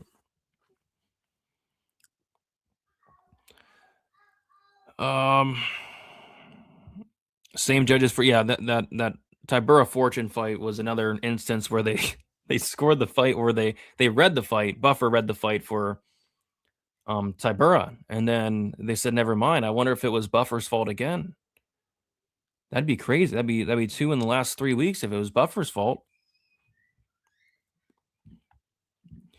What's the next fight you have a bet for, Brady? I have fight doesn't go to decision in Pico Pitbull. Fight ends by KO in Pico Pitbull. And then I need violence in the Landwehr Swanson fight big. Had Cub KO parlay with the Gamrot fight inside the distance. Hopefully he goes out with a bang. Yeah, if a Cub gets a KO, it's going to be almost a 5-unit win for me. Ribo's trash. He had 8 strikes per minute with like 40% accuracy. No, his striking is good. It's just the takedown defense is very bad. Buffer's been drinking. Yeah, it happens to the best of us. Certainly happens to the best of us. Oh. I took Holland 2-3 sub plus 1,000. Okay. Time for Gamrot to fight up again and lose to a top 5 guy. Yeah, probably. But he's taking care of these other guys. Like, took care of Klein. Took care of Ribovics. Gamrot submission is my only bet that landed so far. Great bet. There's been a lot of wild outcomes thus far. We got Pooh Bear 38 with the $5 dono. Appreciate you, Pooh Bear, saying, what up, Brady and Uncle Weezy? Enjoying the broadcast as usual. And my DK lineups looking good so far. There you go in the 100K tournament. Well, hopefully it goes good the rest of the way. We're about to get greasy. We got a lot of pick'em fights coming up. We got Swanson Landwehr pick'em fight. We got Walker Reyes, which isn't a pick'em fight, but it's a pick'em fight. We got Jiri Prochazka Ulberg, which is a pick'em fight. So hopefully he can be on the right side of these closely lined fights, which are going to be key for this week on DraftKings. Gamrot is like a baseball player that hits 250 but never goes over the hump. Yeah. Gamrot, the most robbed fighter of the belt, weighed in as the backup for Islam versus Arman, and then Arman pulled out and Moicano got called in. What are they doing now? We're outside in Miami? Talking some Holland Brown? Yeah, like I said, we're going to have a big break, guys. They did not expect Gamrot to finish a fight. We're going to be here for a while. And it's a couple minutes before the hour, so I guess this is the official prelims now. Is that what we're starting? Like those 4 fights prelimming the main card, or what are we doing here? No, because we got Brown, Holland. The main card. No, the main card starts in an hour. That's right. It starts an hour from now. Yeah. We still got Pico Pitbull, and Brown, Holland, and these fights are going to take place within the next hour or 2 minutes. So, yeah, 10-minute wait at least. At least. Yeah. Luque winning fights, and that's been the most shocking result to me thus far, but there's been some shocking results thus far for sure. Look at Miami there. Looks nice. Yeah, it does. God. Warm. So yeah, warm, best of luck. steady. Yeah, very, very warm. Very warm. So what do we got now? Yeah, probably just a lot of commercials. So yeah, best of luck to anybody that's trusting either one of these fools. I mean, Kevin Holland is one of the biggest fools of all time. He's such a fool, man. He's such a fool, Kevin Holland. It's gonna be a fun fight, though. He makes for fun fights most of the time, so should be a good one. I think violence could be sneaky here potentially. Both guys, their durability is not looking good, but I just can't have any money in a Holland fight anymore. I just can't do it for my mental health or nothing. I just can't do it. Oh man, yeah, I know. It was just one of those easy ones for me to be like, whenever I do my work for the week, Brady, there's always like 2 fights on the card where I break them down last, just kind of hoping that they get canceled or something like that, and like usually I run up kind of like against the deadline where it's time to put out the show. So, like this was the fight that I left till last. I mean, it was really easy for me. It was that and Gastelum Luque, because I'm like, dude, you can't trust Gastelum. Luque's shot, and then it's a Kevin Holland fight that's priced as a pick'em. So good luck, good luck picking a winner there, So this was a really easy one to pass on. Holland sub. It's been the night of the sub. 3 submissions thus far. No knockouts thus far. 3 submissions, 1 draw, and 1 decision. No knockouts. Wild. Bobby still cashed. Yeah, some people are saying that they are honoring. Some books are honoring the Padilla money line. Everyone pipe up the like button and sign up on Underdog. $50 back when you use promo code DFS. Yes, DFS. Appreciate you, Daniel.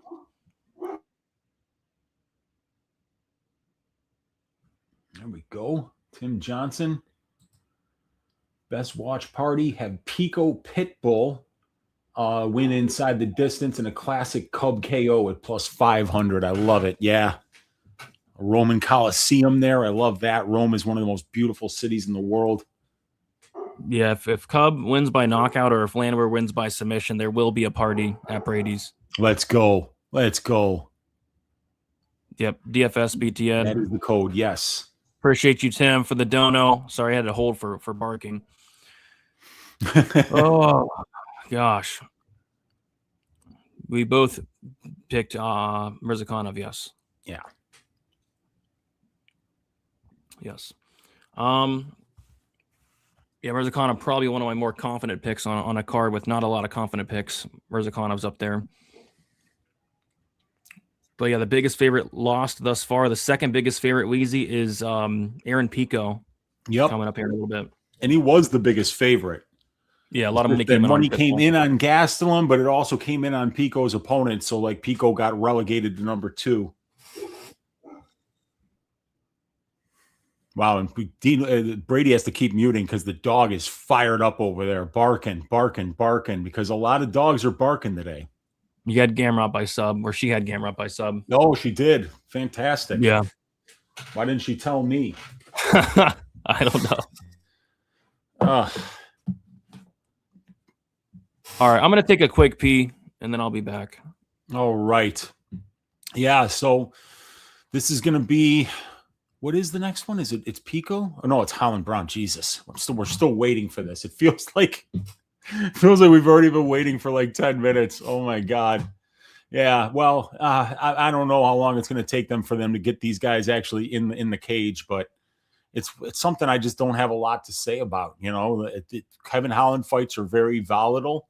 He looks good against fighters that you wouldn't necessarily expect him to look good. You know, he'll bounce back strong from losses sometimes, and sometimes he'll look really lousy after he has a great win. And his fight IQ is obviously nothing that you really want to back with your money. And he doesn't seem to care. He just doesn't seem to care. But like, you see when this guy shows up and fights hard, that he's competitive with some of the best fighters in the world. So it's always tricky breaking down his fights. And for me, it's just like there are some fighters that you just don't have a real good feel on. And Holland is one of those guys that I just don't have a great feel on. Randy Brown, I backed him money line and decision prop against Brian Battle, and that was a very close fight. I had a full unit on his decision prop at plus 500. Like his money line was like plus 170. And it was a coin flip fight that just didn't go my way. But Brown's, probably the more technical striker here. He's the older fighter, though, which surprises a lot of people, because Holland has been so active and he's been around for so long that you think he might be the older guy. But he's actually 2 years younger. And I don't remember the last time Randy Brown fought somebody that was of a similar size to him. So I'm interested to see how he deals with the height and the reach of Kevin Holland. Yeah, the dog's barking. Somebody ordered DoorDash. What's going on? Not you? No, I didn't order anything. Well, but somebody did here at your place. Yeah, no, my wife ordered DoorDash.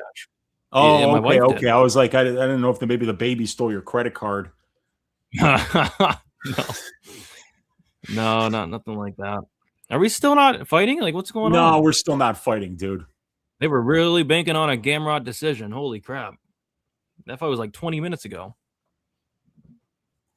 Yeah. Yeah, this is, and that's just how it goes sometimes. They wait until they have their typical start times, and when somebody finishes and they don't expect them to, it leaves us watching a bunch of commercials and promos. Yeah. I don't like commercials and promos.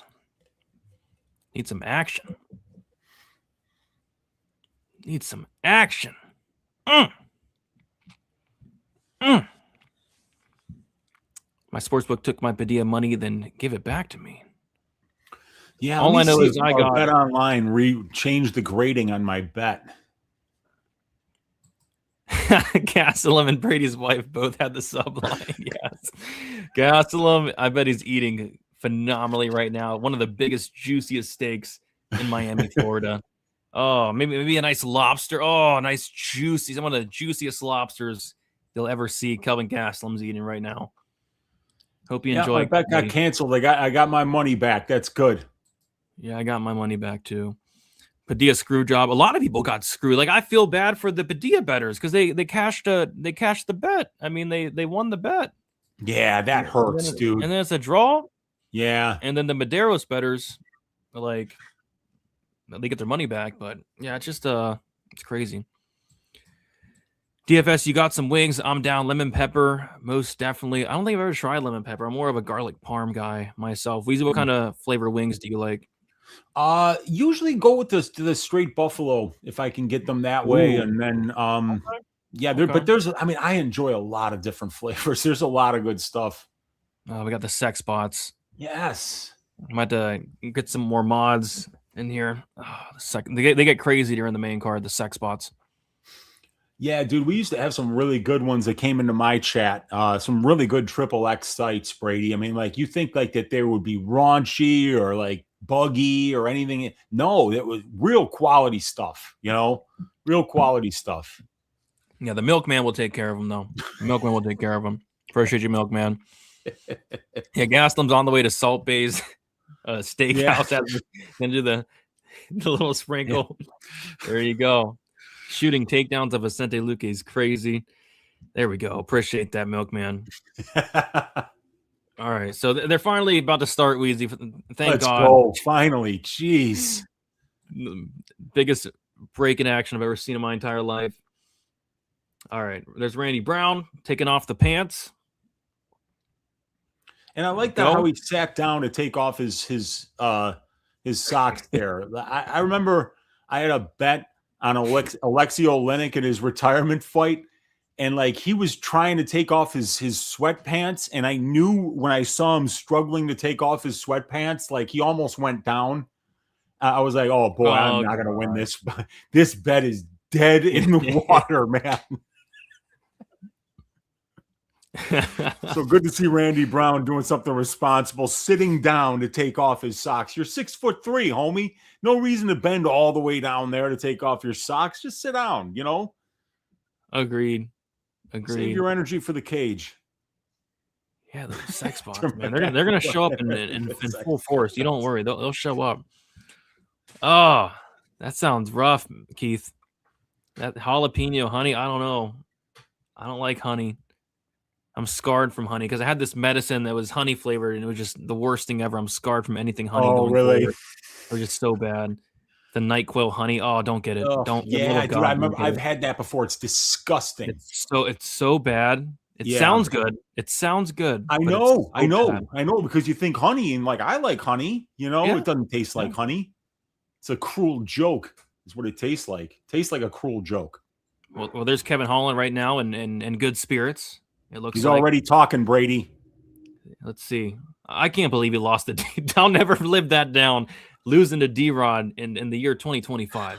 Yeah, I know, man. Then he bailed him out of jail. Did you hear that D-Rod's been in a Tijuana prison for the last 7 months?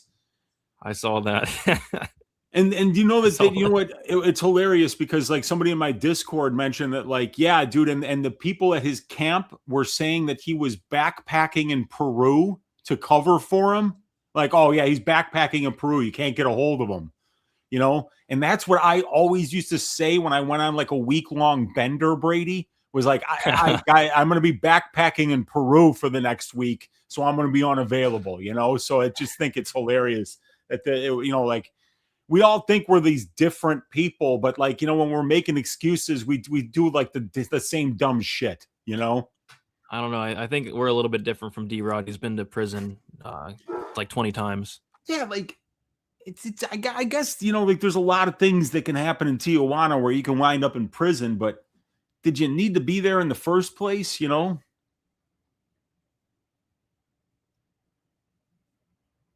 I wouldn't want to go in there. Isn't that the happiest place in the world, though? Tijuana. It is. It's the happiest place on earth, man.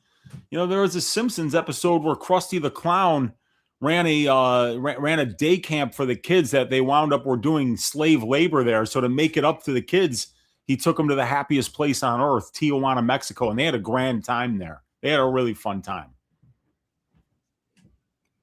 Of course. So, all right, we were finally we get this fight up. Finally. Yeah, prison was very nice looking because like he had like a flat screen TV in there. He was doing drills, you know. Got a TV in there. Yeah. All right. Here we go. Buffer, let's read the scorecards right this time, man. Let's not do that again. All right. Got to fill up my water before this fight starts so I could take another 6 bathroom breaks before the last fight of the night, Brady. Let's go. Let's go. I've taken a ton already. Got to stay hydrated. Got to stay hydrated when talking fights and watching fights. Hydration is key. All right, there he is, Randy Brown. Now plus 100. The line has flipped. The line has flipped. Kevin Holland is slight minus 120, minus 130. You know what? I like the red sparkly suit he brings to the table. I like that. That's what I like. That's my favorite Bruce Buffer suit is that red one. All right. Let's see how Kevin Holland fucks this up. Let's see.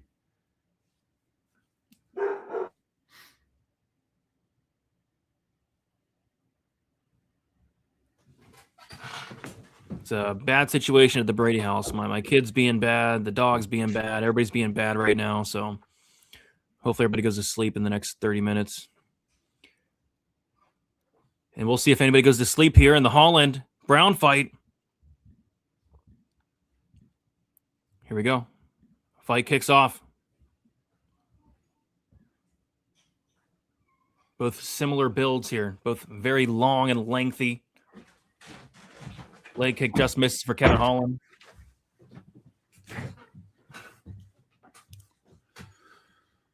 Good thing they're wearing different color shorts, huh, Brady? Yeah. Same exact build. Long and lengthy guys. Leg kick for Kevin Holland. I can't wait to see how Kevin Holland fucks this fight up. Oh, nasty leg kick for Kevin Holland. Oh, a nice left hand from Randy Brown, though. Kevin Holland look for another leg kick there. And that's good. Attack those skinny legs of Randy Brown. They're very skinny legs. Neural ass legs, Brady.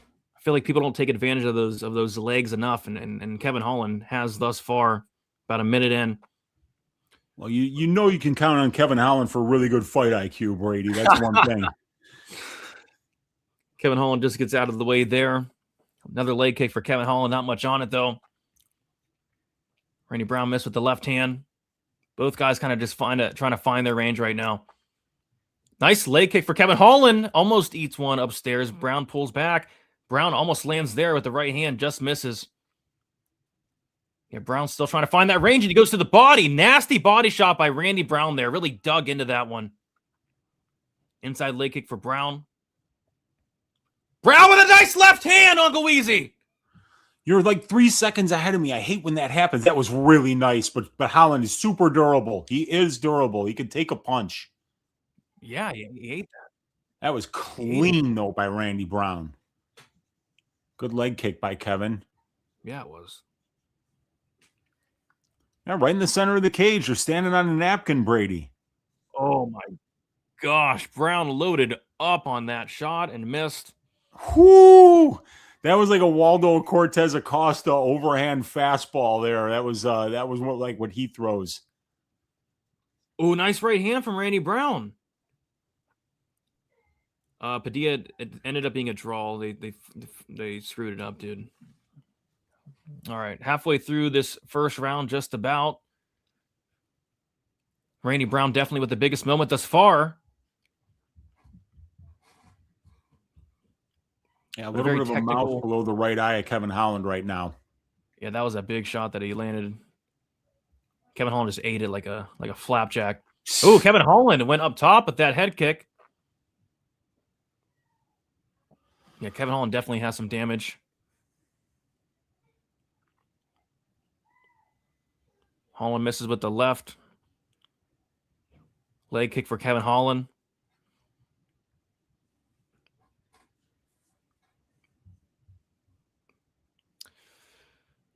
Yeah, I mean, jab to the body for Holland was nice. Yeah, these guys are both tall and they're both like. I think Brown might have got hurt here, Uncle Weezy. Brown ends up on bottom. I don't know. Oh wow, he yeah, or kind of got caught coming in a little bit there, Brady. Yeah, it looks like he might have got caught coming in, but Kevin Holland is now on top, landing some elbows, some punches here as Kevin Holland. I would like to see a replay on that. Yeah. But Holland is on top here. Remember in the Thompson fight? He's acting like he knows Randy's hurt. Like he's showing a little bit of urgency here. Well, now not so much, but yeah, Brown just closes his guard there. But I want to see oh my gosh, nasty elbows from bottom for Randy Rude Boy Brown. They're doing a replay here. Let's see. I don't know. I don't think anything landed there, Weezy. Okay, let's see. I don't think anything landed. Miss. Yeah, nothing landed. You're absolutely right. I thought he did catch him with something though, but he did not. Yeah, he did not. He did not catch him with anything. So unfortunate for Randy Brown. This is probably going to lose him the round. Kevin Holland on top here. Closed guard for Brown. Kevin Holland, cheeky elbow on top. About 40 seconds to go in round one. Kevin Holland looking to finish this round strong. Brown throwing up his legs here. Nothing there. Remember, Kevin Holland's been submitted like 50 times. I know. Big up kick for Randy Brown. I don't know how Kevin Holland ate that. Is Kevin Holland unconscious? What the heck? I don't know how he ate that on the Weezy. God. That was nasty. How did Kevin Holland eat that up kick? Oh, my God. Let's see if he can find a submission here, Brady, because I think he's still got him a little bit banged up. Yeah, how could he not? Oh, my gosh. Oh, that up kick was disgusting. Man, I mean, you saw that the chin just go way up in the air on his way down to the ground. That was nasty. Let's see. I want to see the replay on that kick. Oh, my gosh. I mean, I got it on Brown. I knowing that Brown didn't get dropped with that one shot and with that up kick, the damage he did in the first half of the round, Brady, I got that for Randy Brown. How about you? Yeah, but it's all up to these judges. Did they think Brown got dropped? They don't have replays and stuff, which is scary. I know, and that's the thing. On first look, I thought he got dropped. Yeah, I thought he had to have got dropped, but no, he just kind of slipped and created a scramble and got to his back and got on top. So yeah, the up kick was nasty. I don't know how Kevin Holland ate that. Kevin Holland's durability is still there. It wasn't there against D-Rod because he got dropped like 3 times, but it is here tonight, Weezy. Oh my gosh. Yeah, it is there tonight. That is for sure. 1-0 Brown. Holland minus 360 on FanDuel. I don't know. I would never trust Holland anywhere near minus 360. Minus 360? What? Brown plus 300 as a good hedge. Yeah, plus 300 is kind of wild. Clear Holland around. I don't know about clear. Yeah, I don't think it was a clear round at all. I mean, I wouldn't be mad at it being scored either way though. Yeah, 100%. Nice up kick from Brown and then a nice big shot from Brown early in the round, but Holland did have some top control and stuff. All right, round 2 kicking off. All right. Let's see what we got here for round 2. Interesting round 1. Very. Oh my gosh, Holland loaded the heck up on that shot. Both guys. Oh my gosh. He tried to take his head off there. He sure did, man. He threw it so hard that he like fell down. He tried to throw a 110-mile-per-hour fastball there to Kevin Holland. That was crazy. If that landed, it was 99. Keep your butthole tight. Yeah, that's for sure, dude. Jeez. Nice leg kick from Kevin Holland. Oh, nice jab from Rude Boy Randy Brown. Yeah, Holland 70% on Polymarket. Nice jab from Randy. A jab from Holland. Kick to the body from Randy. Some showboating from Kevin Holland. I don't know. I don't know if I'd showboat, but yeah, me neither. I mean, it's a close fight, Kevin. Both guys land leg kicks at the same time. Holland lands another leg kick there, though. Nice shot for Randy Brown. Gets through left hand. Cheeky. Holland misses. Brown gets out of the way. Holland is trying to kill him. Oh, great head movement by Randy Brown. Just missing a left hook from Kevin Holland. Jab to the body for Brown. Brown goes upstairs and misses. Randy Brown shoots in for a half-ass takedown attempt, but he gets his neck snatched up, Wheezy. Kevin Holland is on the neck. He's on that Darce, and it looks like Brown's about to tap potentially. That is tight. That is the textbook Darce there from Kevin Holland. He's got plenty of those. Let's see if he gets one here. He's got to get this, I think. Right? There's no way. He's got the leg. He's got everything he needs here. It's locked in. Let's see if Randy Brown can try to get out of this, but that is locked in, ladies and gentlemen. Yeah, I can't believe he hasn't tapped yet. He has not tapped yet, but that is locked in. Brown trying to get that leg out of there. You see at the bottom. Yeah, like he needs to get that leg out of there and start getting his body away from him. Holland's cranking on it.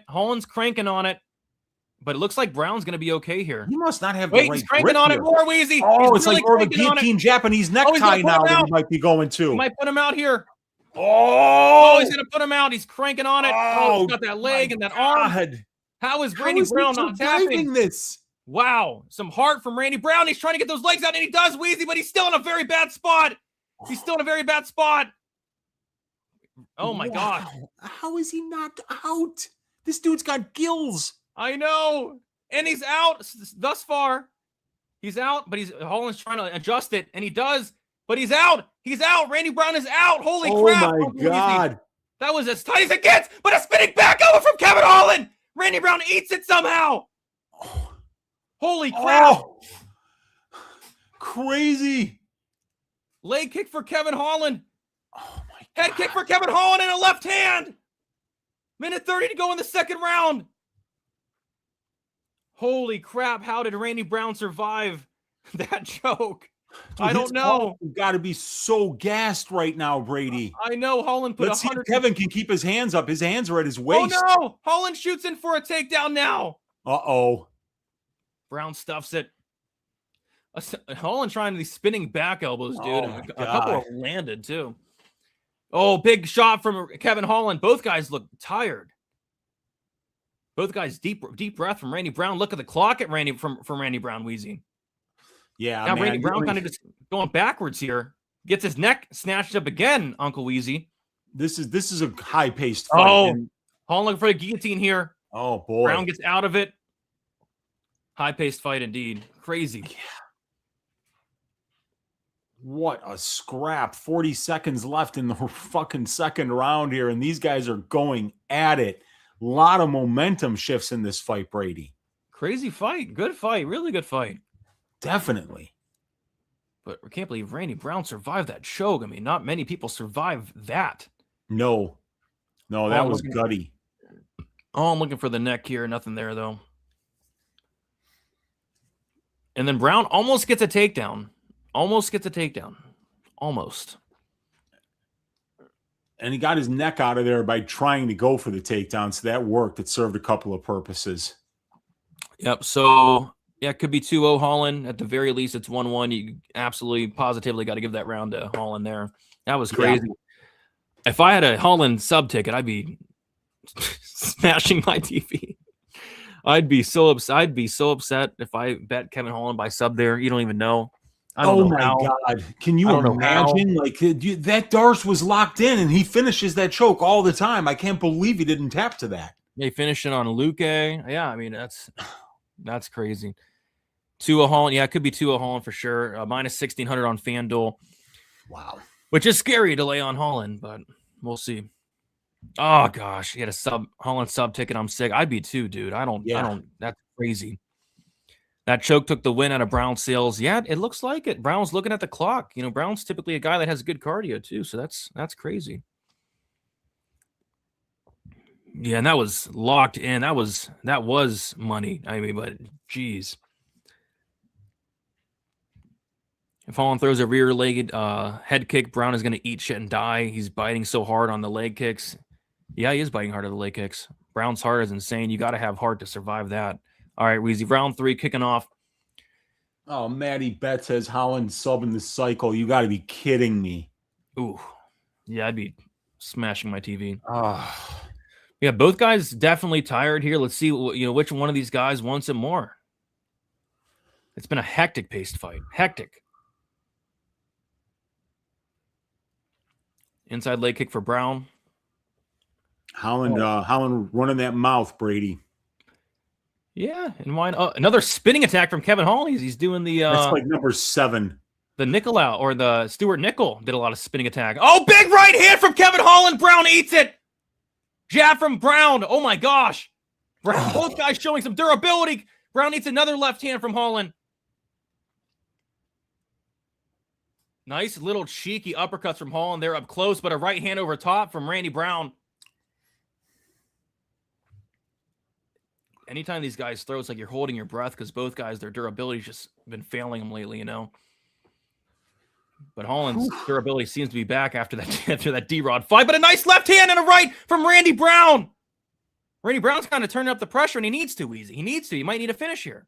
He might need one. Yeah, man. I mean, it depends on how you score the first round, but no way you're scoring round 2 for Randy Brown. So he's got to have urgency here, man. He's got to land big shots on Kevin Holland. See that gash on the cheek of Kevin Holland, a gash has opened up. Did that just happen with one of those short little shots? It might have. That's nasty. What, has he got a razor blade in his glove? Yeah, I think Brown's some old school wrestling shit. He's got foreign objects on him. I think so. So Holland reverse position here, though, which is good. 3 minutes and 13 seconds to go in this third round. Randy Brown's going to look to dig these underhooks, land a knee along the way. Looks like Holland might be trying to go for a takedown, but he gets reversed against the cage. Brown now has Kevin Holland pushed against the cage. Holland's landing some little short slaps to the face, some punches to the body here. Randy Brown does have a hold of Kevin Holland here. Let's see if we can take him down or do something. But right now they're just clenching up. Both guys exhausted. Oh, okay. So Milkman says that cut's been there since round 1. That was the first time I saw it. Yeah, I got an up close look, but a nice elbow there up close for Randy Brown. Big swings and misses from Holland, and Brown goes up top and lands, and a jab. Nice jab. Crisp jab from Randy Brown. Another jab for Brown. Brown coming forward. Brown showing some urgency here. Holland looks for a jab. Holland lands a jab. Another jab lands for Kevin Holland. This is good. Good urgency from Brown. A little couch cushion money on Randy Brown live at plus 1,100, Brady. Ooh. Oh, takedown for Brown. Oh, almost. How did he not get that? The cage keeps Kevin Holland up. Keeps Kevin Holland up. Gosh. But Brown did land a nice knee there against the cage. Kevin Holland's talking to the ref about something, smiling around. Kevin Holland, you're in a fight, buddy. You're in a fight, Mr. Kevin Holland. You got 1:45 to go. Brown's going for a takedown here with 1:40 to go. Holland's landing some cheeky elbows to the side of the head. Brown's got to be careful there. Some cheeky punches. And Brown can't get him. How can you not get Kevin Holland down, Randy? He'll take himself down. How are you not taking him down, Randy? Yeah, Randy's not really a wrestler. That's the problem, man. Oh, my gosh. Is the crowd booing? This is a good fight. Nobody should be booing. Yeah. But right now they are clenched up. 1:15 to go. Brown potentially might need a finish. But Brown is winning the third round, I think, Weezy. You got to give it to Brown. Yeah, and I think you could score round 1 for him, especially if you didn't think that Holland got the knockdown in that one point. So, I decided to take that shot at plus 1,100 for a little couch cushion money. Let's see. Plus 1,100. See what these crooked, corrupt judges do, man. Looks like we're going to end this fight with some clinching. Mark Goddard warning him to do something. Brown just pushing Holland against the cage. Nasty knee there for Randy Brown against the cage. 40 seconds left. Kevin Holland reverses position, but Randy Brown to the back here. Back in the clinch. Holland with some cheeky elbows to the side of the head. Watch the back of the head. There we go. Yeah, 25 seconds to go. And Kevin Holland reverses position. Holland clinching up Randy Brown. Some nasty shoulder strikes here from Kevin Holland. Nasty. More of them. And then Kevin Holland looking for a takedown. Doesn't get it. Randy Brown's going to reverse Kevin Holland and probably push him back against the cage, and he does. And that's how the fight ends, Weezy. It all comes down to how you scored round 1, because round 2 was clear Kevin Holland. Round 3, clear Randy Brown. How did you score round 1 is how we're going to decide this fight. What do you guys think? Well, the reason that I played the 1100 is because I actually did score round 1 for Brown, but not confidently. It was a close enough round, but Holland did have that what looked like a knockdown, but was not a knockdown, and about a minute and a half of top time as a result of that. So we'll see how this one goes. But my pick was Holland by decision, so I'm either going to get my pick right or I'm going to win a little money. Yeah, and you never know what these judges are going to think, man. I mean, you never know. Holland won. Yeah, probably. I think Brown won round 1. Yeah, all depends how they score that up kick. But we'll see.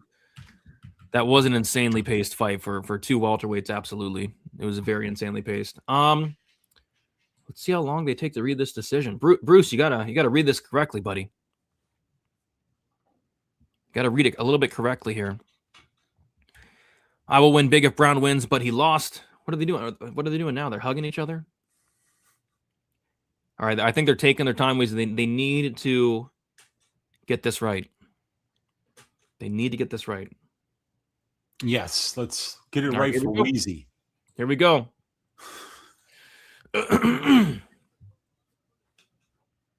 All three judges. 30-27. What? For Kevin Holland, 30-27 times 3. Fair enough. Wow. 30-27. I'm 30-27. I'm pretty surprised by that, man. But you know what's crazy is it seems like the live markets know, because they got Holland minus 350 at the end of round 1, and that was a 50-50 round. It's like, wait, why do you have it there? So maybe they know something. Yeah, 30-27. 30-27. I'm shocked. Even the third round though. I mean, I don't know. Maybe they fell asleep during the third round. I don't know. I don't get that. Pre-written cards. Yeah, I mean, 30-27. It is crazy that all three judges thought that. I thought 29-28 is more than fair, but a gift for Kevin Holland bailing out D-Rod. Yeah, Kevin Holland, I can't believe he lost to D-Rod. Can't believe it. Clear Holland win. What were you guys watching? No, I scored it probably 29-28 Holland. I just thought that you got to give Randy Brown the third round. He's like the only person that did anything. So they're going to come back after the next fight and say it was a draw. Maybe. You never know. 30-27. Yeah, I don't remember Holland landing anything in that third round, but maybe I'm watching a different fight. Did Chris Padilla win? It shows a draw on ESPN. It ended up being a draw. Yeah, that's wild, man. It's been 6-7 years almost since that's happened, where they got the decision wrong in the cage. Yeah, in an hour they'll announce it was actually Brown won the fight. They made a mistake. Crazy. All right, Weezy, you want to break this fight down? I know we both have bets on this one. I have the fight doesn't go to decision. Got some CLV there, which is terrifying. And then also the fight ends by KO, which also has CLV, which is also terrifying. But need some violence here in Pico Pitbull. What are you liking here? Yeah, I got reverse CLV'd on Ribovics, and that one did wound up horrible. So hopefully the reverse CLV in this case is an indication of a win that's about to come. But I think the way that I'm seeing this is the same way that Brady's seeing this, and that's that Pitbull's a good, clean counter striker who can hurt you if you get a little bit overzealous trying to go for your offense against them.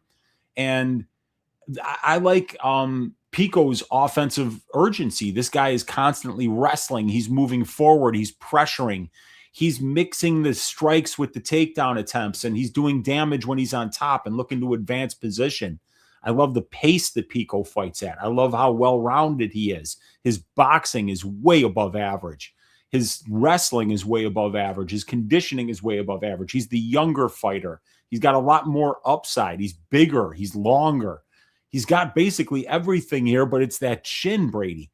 And it's not even like he's got like this horrible chin, because the shit that he's getting knocked out with, it would knock anybody out. These are not shots that he should be eating successfully. You know what I'm saying? So with Pico, it's just about not losing that moment. And Pitbull's like this low volume striker who waits for moments.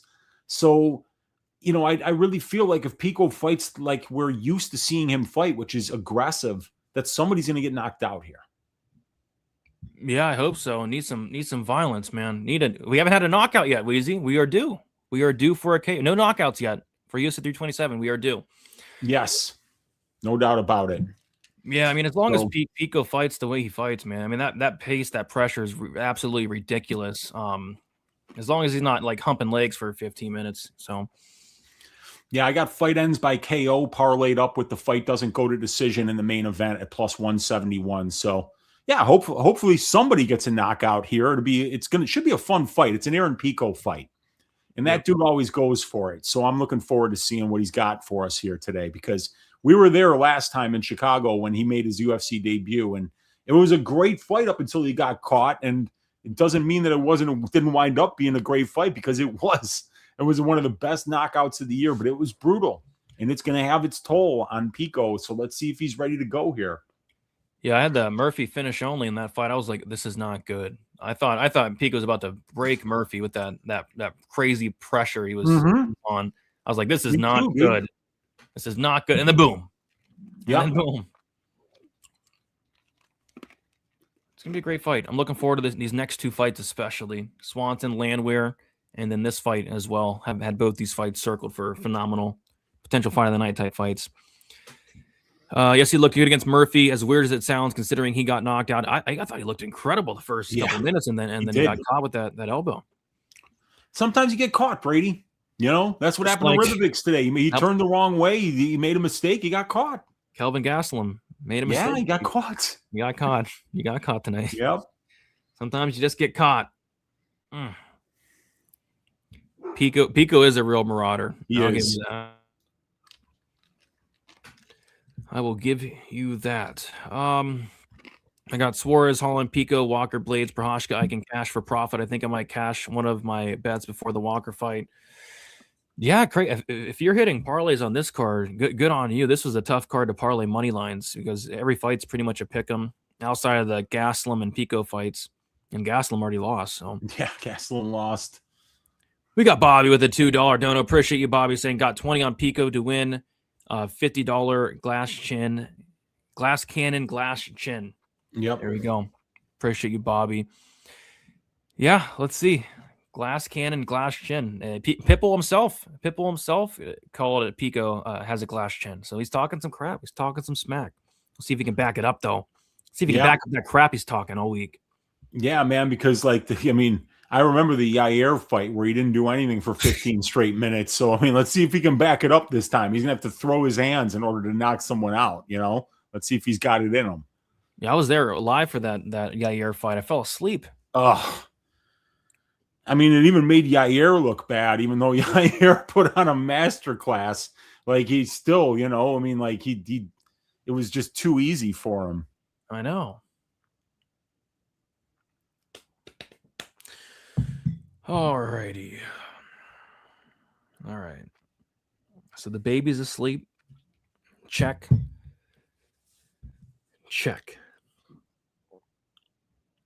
Need to settle down over the Brady residence. It's too rowdy over here. Is it crazy? Too rowdy. Yeah, it's a little rowdy. Okay. Bellator title fight on the prelims. Yeah. The featured prelim. They're getting the featured prelim spot, though, at least. Yeah, what the hell, man? The last fight just went to decision. Am I tripping, or are we waiting a long time between fights again? Yeah, or is that just me tripping again? It hasn't been that long. Am I being impatient? No. Start the damn fights already. What are we waiting for? Another commercial about socks? What is going on here? Why would somebody want socks? What are those? It's like we already have socks. We have a lot of socks. I don't need. God damn it! What I need is a fight. I need a fist fight. Need a finish. Need a KO here. Yeah. Need to hit some bets. It all starts with this fight.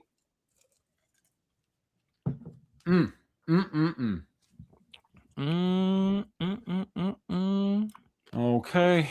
All right. We're in the cage. Well, almost. We're getting our Vaseline on.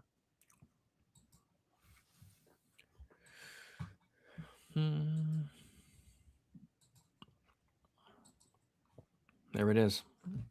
Yeah, so Pico looks like biggest favorite on the card now. We got the minus 270, which makes him a bigger favorite than Kelvin Gastelum was. So let's see. God. All right. So he is the biggest favorite on the card then. Yeah. There's Bruce Buffer. Let's see if he can pronounce Pico right. He's fucking everything up tonight.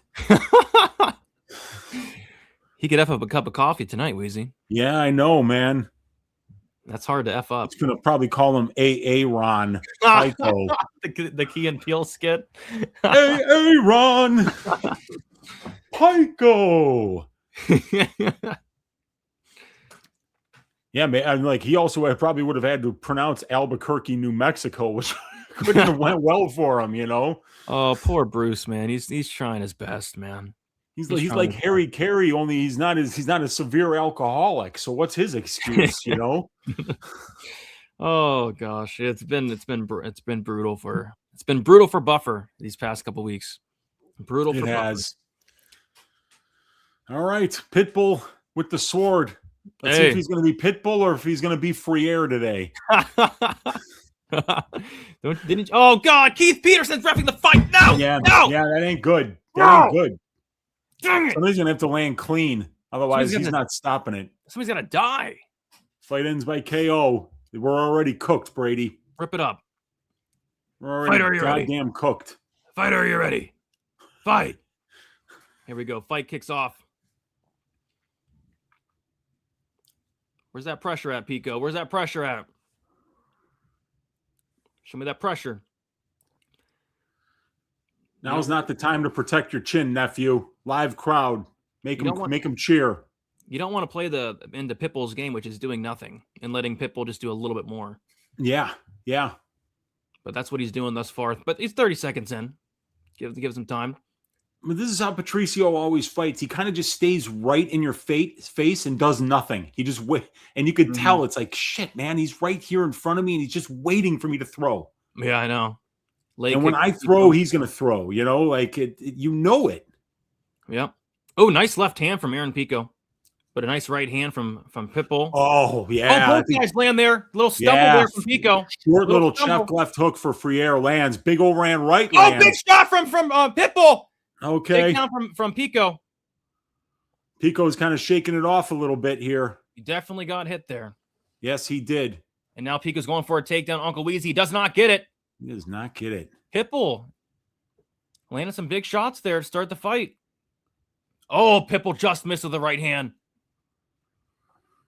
Oh, big calf kick for Freire. Nice calf kick, yeah. Jab for Freire. Pico rips a left hook and just misses it.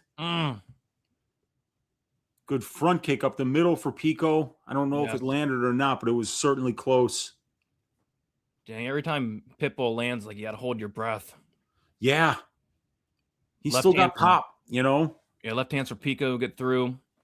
Nice calf kick from Pico.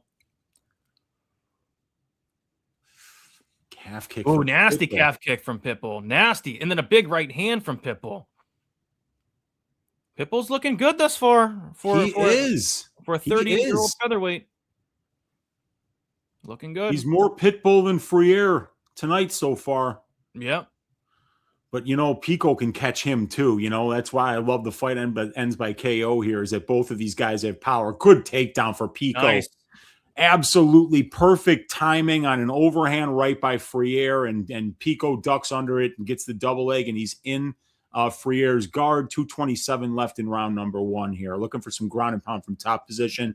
And Freire's got the butterflies in, looking to stand back up, and he does almost.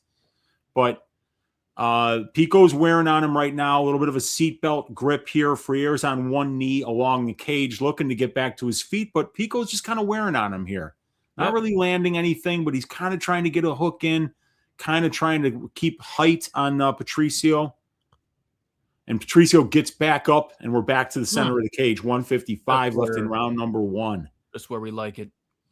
Yes. Some jabs there from Pico. Nothing landing, though.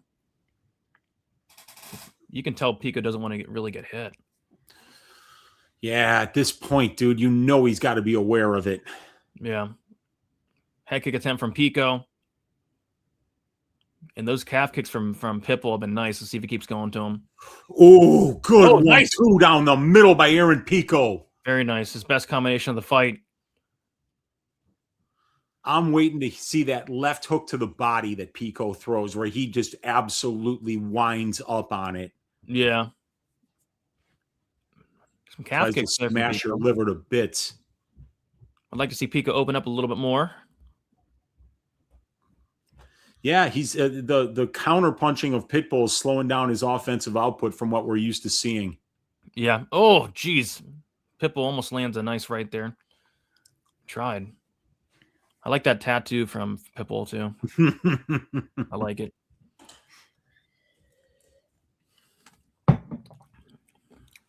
Oh, good straight right for Pitbull. Yeah.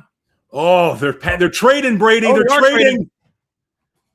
Pitbull going for a takedown now. Yeah. Doesn't get it. Yeah. Pico's nose is kind of busted up a little bit. Yeah.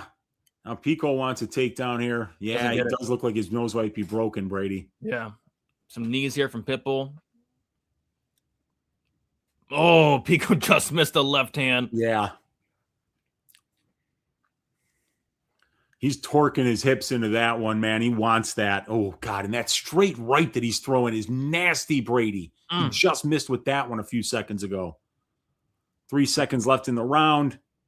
Got to be a Pitbull around here. Got to be a Pitbull around. I don't even know who won that round, dude. Got to be Pitbull. Oh. I think Pitbull landed a bit more, but Pico was advancing more. Yeah, Pico definitely did land more, but I thought Pitbull landed better. Pico minus 180 live. Wow, the line flipped. Yeah, remember he was a favorite already, so that means some money has come in on Pitbull. It's a close fight. Yep. Oh, he's saying Pico's still the favorite. Close round, 1-0 Pitbull. I think Pitbull landed a bit more, but Pico's advancing more. Oh, yeah, that stiff jab from Pitbull. But that was a nice takedown from Pico. Beautiful takedown. Beautiful. 10-10. Pico landed more and got the takedown with some control time. 1-0 Pitbull. Yeah, we'd like to see a little bit more urgency from Pico. A little more pressure. Let's break this guy. All right, why are we not showing the fight, Weezy? Why are they not showing the fight? Oh, Weezy left. Why that was so weird. Why were they not showing the fight? That was so weird. Anyway, the fight's back on. But we missed like 5 seconds of it. Calf kick for Pico. Oh, nice right hand from Pico! And a left! Definitely got the attention of Pitbull. Jabs from both guys. See, I need more of that out of Pico. That was good work. That was good work from Pico there. Just not enough volume. Big right hand from Pico. Shot to the body from Aaron Pico. Jab from Pico. More pressure. You're letting him off the hook here. When Pico lets his hands go, he's doing good work. Nasty calf kick for Aaron Pico. And a nice right hand for Pico. Right to the nose. Good counter from Pico. And a nasty uppercut from Aaron Pico. Pico needs to turn it up. Pico needs to turn it up in pressure. Head kick attempt from Pitbull. Nothing there. Leg kick for Pitbull. Pico's starting to pressure. Calf kick for Pitbull. Pico's got to let them duke. No, and Pico goes for a takedown and gets it. Pitbull back up. Pico's whooping his ass when he lets his hand go easy. He's just not. Yeah, he is, man. He is. He's got great boxing, dude, and he's landing big shots. I don't know how many more. I mean, he lands a couple more clean ones like that, and he's going to get him out of here. Back at distance and a nice left hand from Pico off the break. Yeah, just keep landing on him. Oh, good stuff from Pico. Very nice. He's landing at will here, Weezy. Whenever he throws, he's landing. And he's landing hard and he's landing clean. Yeah, we just need him to show just a tiny bit more urgency because I think he's found his rhythm, Brady. He's found his range. He's found his rhythm. Yeah, and he lands a nice left hand there. Yeah, just misses with a head kick. Good calf kick for free air. Oh, body head for fucking. Try that uppercut. That body shot was nasty. That is another nice body shot from Pico. He has had another one earlier in the round 2. Halfway through this fight. Good steady pressure here from Pico. But let your Dukes go. Let them Dukes go. Oh, big shot from Pico and a head kick almost lands. Oh, Pico! Pico drops right hand. He drops him. Oh, but Freer bounces right back to his feet, but his face is bloody. Don't let him off the hook, Pico. He's let him off the hook. Let's go. Let's go, Aaron. You got him hurt. Why are you trying to take him down? Oh, you idiot. Oh, God. Oh, he ribs a left to the body, though. Go upstairs. Come on. Good straight right for Pico. Nice. More, Aaron. Oh, more, Aaron. Oh, big shot by Pico. Oh, and then he goes for another takedown. Pico, the wrestling's not what's working right now. It's the pressure. It's the hands. Oh, my God. Come on, Pico. Pitbull lands there. Pitbull lands once more with the right hand. Dude, he's showing some pretty good durability so far. Yeah. Oh, yeah. Because Pico's cracking him. He is. That's the third time that Pico's been hurt in the UFC. Iga hurt him with the knee. Yair dropped him, and Pico just dropped him there a second ago. Nice shot there from Pico. Minute 10 to go. Right was sweet. I mean, it didn't quite drop him. I mean, like his hand, it would have been counted as a knockdown in boxing, but I don't know if it will be for UFC stats. Yeah, it's not a lot of we've never seen Pico fight like this. The pressure is just not there tonight. It's there a little bit, but yeah, he's got to protect his chin. You know that's something that you got to bake into your capping a little bit when somebody's coming off a serious knockout. Yeah. But it's not like he hasn't been aggressive, He has been. He's just not recklessly aggressive like we're used to seeing him, Yep. Nice left hand off the break there from Pico, and then a right. Oh, good big one right too hand for Pico. He's Fall landing down. Brady, and then he takes him down with 20 seconds left in the round. He just hurt him badly. Yep, that's what you're gonna do. Is if you a good elbow on top from Pico. Come on, somebody, you gotta finish take him strong. down. Finish strong. Big elbow, Pico. cut open Pitbull's eye. Okay. Oh, big ground and pound here from Pico. Oh yeah, he's landing some nice shots from the top here. Is Pico, dude? He's got to be close to finishing this dude, man.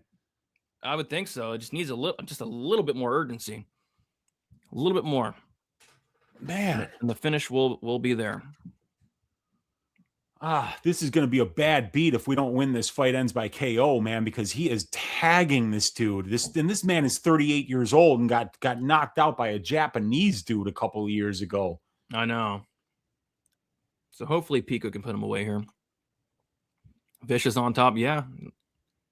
Man, that was just, he's landing these straight shots to the chin, man. Some great counters, great hands from Pico. Man. He landed a nasty uppercut earlier in the round. Wow. Great work by Aaron Pico.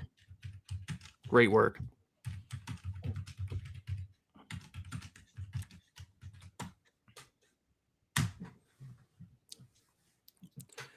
Here we go.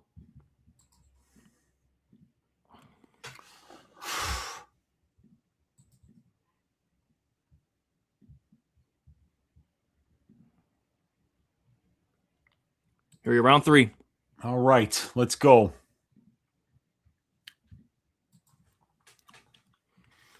Let's see if we can get some urgency. Calf kick from Pitbull.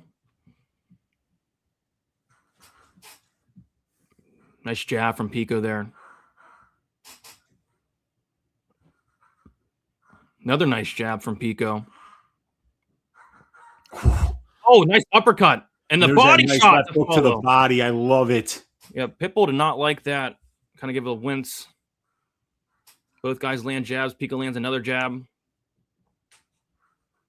Oh, good left hook nice for Pico. Kick to the body from Pico. What is holding Pitbull up, man? He is getting cracked. Somebody test this man.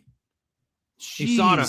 Bring back USADA. Yeah, where's USADA, man? What is this? What this guy is juiced to the tits right now. Yeah. Takedown attempt from Pico, nothing there. Knee from Pitbull.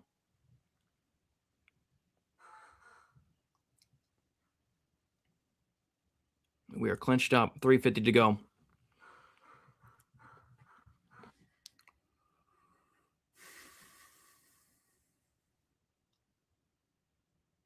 Both guys taking a break. Yeah, they're relaxing here. They're taking a breather. It's all right. Not for long, guys. Well, Pico looking for the single leg. Ooh, went up top there. A couple of short hooks. Nice jabs from Pico. Yeah, just staying in the face with the jab, just sticking them. Multiple jabs. Woo!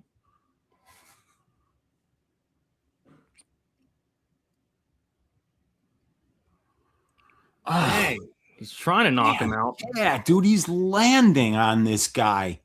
He's landing hard. Fuck. More jabs. Nice right hand in the left. Oh, my goodness. How is he eating this shit?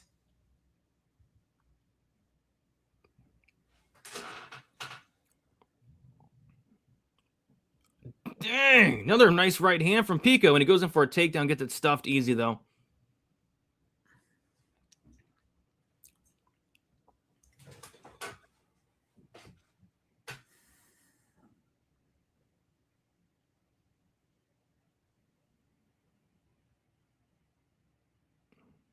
Well, they're clenched up in the center of the cage, hugging. Yeah, kind of a lot of silence there from us because nothing's happening here. They're just giving each other a nice hug. Yeah. Nice Clinched in the center of the cage. Not something you see every day. But Pico finally looking to get some separation. Lands a nice elbow and a left hook. Oh, my gosh. Pitbull's face is completely shattered. Jeez. Takedown for Pico here. He's kind of got Pitbull on one knee.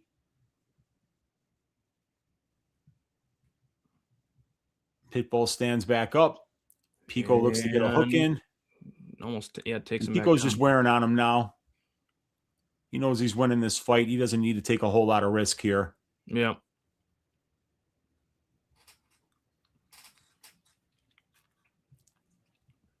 So some clinching here. I knew it was going the distance once Keith showed up. We didn't have a chance. And it wasn't even his fault. It was an unusually reliable chin from Patricio Freire. Yep. That's how it goes. Nice slam there from Pico. Yeah, good takedown. He's still got one hook in. He's still looking to maybe get to Patricio's back here and maybe finish with a submission, which wouldn't help us any. Well, I have the fight doesn't go too. So. Oh, okay. All right. Yeah. Sorry. It wouldn't help me any. Well, that's not happening.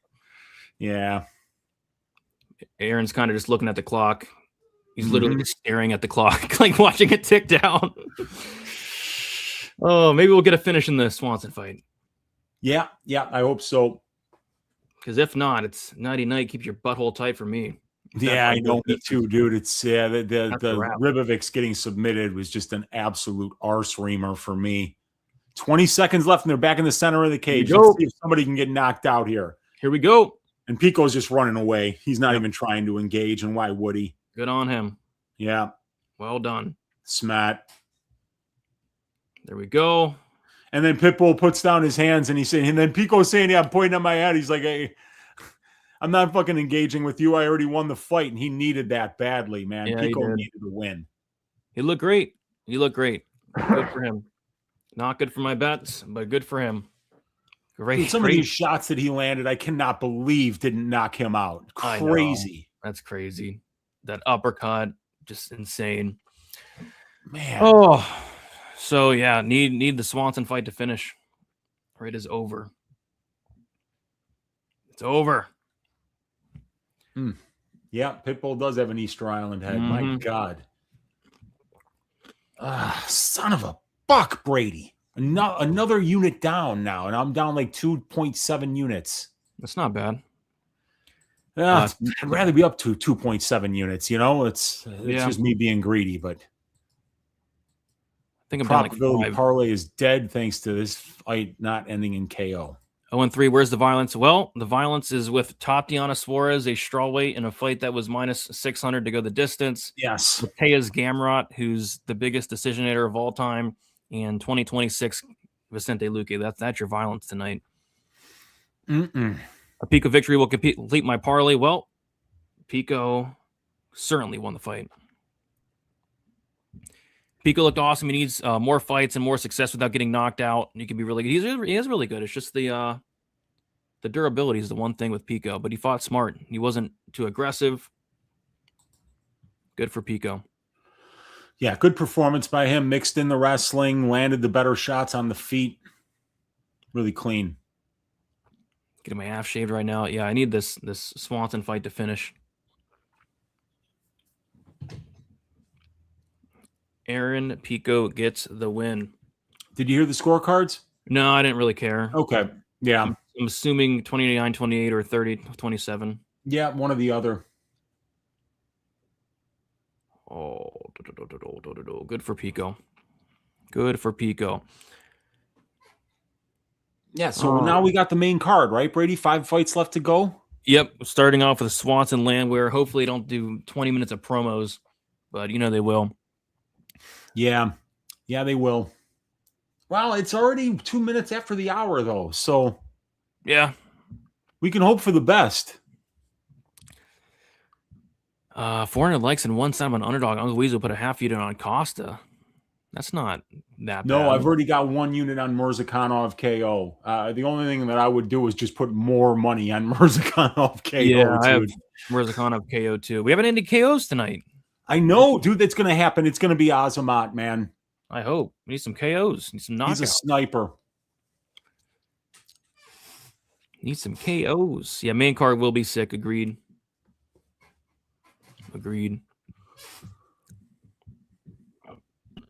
And Donald Trump making the walk. There he is. So we gotta watch this, and then it might be a 9:20, 9:25 start then. Y'all told me to cash out. Never. $5 into 655. Luque sub, Suarez sub, Pico money line. There you go. Glad you didn't listen to us. But why'd you ask though? If you're gonna come in and do that, I just said I don't trust Pico. But yeah, you won. You looked great. Are they booing? I don't know. I'm not listening. Yeah, I can't tell. I want to see Costa get KO'd. Me too, for my bankroll's sake.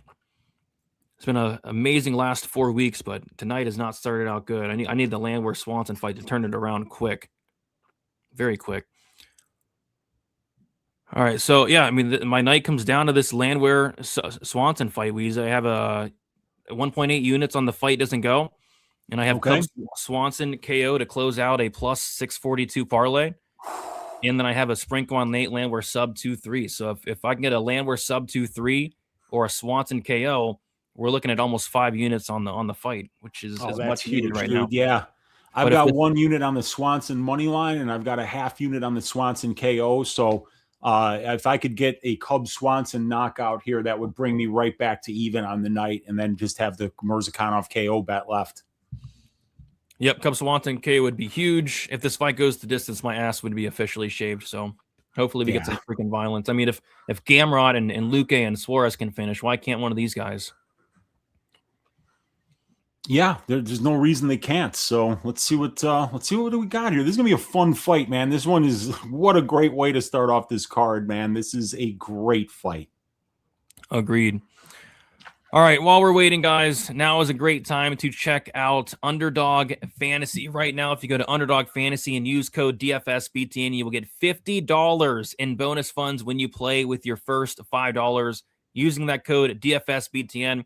For every sign up, I'm putting up a poster, and nobody signed up. So no poster. Quite frankly, nobody signed up the whole month, Wheezy. Really? How are we supposed to show up week after week if nobody's showing up?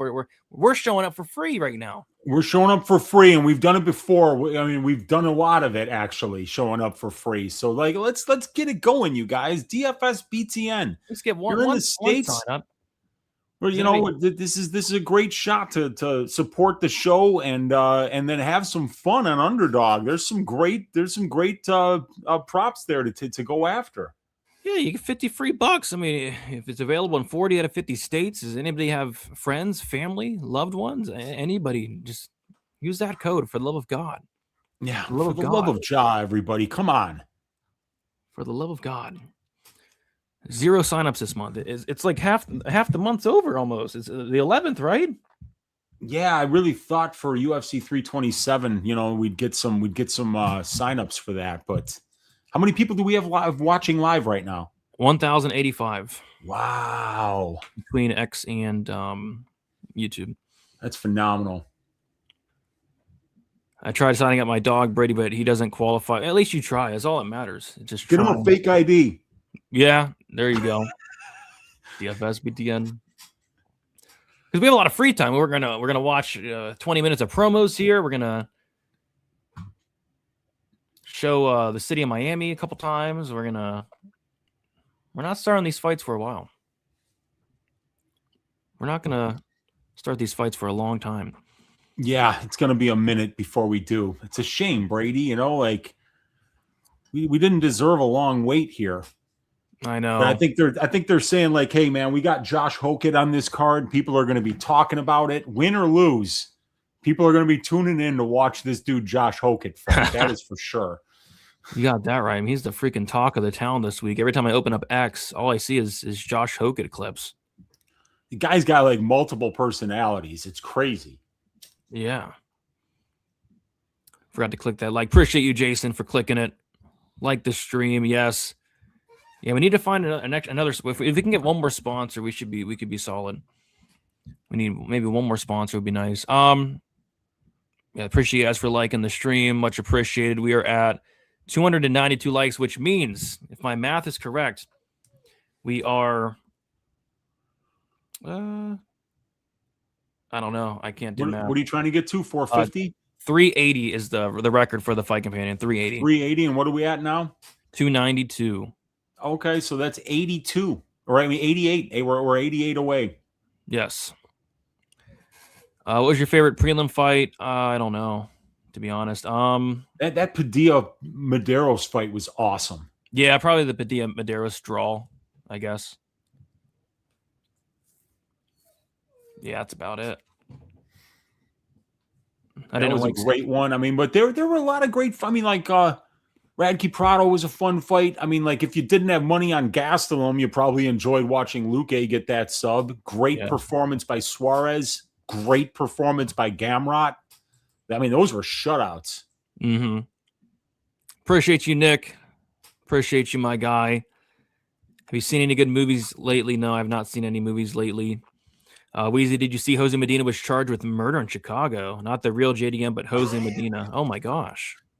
Oh my goodness. Yeah, we get a few murders here every week. You know, it seems like I'm just glad I'm still alive. But rest in peace, Jose Medina, Chicago resident. Hopefully you didn't have it coming to you.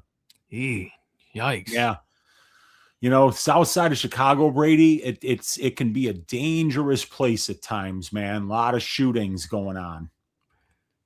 Yeah, Johnny Walker masterclass. Well, we even got a KO. If we don't get a KO in the Walker Reyes fight, we got a freaking problem on our hands. We got to check the glove. We got to get USADA involved. We got to get the FBI involved. I mean, we need a KO. Ridiculousness if that happens. Like a Swanson, Cub. I need a KO, dude. Knock Landwehr out. Knock him out. Please knock him out. For the love of Jah. And if you don't, then Landwehr, submit Cub Swanson in rounds 2 or rounds 3. Please, I need one of those to happen. And if it goes the distance, I'm gonna have to take a long walk, a very long walk. And you guys are stuck with me. While Brady goes barefoot off into the sunset. It's gonna walk, and I'm not gonna stop until I get to God knows where. He's going to keep on walking. I might be walking by this time tomorrow even. We'll see if the Swanson Landwehr fight goes the distance. Yeah, just go south, though. You know, promise me you won't go north. You know? I'll go south. I'll walk to Florida and get some there you South go. Florida there sun. You go. A good long walk. You could be alone with your thoughts. It won't take that long. There we go.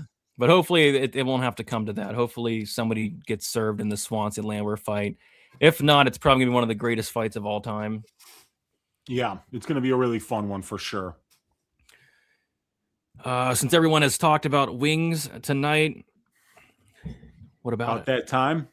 Is it about that time? Yeah, order some wings, man. You got time. We got a lot of promos. We got to watch a lot of promos before this card starts. Wheezy picked Cub. I picked Landwehr, but I think Cub Swanson KO is super live, and I think Landwehr by sub is super cheeky. I think both those are very much on the table. And then I also went decently heavy on the fight doesn't go. I went Hokit on the mic. Yeah, it'd be crazy.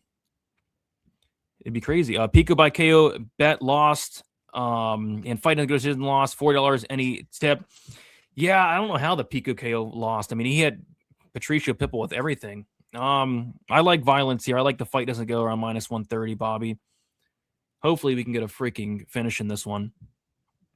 Azamat Jiri doesn't go. Azamat and Jiri doesn't go minus 120. I like that parlay. I'm 12 high noons deep. Ooh. That's a lot, dude. After my Kelvin loss, going to be rough tomorrow if Jiri doesn't KO Carlos. I'm right there with you. I need a Jiri KO 2-3-4 to save my night. Nate likes to bang. He does. Nate is a brawler and he has no chin. Yeah, that's why I think this Swanson KO around plus 300. It's definitely live. Yeah. Be right back. Bathroom break. If you don't have a chainsaw, you are not beating Landwehr. I don't know, dude. Landwehr's got knocked out by Morgan Charrier in his last fight. He knocked out by Morgan Charrier. I'm 6'3" and Husky 230, Brady. I can handle it. Yeah, I mean, high noons. Those are 12 of them is a lot, man. Especially if you're not pacing yourself. So you might set a record tonight. Cubs sub. If Cubs subs Landwehr, I will smash my TV. Plus 2,000. I will smash my TV. Brady, you're the cheekiest geezer I know. I appreciate that, JB. I appreciate that.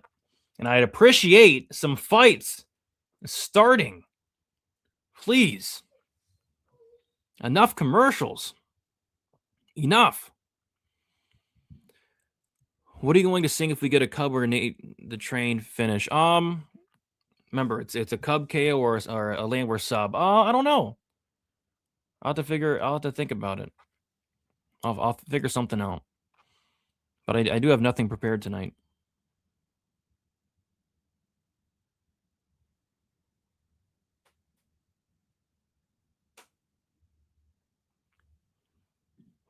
TVs are cheap. Yeah, they are cheap now. Smash the like button. Agree. Smash it up. Smash it up. Just like I'll smash my TV if this fight goes the distance. Why is the under 1.5 down to minus 116 Walker Reyes? Well, apparently Johnny Walker's been training at Extreme Couture, and Extreme Couture has cashed a lot of over 1.5s in their days. So maybe somebody knows something. He hates Extreme Couture. I hate Extreme Couture. They always go over when they're supposed to finish under, and it's always juiced. They're always cashing these plus money over 1.5s by doing absolutely nothing. So they love steak over at Extreme Couture for some reason. Coach Swanson. Yeah, money is pouring in on the over in the Walker Reyes fight. I don't know. Where's it at, Brady? What's the under at? Because the cheapest I saw the under at was minus 140. It is now minus 143 best price. Wow. Yeah, it's interesting. It's so cheap for that, man. Sorry, I'm just putting on an extra layer. It's a little bit cold in here. You're good. I've been saying it. We got to investigate Eric Nixick. We got to.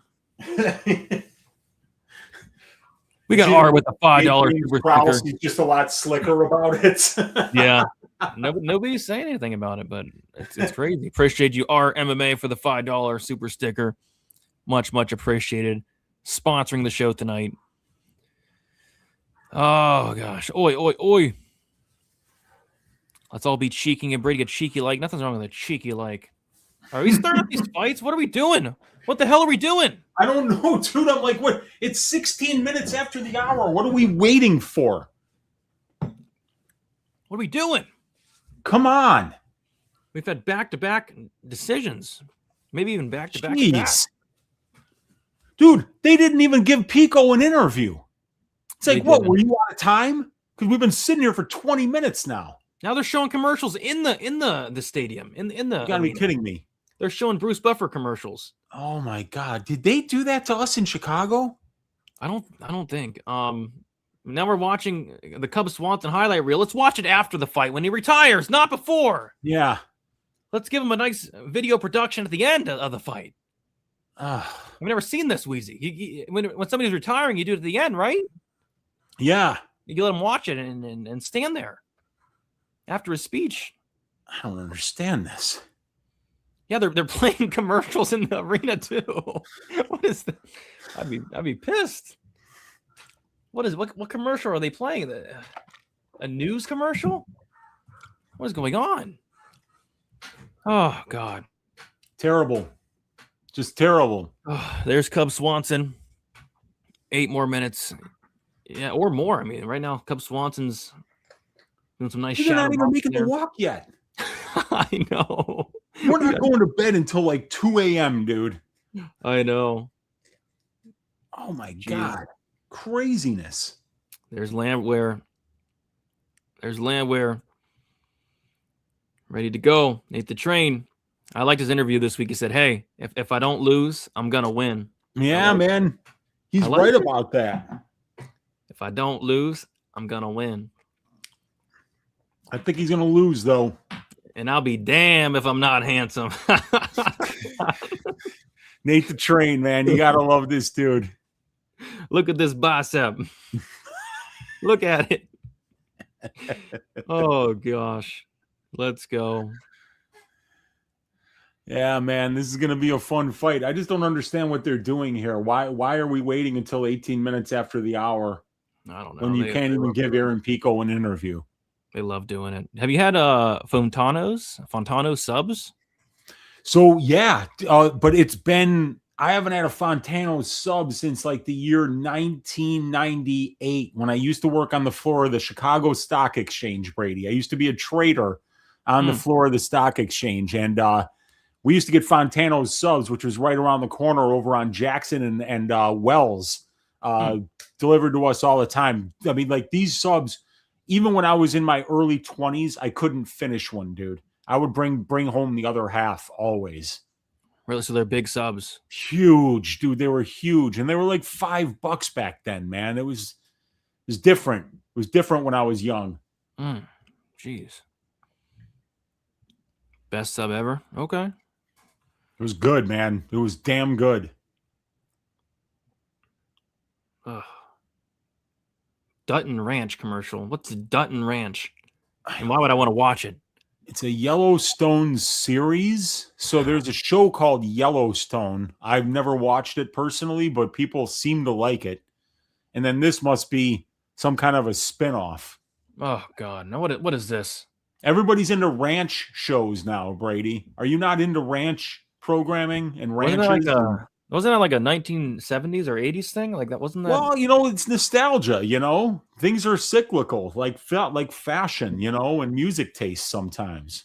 Yeah, I guess so. Like there's an Aljamain Sterling commercial right now on are you seeing this? I'm seeing it. Toyo Tires? I'm seeing it, man. Okay, now we're doing the walkouts. There we go. Okay, finally, for the love of God, let's get it going. If you're not seriously excited for the new series Dutton Ranch, you need help. Maybe I gotta take a look at it. Dutton Ranch. There's Megan Levy in that nice pink outfit. I really like that pink outfit tonight. I think that's the best part of this card thus far is that pink outfit. Yeah, but I still think it would be much better if we got a Cub Swanson KO here, Brady. That'd be huge. That's what I need. I need Cub Swanson going out on a win, man. Oh, a KO would be perfect right now. We got Tim Johnson with the $5 donut. Appreciate you, Tim. That Reyes line exploded. Walker is plus 140 on DK. Wow. I feel like it's a coin flip, and I love the value on that. Jiri by K was my most confident pick. Appreciate you, Tim, for the dono. And I agree. I picked Reyes with little to no confidence. So the fact that he's at minus 170 or minus 180, he's minus 180 now. I think that's disgusting. I mean, I don't know how anybody could trust either Reyes or Walker, but I don't know. We'll see. I mean, Reyes could look minus 180. Absolutely. But, I mean, the chin is so bad. Both guys, their chin is so bad. Yes, finally. We're still only getting a walkout. Yeah. And you have Cubs. Maybe they know something. Maybe they know that it's going to be a Cub first round KO. Maybe that's why. Let's do this Wheezy and Nico Price Robbie Lawler fashion. Yes. A little uppercut in the clinch. Did it land? Don't know. Did it end the fight? Definitely. You know, like that's what we're looking for here. Yes. You think Nate the Train's the type to take a dive in the UFC? I do not. Take a dive for a couple $100K. Why not? Well, I guess it depends. You know, like everybody has a price, like the $1 Million Man Ted DiBiase used to say, Brady. So, yeah, you know, yeah. Why not? Why not, Nate? Let Cub Swanson get his moment here in Miami, Florida. Why not? And I'm sure Cub's going to take his time on this walkout, being it's his last one. So we're not going to start these fights for another 20 minutes. He's going to take his time. Cub's looking a little bit emotional, Wheezy. Yeah, 42 years old, last fight. He knows it. Wow, I don't know if he's emotional or pissed off. I don't know. Very stoic. I don't know. He's a pro. You know he's ready to go. Yeah. Both of these guys are. They're gonna throw down, dude. Yeah, they are. I don't think Cub's worried about winning. I think he's worried about going out there and just absolutely melting this dude, you know, like I signed up and entered a $5 entry bonus. It didn't come through. I don't really care about the bonus you're trying to support, but I want to make sure it came through on your end. I'll double check. As long as you use the code DFSBTN when you signed up, it should be good, man. But hopefully you get the bonus. You should. Appreciate you, Bobby, for the $2 dono. Needs Nate 2-3 or Cub inside the distance. Let's get it. Let's get it. All right. Definitely use it. Okay. Well, hopefully we got credit for it. All right, here comes Cub. You got to be putting up a poster, man. Yeah, I know. We need that.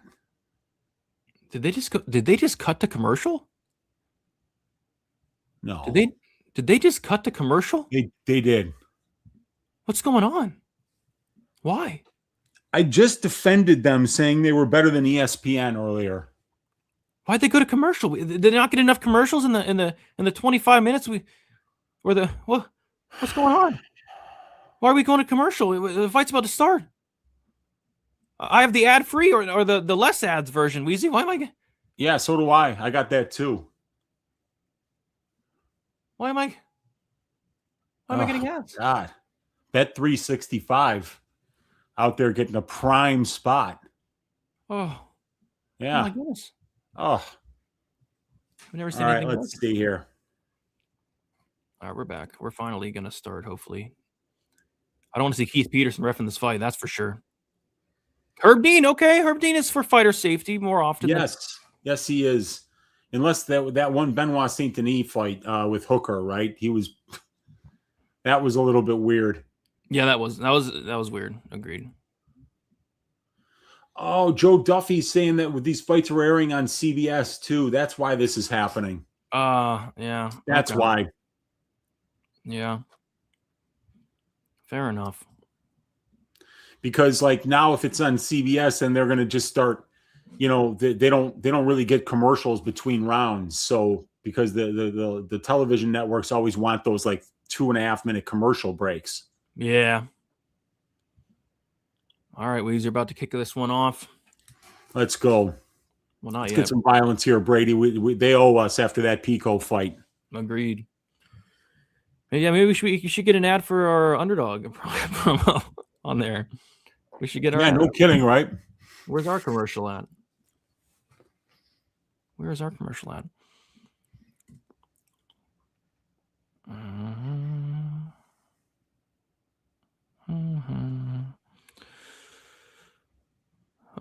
coverage. Okay, yeah, CBS. Okay. All right, there's Cubs kids in the front row. Easy. Hopefully he wins for them.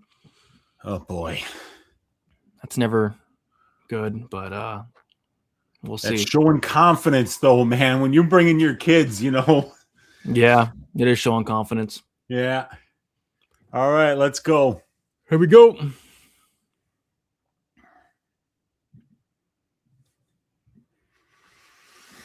All right, let's have a war, guys. Let's have a war. All right. Let's start it up. Calf a little kick. bit of pressure here from Nate. A little bit. Little bit. Jab for Nate, not there.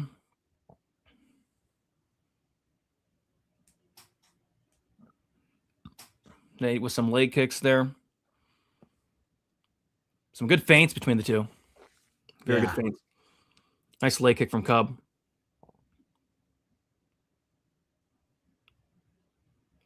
Nate the train more like Nate the feint. Nice body shot from Cub. Nice leg kick from Cub. Hey, Cub hands down style here.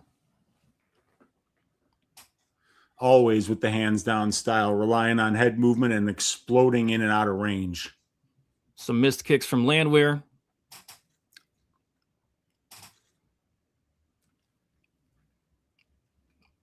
Nothing's really landed yet from either guy.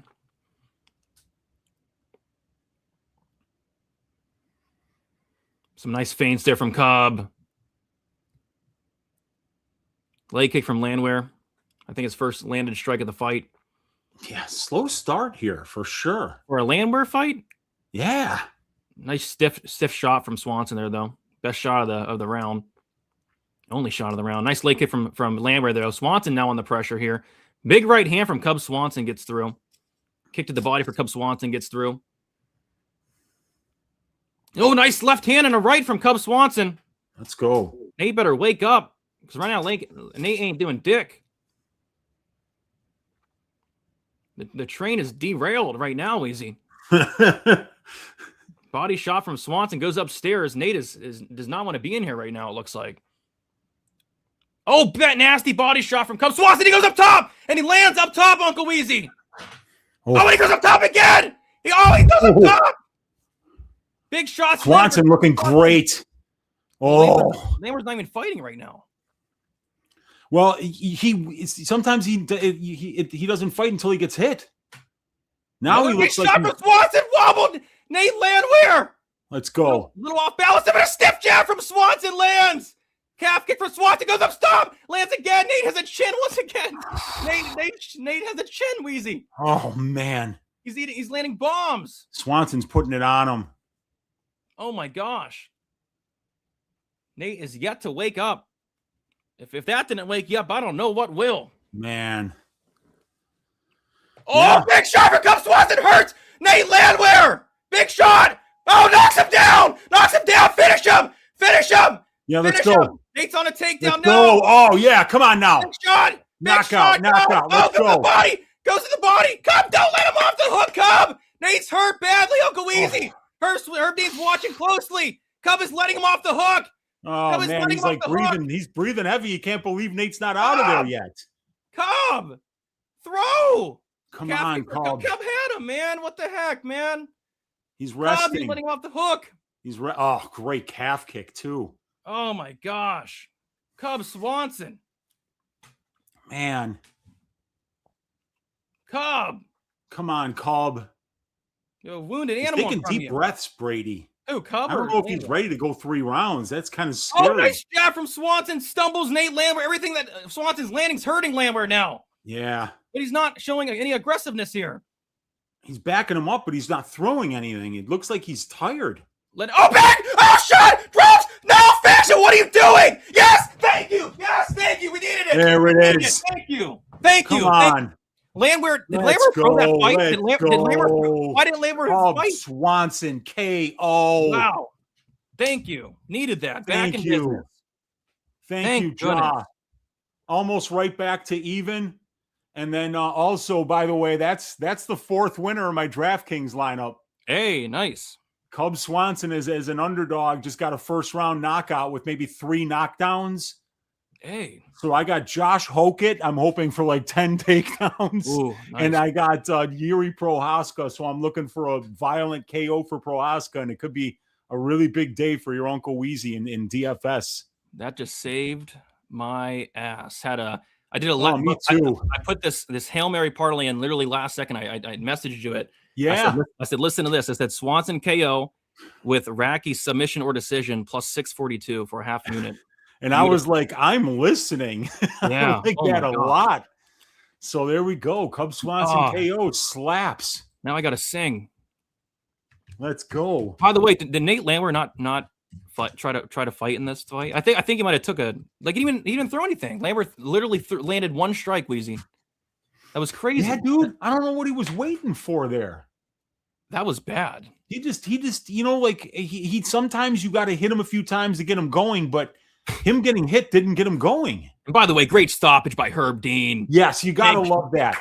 You gotta love that. I mean, Nate couldn't even stand up after that. So that was a great stoppage. Thank you, Herb Dean. Yeah, Cub not making it too difficult on us. I know, like my goodness, like jeez. Oh Lord. All right. So I promised Forrest that if Cub got a KO or if Landwehr got a sub, I had to sing a song. I don't know what I'm gonna sing though. And you know what? I think we might have even gotten an underdog sign up too, dude. Yeah, we'll have to take a look. I hope so. What am I going to sing? Maybe I'll sing my original song. Because I don't have anything prepared for a song. So, oh gosh, thank you, Cub, for saving my night. It was looking so bad. That was huge. That helped so much. Thank you, Cub Swanson. I'm not singing It's Raining Men. I'm not singing that. No. Not a fan of the Weather Girls? No, I'm not a fan of the Weather Girls. Yeah, I don't want to be reminded of Kelvin Gastelum. Clubs. I was hoping Swanson wouldn't club and sub him. I mean, I would have took my laptop and just smashed it. Oh, dude, you and me both, man. It would have just broken it over my knee. Oh my god. And then the screen would have just went black. Because that would have been like a 5-unit swing if Swanson would have clubbed and subbed him. Oh man. Zombie. I've sang Zombie a lot though. Yeah, you could serenade a lot now Young again, like I guess I can sing Zombie. I guess I can sing Zombie. I just don't have anything prepared. All right, I'll sing Zombie.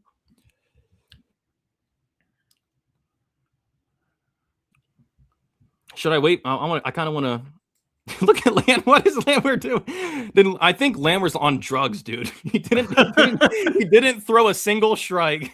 He's staring into the abyss. He has that 1,000-yard stare. Nate is on like some serious drugs. Vacant stare, as they call it. Nate, are you okay, buddy? You know you're in a fight, Nate Landwehr. Oh my gosh. Oh yeah. A win feels good, and a win like that was almost 5 units right there with that Swanson KO. So I needed that because I was down like almost 5 units, I think. So that's big. Man, all the Cubs kids can't see, dude. They all got glasses and they're so young. Yeah, or maybe that's for style. I don't know. Maybe is that a style thing, or maybe they can't. I mean, no, not at their age. I don't know. They all look the same. Like, are they triplets? They do, man. Oh my gosh. Yeah. And they all look like Cub. They all look like Cub, dude. That is for sure. Even the girl does. Yeah, Cub Swanson's winning inside and outside the cage. Yes, he is. Yes, he is. God bless that man. He's working hard, and hard work pays off. Just take a look at that family, that beautiful family that he has.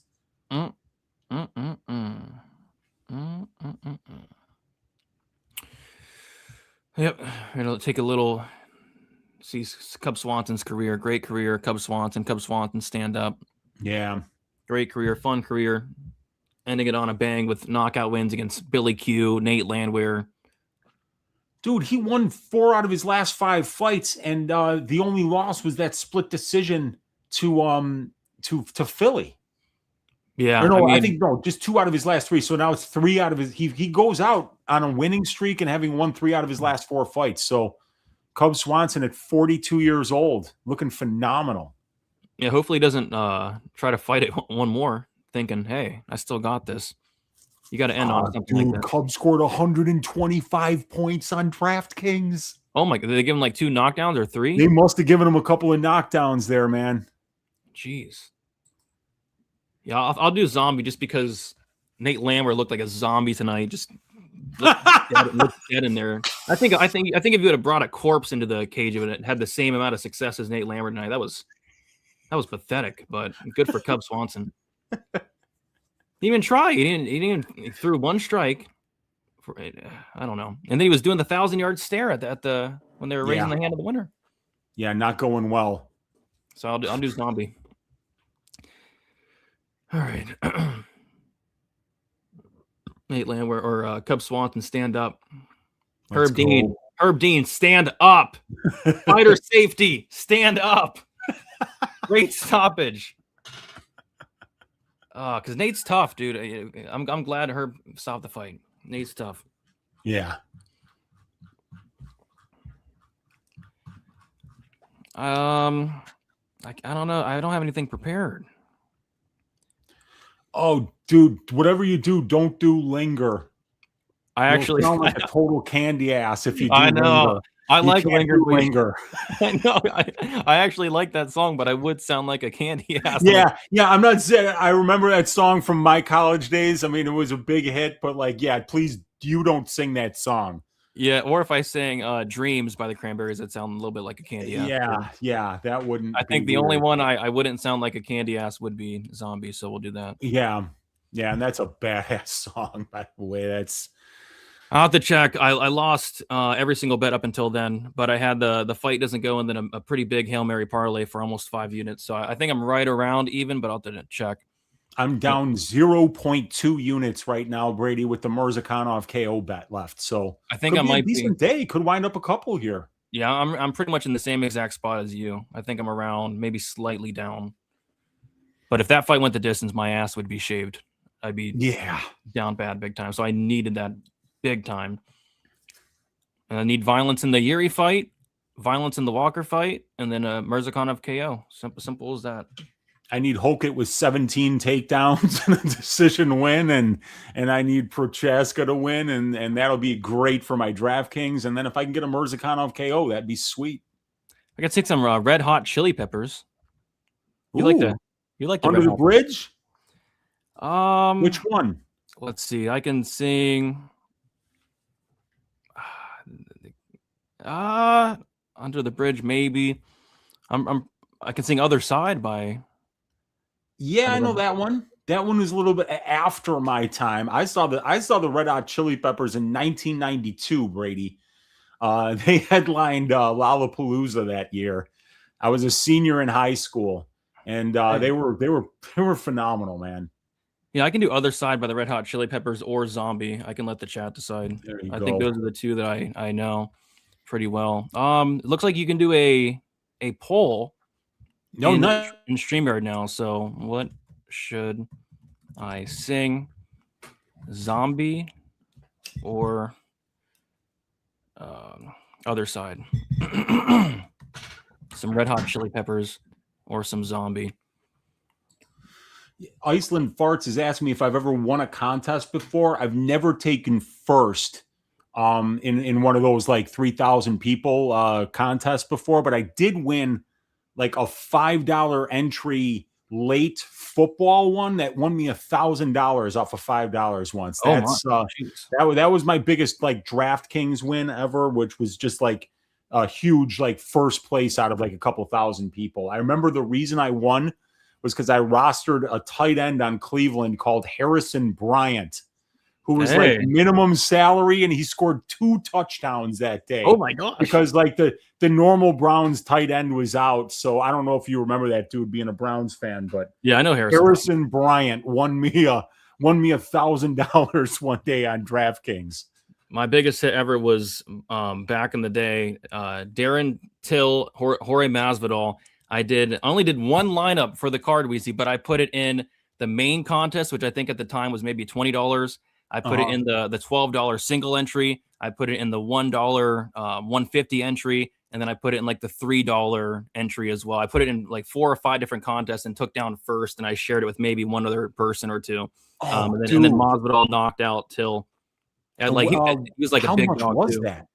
It was a couple thousand. He knocked out. I think Jorge was like 6,900 or something. It was crazy. He's a big dog. That's huge, man. I couldn't believe that. But that was my biggest hit. That was like back in 2019 or something. All right. Oh, some Red Hot Chili Pepper fan. I know Marcin Tybura would like this. And yeah, there we go. All right. So let me sing this real quick. All right. And then we'll get to this fight here. Here we go. Let's go. Red Hot Chili Peppers. Here we go.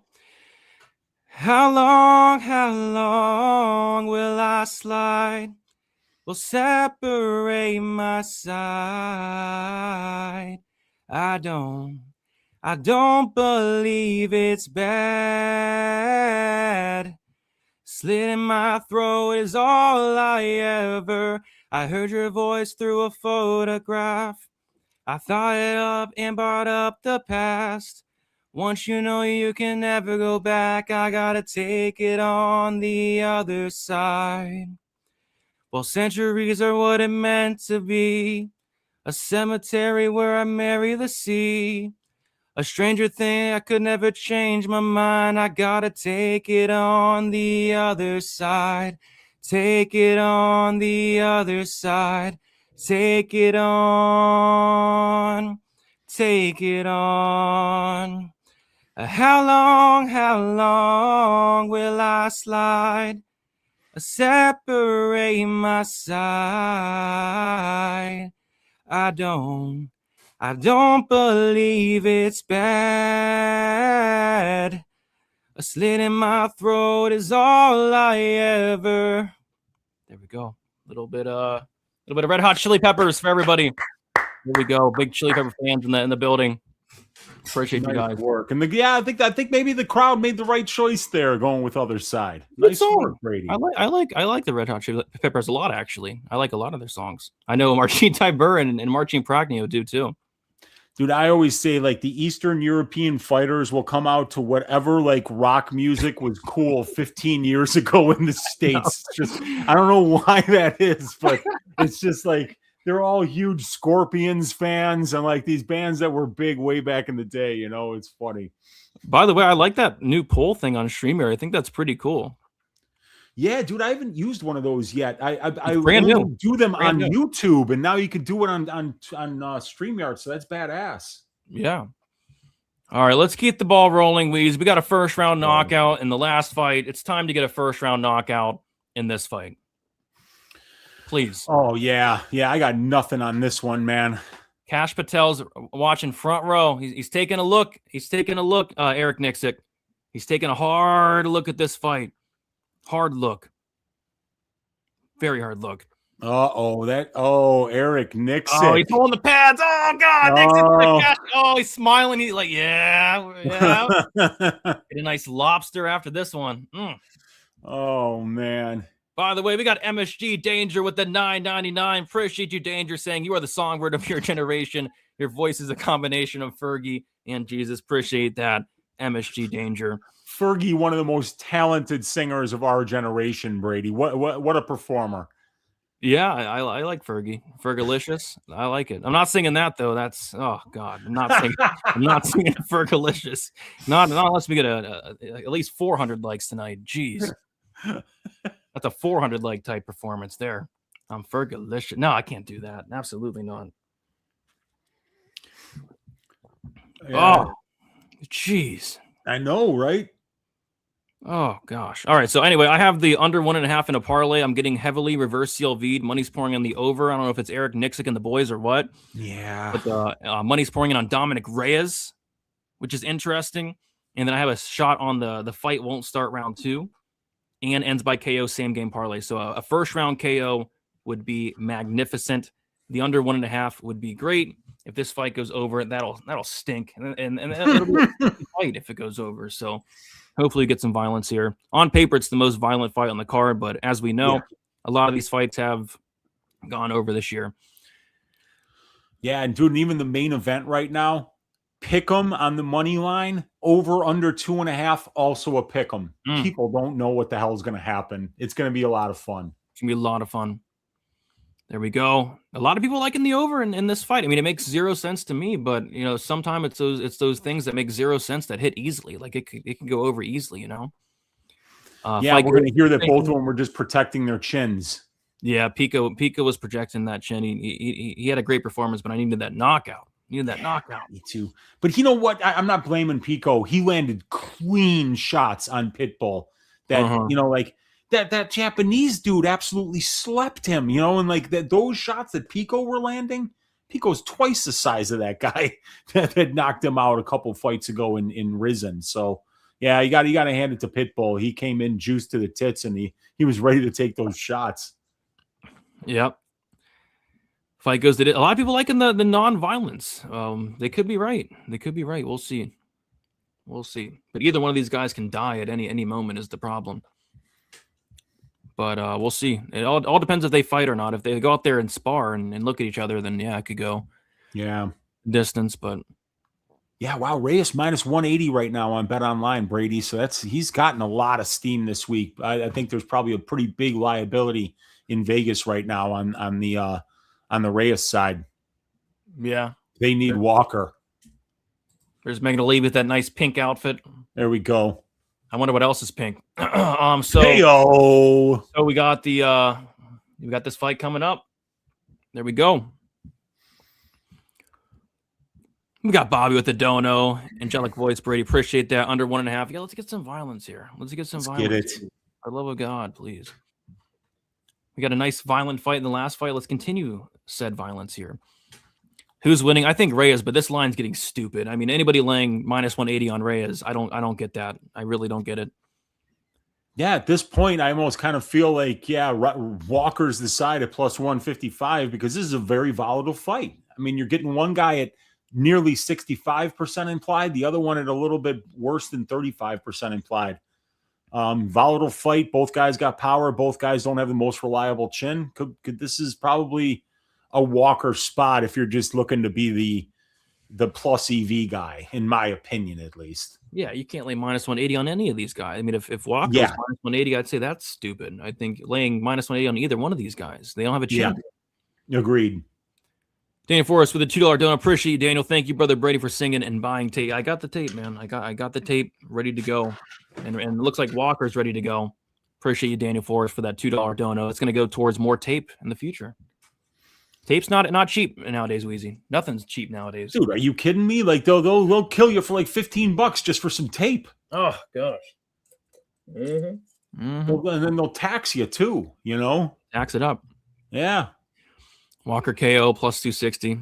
Yeah. Mega Contrarian over 1.5. Money's pouring in on it.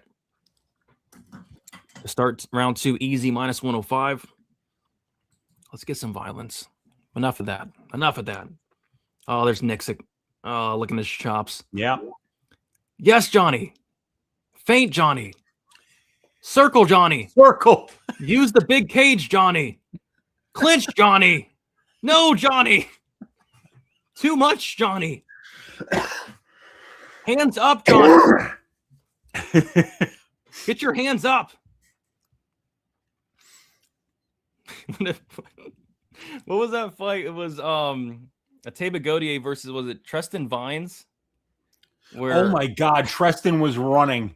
He was running like CJ Vergara from Daniel De Silva, man. He was that was something else, man. That was hilarious. I know the people that were saying that they wanted that fight to end in 60 seconds, they had to be screaming at their television. Treston Vines didn't want to get anywhere near that dude. What if they both start circling and running around here in this fight?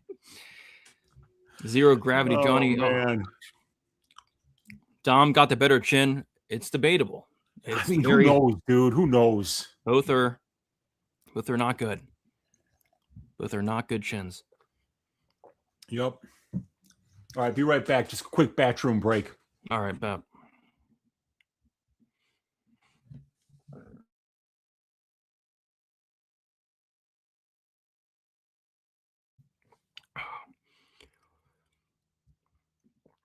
Yeah, I mean, I don't know.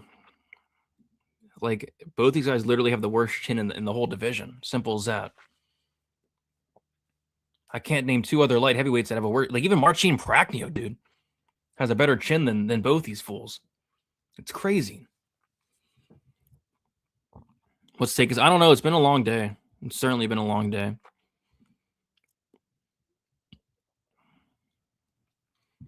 Yeah, agreed. It only takes one. Poll in the chat for what? For the fight? Let me see if I can do a poll.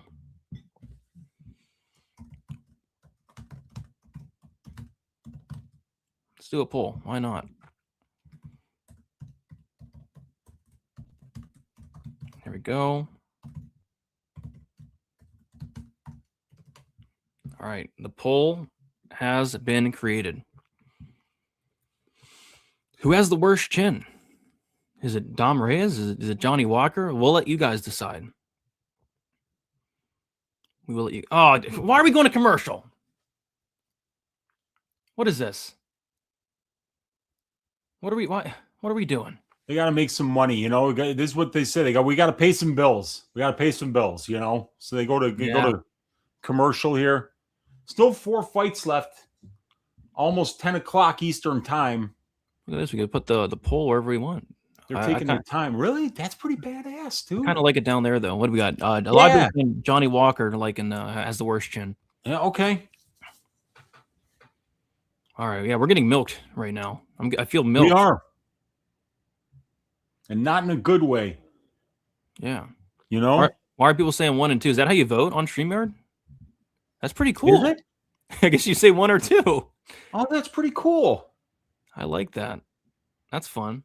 Yeah. So our audience is saying that Walker's got the worst chin right now. 7 to 3, 6.4 to 3.6. We're about to find out. Yeah. We're about to find out. This is going to be a fun fight, man. I'm looking forward to this one. Let's go. Johnny Walker with the herky-jerky style. Very herky-jerky. Very herky-jerky. Very unorthodox. Very. Nice blue shorts there for Walker. He's got a big... I don't like that big smile on his face. Oh, he just winked it. Oh, he's going to the stake. He's confident, though. He looks centered. Okay. You know? Okay. Dom Reyes always looks like he just woke up from a nap. I know, dude. Like, woke up from a nap, Dom Reyes. He just doesn't have an MMA body, you know? Like, he's a big, strong guy, but he just looks like he could be in better shape, you know? Like... Yeah. Well, let's see if that chin's in shape tonight, Wheezy. We're about to find out. It's going to need to be. I mean, like, both these guys, you don't want to get hit by these guys, man. If you do, it'll be 99. Keep your butthole tight. Yeah, you got that right, buddy. Kevin McDonald with a nice mustache. And look at that haircut. That's a great mustache, man. He's looking good. He's probably the most handsome man in Boston. I like that. You know? Most handsome man. And Johnny Walker did some jaw exercises there. Here we go. No touch of the gloves, Uncle Weezy. Very interesting fight. Can't wait for this.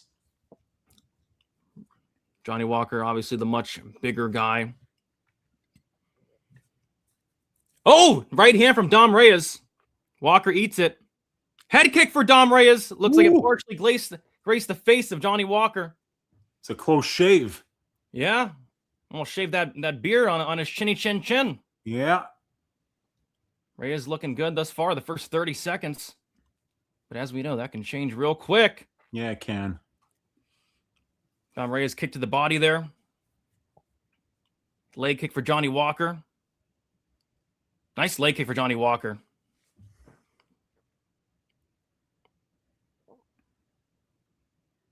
Some jabs there from Walker. Kick for Walker.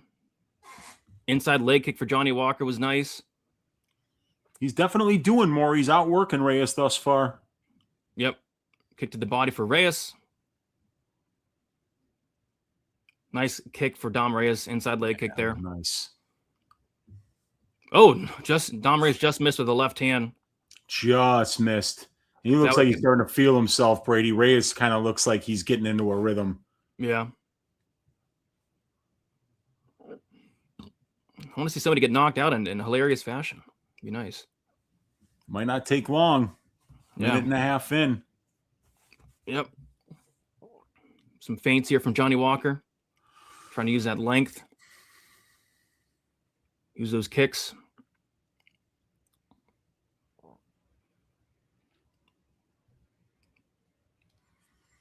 These guys taking their time right now, Brady. Yep. This is not the Johnny Walker of old. This is the Johnny Walker of new. Yep. Body kick for Dom Reyes. The Johnny Walker who fought Thiago Santos in a 5-round main event. Oh. Remember that? Yeah. Leg kick for Johnny Walker. Oh, head kick lands for Dom Reyes. Yeah, it looked like it even... Yeah, I'm surprised they didn't get more of a reaction out of Walker. Oh, Dom Reyes just missed with the right hand. That right hook had some stank on it, Brady. It just missed. Yeah, Dom's trying to finish this fight. Johnny Walker's not. Johnny Walker's trying to point fight here. Yeah, he is.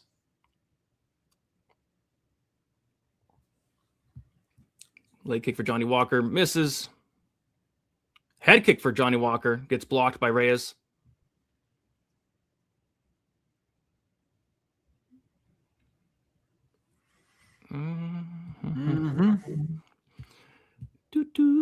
You guys are taking their time, Brady. Yeah, why not? Not necessarily what I was thinking would happen. Yeah. The contrarian overbettors are really liking the pace of this fight right now. It's not why you're not hearing a lot of commentary out of Brady and I. Yeah. Leg kick for Johnny Walker. Leg kick for Dom Reyes. You know, and they're in opposite stances, and they're throwing those switch kicks to the legs, so they're not quite as effective as when they're both in the same stance. It's funny, nobody's landed a punch yet, but if somebody lands a punch, the fight's over. But nobody's landed one yet in I know, 3.5 minutes. right? Very, very conservative from both guys. Yes. Very. I mean, Lupita Godinez showed more urgency tonight. Yeah. Probably. She almost got Tatiana out of there. Big left hand counter from Dom Reyes. Almost landed. It would look like it was just like he held up on it a little bit. Yeah, he's not allowed to finish this fight. We gotta go over at least, and then we can finish. Oh, nice left hand from Dom Reyes. Look at Johnny Walker just moved his head out of the way. Didn't land too clean. Dom's definitely winning this round just by doing stuff. I don't know. Walker was a lot more busy earlier, and now he's just busy feinting. He's not really throwing anything. Yeah, they got to spar. They didn't spar enough during camp, so they got to get their sparring in now. Yeah, if I had an under ticket, I'd be screaming at the TV right now. Yeah, I mean it's not a shock. And we both saw that. We saw that minus 140 for the under 1.5. It sat there for about 8 hours, Brady. And you and I were both like, that's a great bet, but something was telling me don't bet it.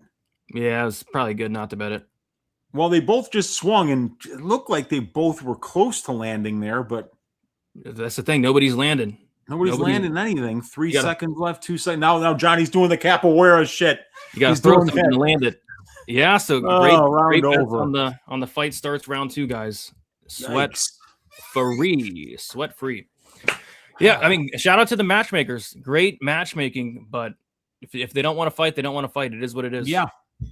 Yeah, there's nobody in the cage with a cattle prod making them fight. Yep, Eric Nixick cashes another over. Boom. Boom, boom, boom. Eric Nixick, man, he loves his, every fight goes over. Every single time. Yeah, it's going to decision even, which was a big number. And then Johnny Walker smiling at the camera after doing nothing for 5 minutes. Mm-hmm. It sucks that this is going to be the worst fight on the main card. Fights a pick 'em live. You know what? They might come out here throwing right now. Maybe. All right, here we go. Round 2. Neither guy broke a sweat yet. It's true. Both guys fresh as a daisy. Let's see if we start fighting this round. We're going to see some more feints out of Walker here. Lots of feints, lots of leg kicks. Leg kick there from Coaches Walker. love feints, man. They love feints. Yes. Well, one of those spots where you either look like a genius or a jackass. Yeah. Whether you're on the over or the under. Yep, exactly. 50-50 on Poly Market. Yeah, and even after, and that was with Reyes being a big favorite and probably winning round one. It just goes to show you that, like, the market's not sure about who's going to win this fight because nobody's really doing much.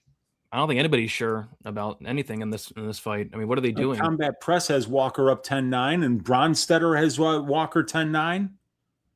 Sports Illustrated has Walker 10-9. What did I miss? Nobody leg damage? I don't know. Have you guys ever watched a UFC fight? Leg damage does not get scored. Walker's landed 0 punches. Yeah. But Dom's landed also maybe 1 punch or 2. Great movement from Johnny Walker. It is a hard fight to judge for sure. Oh, Dom might have landed there. Yeah. Nice straight left for Reyes. That's what Johnny's really got to watch out for, is that left hand. It's the first punch that has landed the entire fight. Now Reyes is fighting. Oh, head kick for Dom Reyes. Woo! Reyes starting to put some pressure on now. Yep.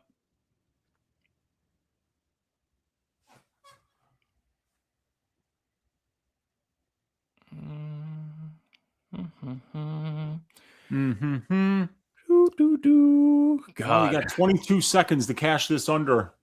I hate that. I hate when they do this. I said 22 is actually 32. Why even show up? Why even show up?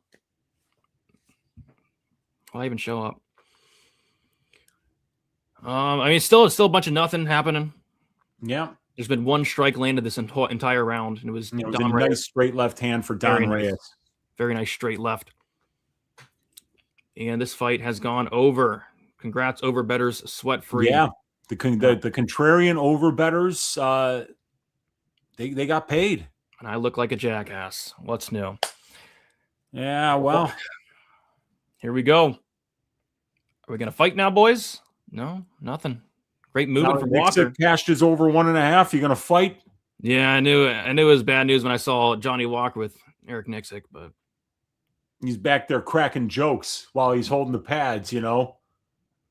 Yeah. Telling stories. Well, hopefully the Jiri fight doesn't go over. Well, let me tell you a long and boring story about an ass light heavyweight fight, ladies and gentlemen. And what's going to be annoying is somebody's probably going to die here in a couple seconds, too.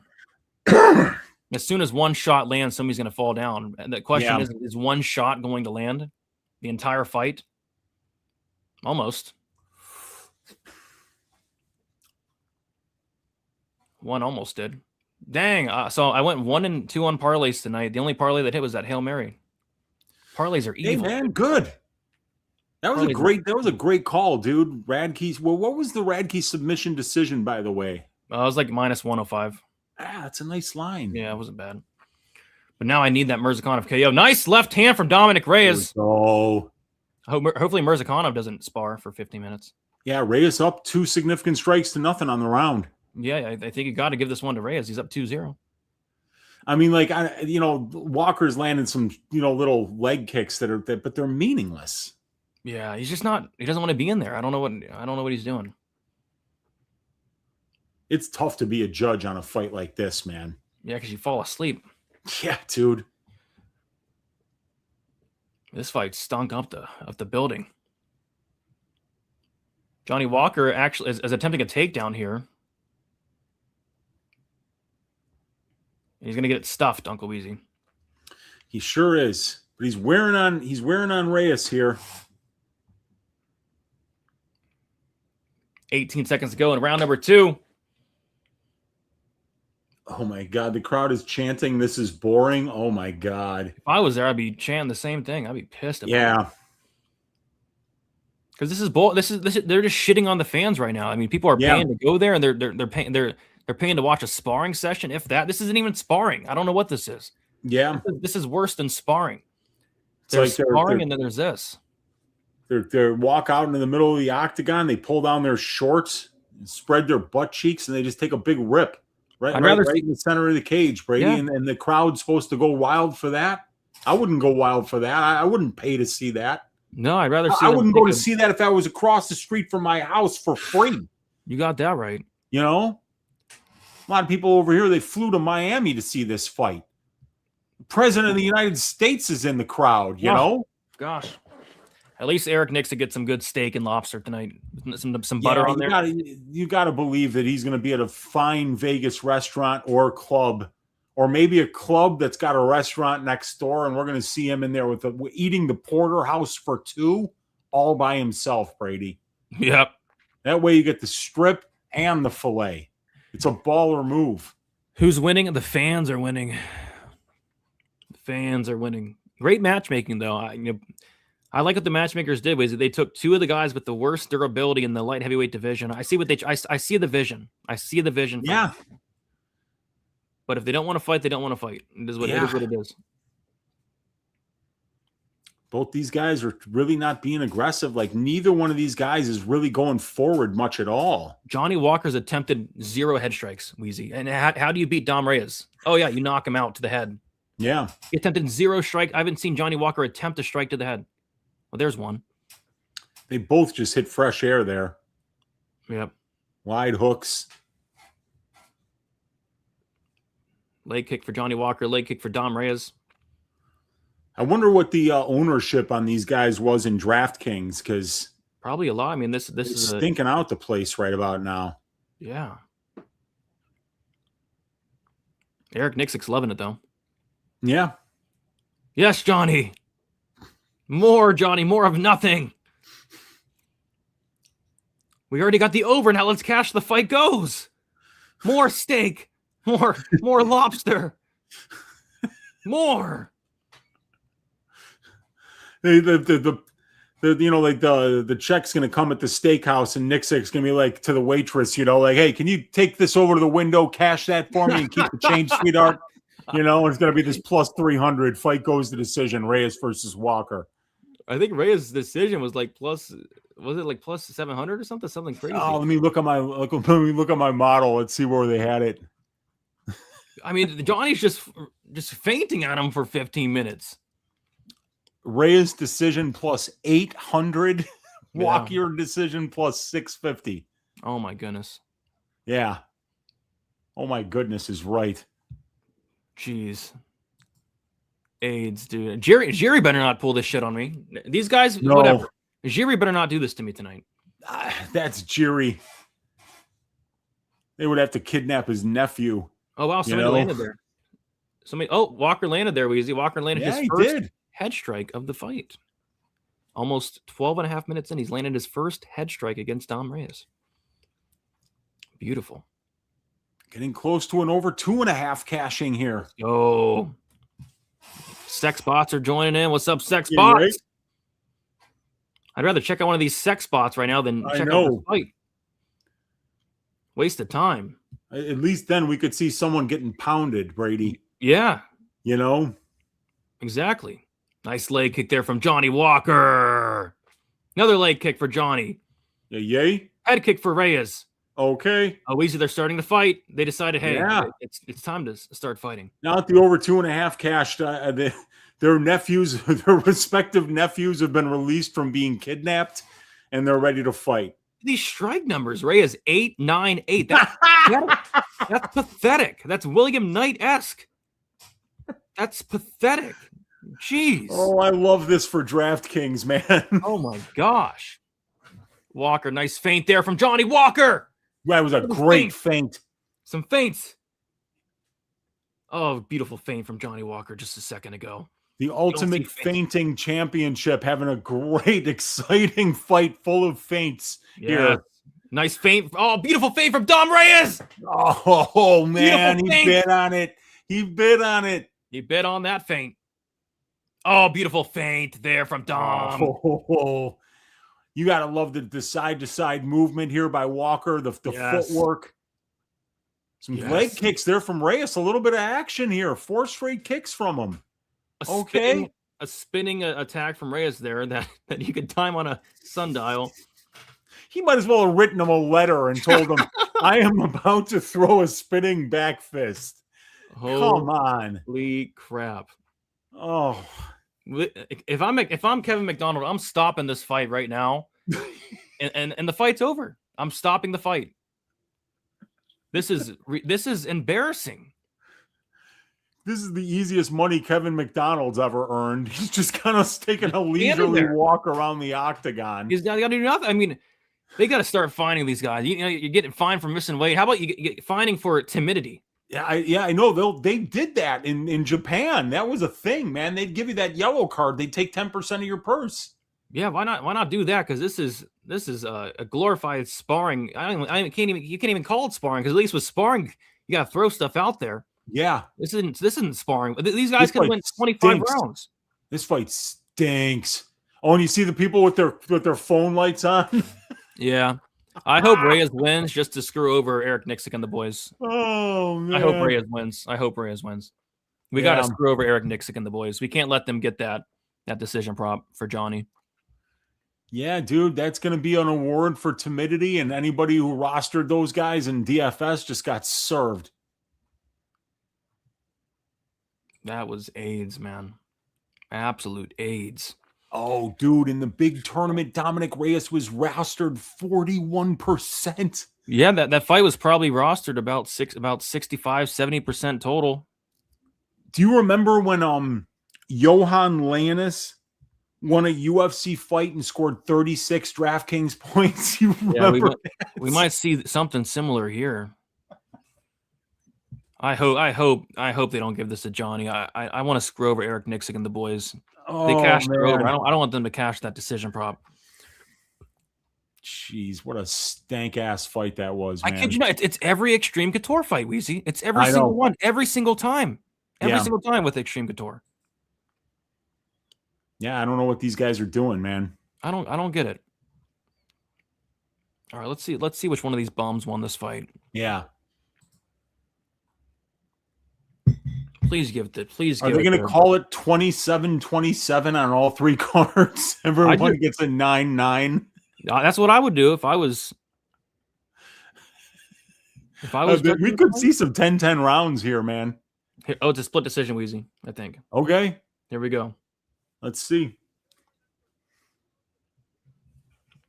Please, Reyes.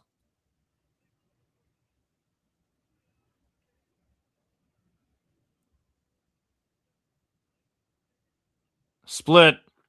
Okay. I'll jump to live. The winner, please. Thank you. Fuck you, Eric Nixick. Fuck you. Don Reyes. Let's go.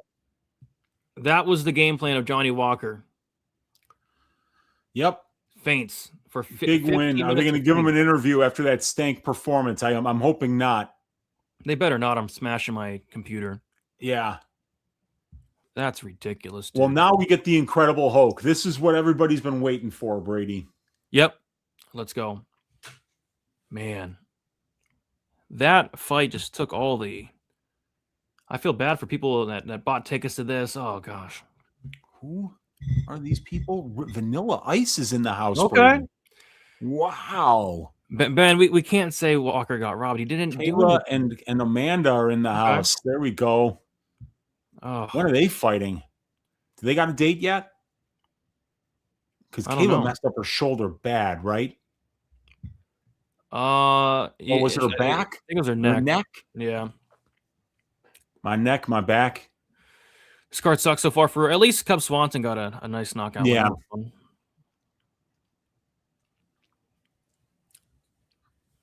Even though I picked Blaydes, I don't have any bets. So now that I've got Hokit in my lineup, I was hoping that he would get a ton of takedowns. So I need him to put a master class out there for me, Brady. Yeah. Oh, Brady no. and Weezy. What? Gastelum.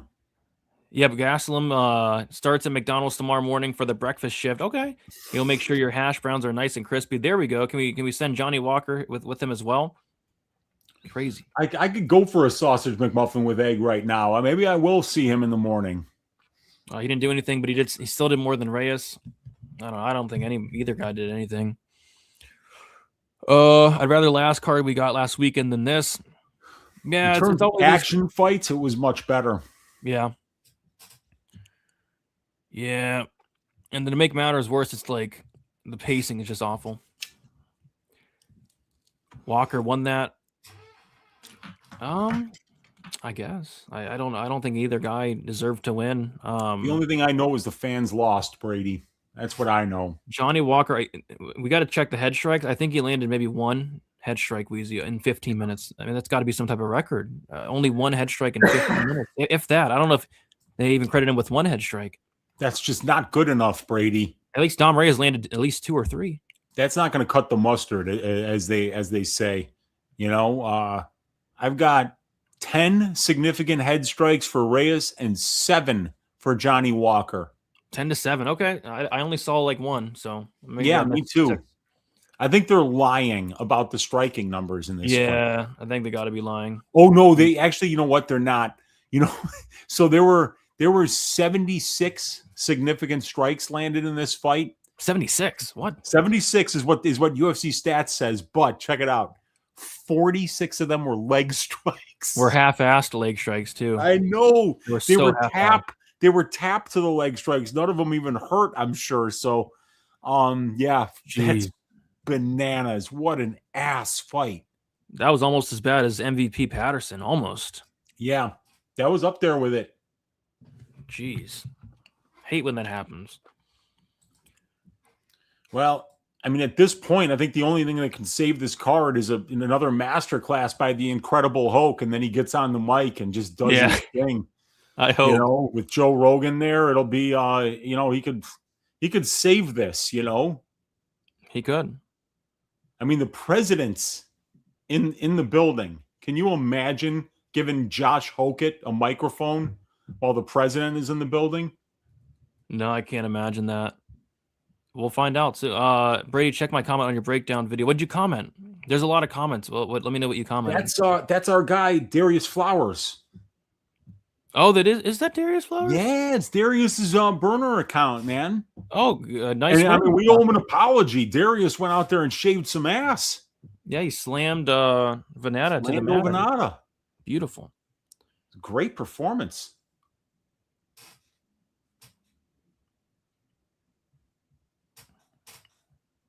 Oh my gosh. Azamat does, yeah. Hopefully, Jiri doesn't fight like we just saw. Hopefully, Jiri shows some urgency. All right. God.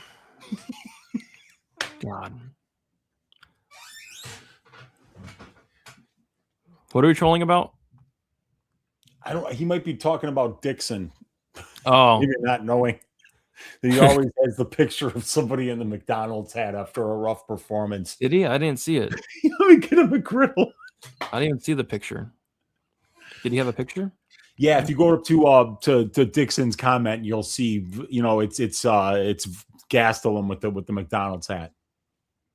Oh, I don't even see Dixon's comment.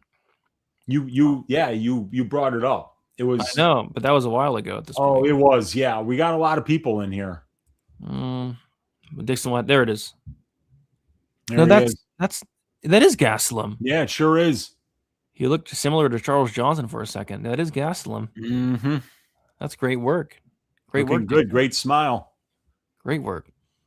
We got Elliot Marshall here getting interviewed. So who does he go? Oh, yeah, he coaches Blaydes. That's right.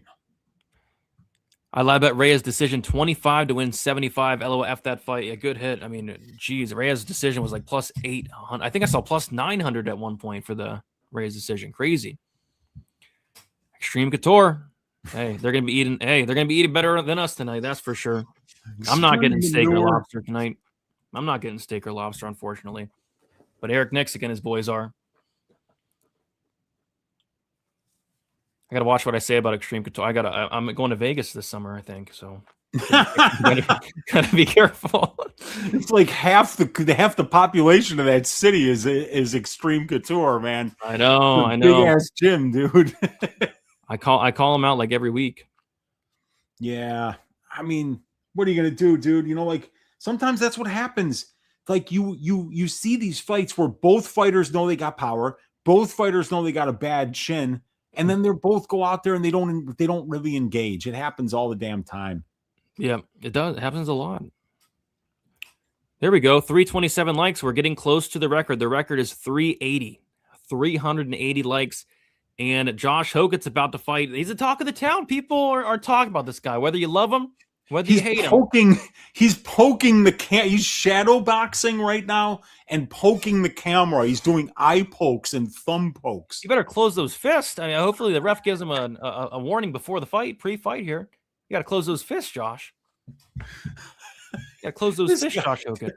He doesn't care, man. Like, he just doesn't care what people think of him at all. Yeah. So, yeah, this fight is a pick'em now, by the way. Actually, let me refresh. This fight, wow, Josh Hokit, minus 115. Curtis Blaydes, minus 105. The line flips. Brady, can you please do your best Josh Hokit impression? Which one? He has 3 different personalities. He has the Incredible Hoke. He has the shy Josh. Josh, that's Josh, yeah. And then he has, what does he call the other one? Vato? Vato. I'm not sure. I'm not sure what he calls him, but yeah, I don't know. Yeah, I thought the shy Josh Hokit was funny. He got on the scale. He was covering himself, and he was like, Curtis Blaydes, he's so big. Yeah, I know. He's gonna elbow me. He's gonna elbow me. His elbows hurt. It's gonna hurt. That was good. Gotta give him that. Oh God. Oh man. Rooting for Josh Hokit, but this is an astronomical. I know you're a big fan of Freeman, but this is an astronomical step up in competition. Yeah, I mean, Denzel Freeman's coming for the number 2 slot in the division. You know, I mean, it's just that he couldn't take on Hokit, and who can? You know, this guy has looked pretty good so far. So let's see. This is, according to my strength of schedule rankings, Brady, and I have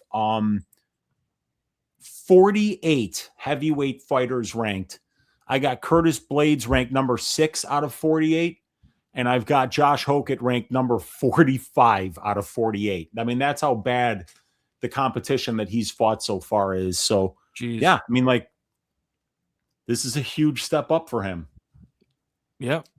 I'm looking forward to it. All right, another bathroom break, Brady. Bet. Oh, boy. These last 3 fights are going to be fun. I can't wait. I'm looking forward to it.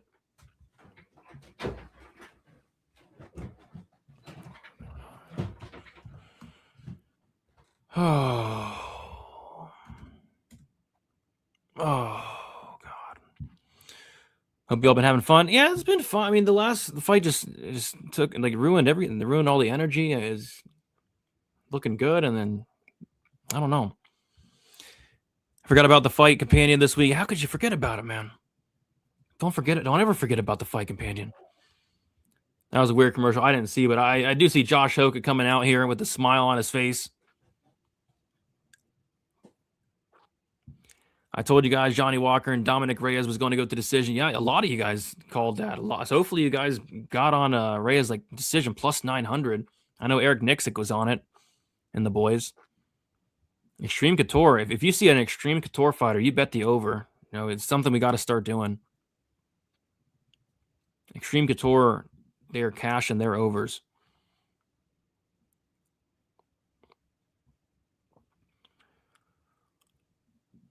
Yeah, last fight was awful, dude. Profit night for the fellas. We'll see. I need Murzakanov KO, and then I need the Jiri fight to finish. And then Jiri KO 2-3-4 would be huge. Wasn't this hyped as the best card of the year on paper and then almost no KOs? Yeah, this was hyped as the best card.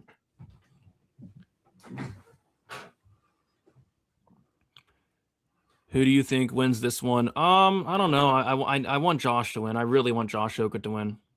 I'm rooting for him heavily. But this could be one of those spots where it's like maybe this was too much too soon, but too much of a step up. So we'll see. It could be. It certainly could be, man. I mean, like, Curtis Blaydes is so good. I mean, who's beating him, right? Pavlovich and Gano twice. Derek Lewis knocked him out. And what was the other one? Oh, Aspinall. Mm-hmm. You know, I mean, like those are the guys who are beating him. So, I mean, Josh Hokit's a great athlete, very good wrestler, but this guy's faced no adversity yet as a professional. None. How's his chin? We don't know. How's his cardio in round 3? We don't know. There's a lot of unknowns about this guy. But we know he's going to come out there like a house of fire and just go after you.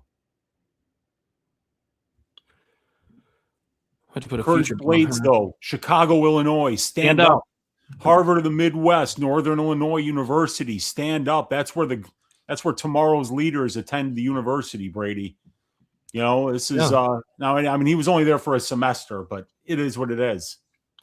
Yeah, Bobby, the $2 dono. What can I bet on this? I don't know. I don't like anything because I think it'd be irresponsible to bet Josh Hokit at minus 115 at this point. Like, if you got plus money, it is what it is.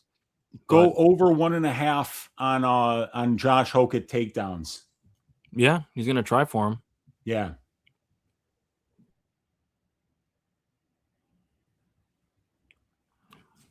He will certainly try for him.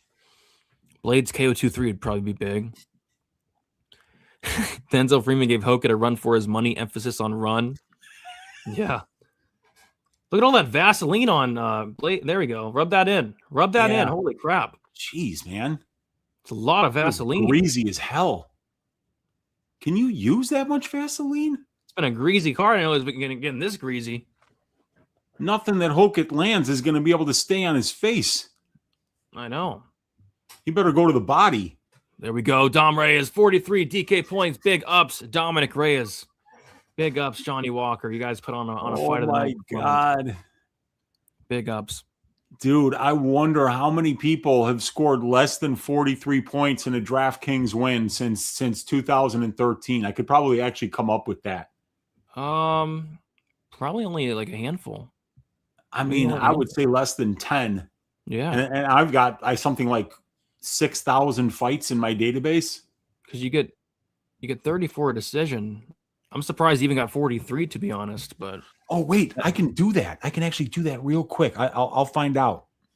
All right, you better hurry up. I'm going to. Kicking off. Or wait, maybe I'm not going to hurry up. No, I think I can do it. Okay. I think I can do it. All right. So hopefully we get the incredible Hoke instead of shy Josh Hokit. How many points did he score? 43. Was it 43.8? I don't know. I'd have to check. What did he say? He just said 43, so I'll just leave it at 43. Bet. Oh, it was more than I thought. Actually, 48 fighters. Oh, wow. 48, but that's out of 5,837. So it's literally less than 1% chance that you're going to win a fight at this level and only put up 48 DraftKings points. Oh no, 43.6. I mean, like, yeah, that's pathetic. Crazy. Yeah, less than 1% chance, 0.89%. Absolutely terrible. Pathetic. Yeah. Pathetic.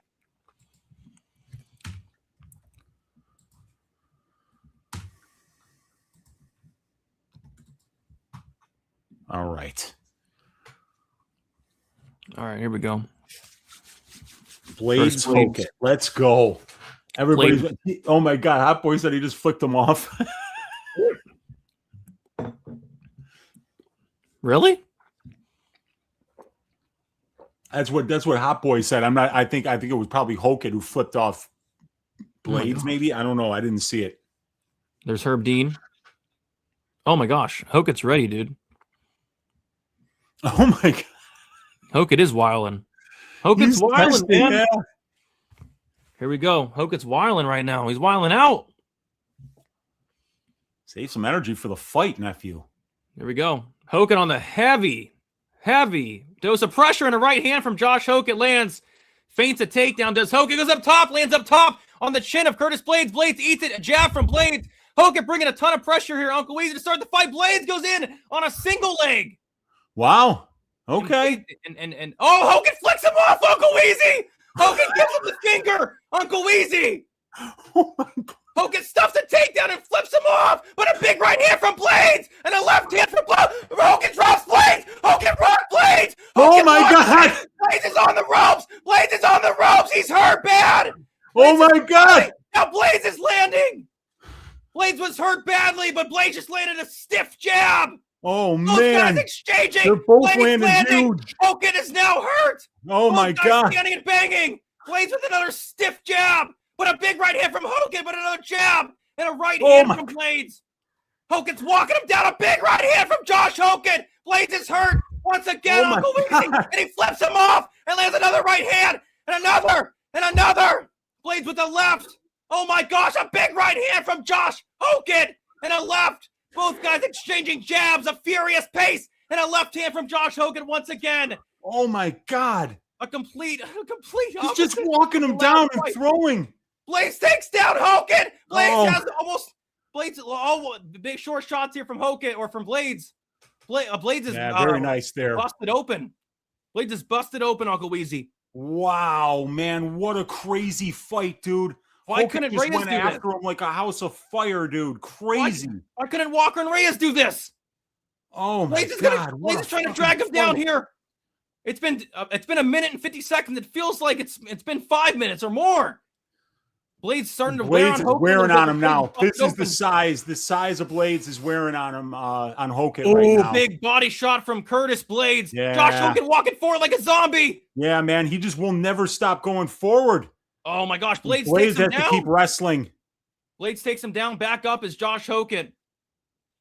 2 minutes and 45 seconds to go in round one. A hellacious pace here, Uncle Weezy.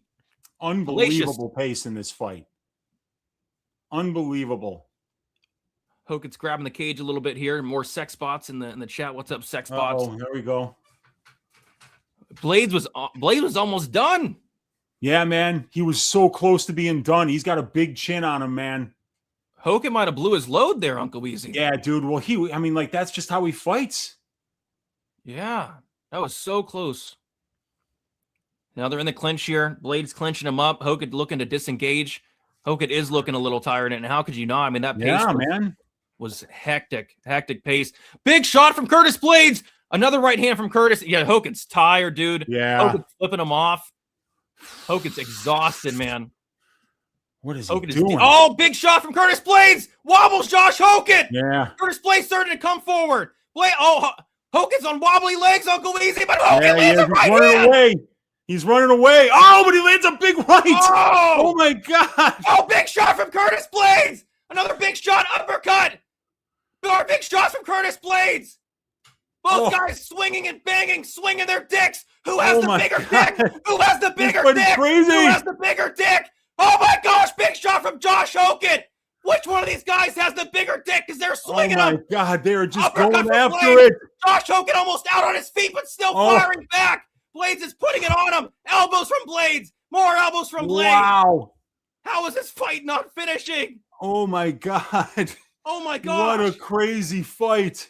They've almost landed over 100 significant strikes in just 4 minutes. Oh my Johnny Walker, take notes, bitch. Take notes.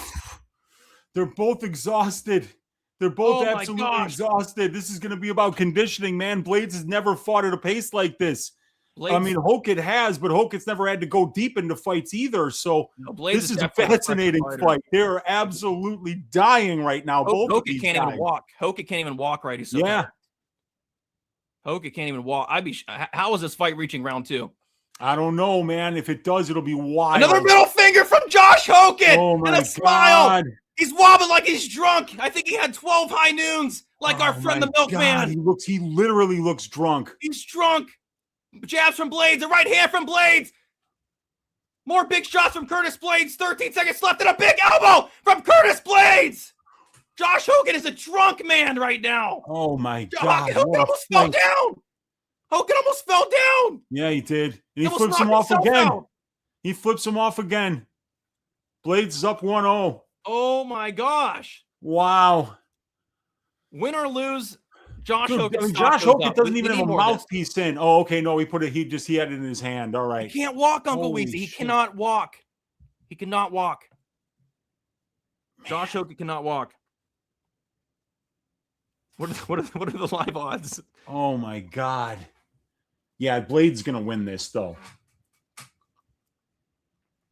Yeah. Dude, Hokit almost had him out of there. Yeah. He was this close to having him out of there, Brady. This fight is incredible. Blaydes minus 750 on the money line, or minus 350 on the money line. I was trying to do like a Blaydes round 2, but it's not letting me. Oh my God.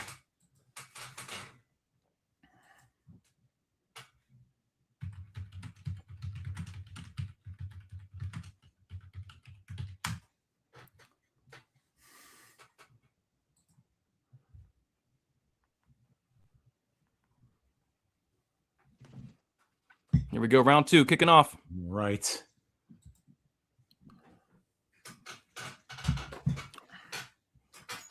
Both these guys train at high elevation. About to start the clock. Big right hand from Big right Hokit. hand for Hokit. Eats a jab. Oh my God. Another jab from Hokit. Nice right hand from Curtis Blaydes. Oh man. Blaydes shoots in for a takedown, gets it stuffed easily, Uncle Weezy. Oh, let's see if Hokit can wear on him a little bit here. No, guess not. Another middle finger from Josh Hokit. Yeah. He's flipping him off. He's leading the league in middle fingers right now, Holy man. crap. If Josh Hokit wins this fight, it'd be incredible. Now Hokit's coming forward. Both guys land a stiff jab. Another very stiff jab from Blaydes, though. Hokit's coming forward like a zombie, like Michael Myers. Eats another one. Eats one to give one. Hokit's eating one to give one right now. Man, he's got the balance of a zombie, too. I know. No, none of these guys are going down. Imagine having like the under 1.5. Oh, I know, dude. Oh, big shot from Josh Hokit. Oh, my God. Curtis Blaydes shoots in, gets it stuffed. Curtis Blaydes is now tired. Curtis Blaydes is now exhausted. And Hokit is now starting to put it on Curtis Blaydes and just missed an uppercut. That would have ended the fight, but he landed that one. Hokit is starting to wear on Curtis Blaydes. Unbelievable fight. Unbelievable fight. One of the best fights of the year. Oh, my God. Of the year. Hokit staying in his face. Oh, body shot for Hokit.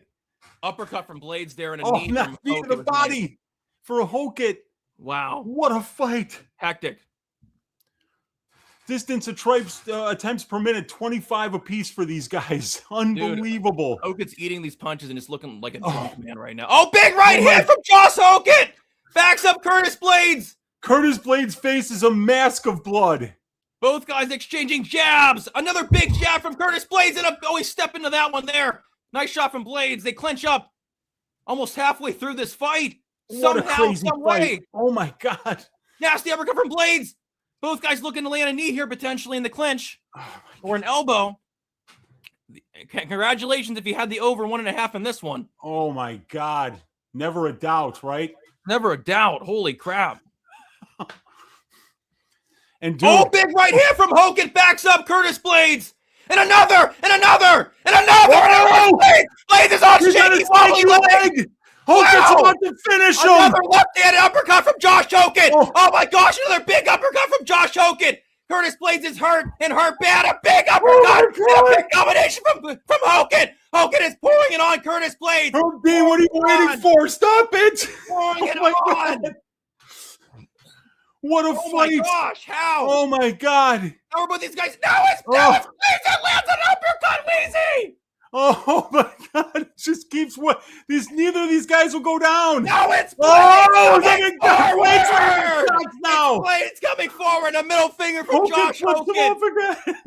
And a big right hand from Hokit. A leg kick from Blaydes. Both guys exchange leg kicks there.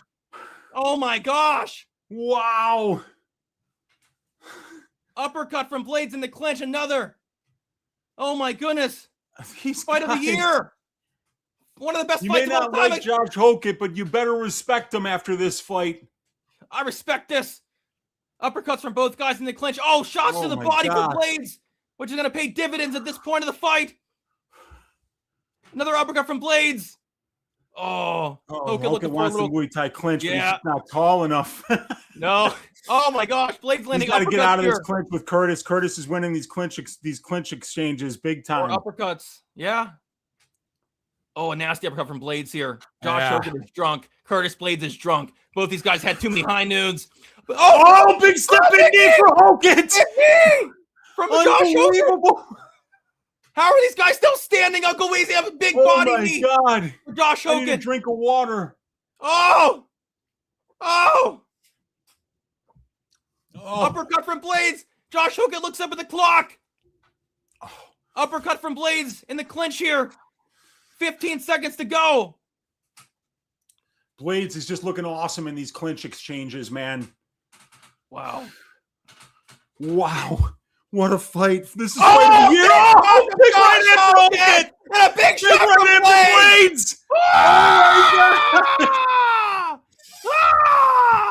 Whoa. Round is over. It's 1-1 going into the third. Wow. Oh my God. Holy crap. Oh my gosh. One of the best fights I've ever seen. One of the best heavyweight fights ever. I mean, that's one of the best heavyweight fights ever. That's incredible. But there's still a round left. I don't know if I can go another round, Weezy. I don't know. Man. I don't know if I got it in me. Oh How do my you score God. this?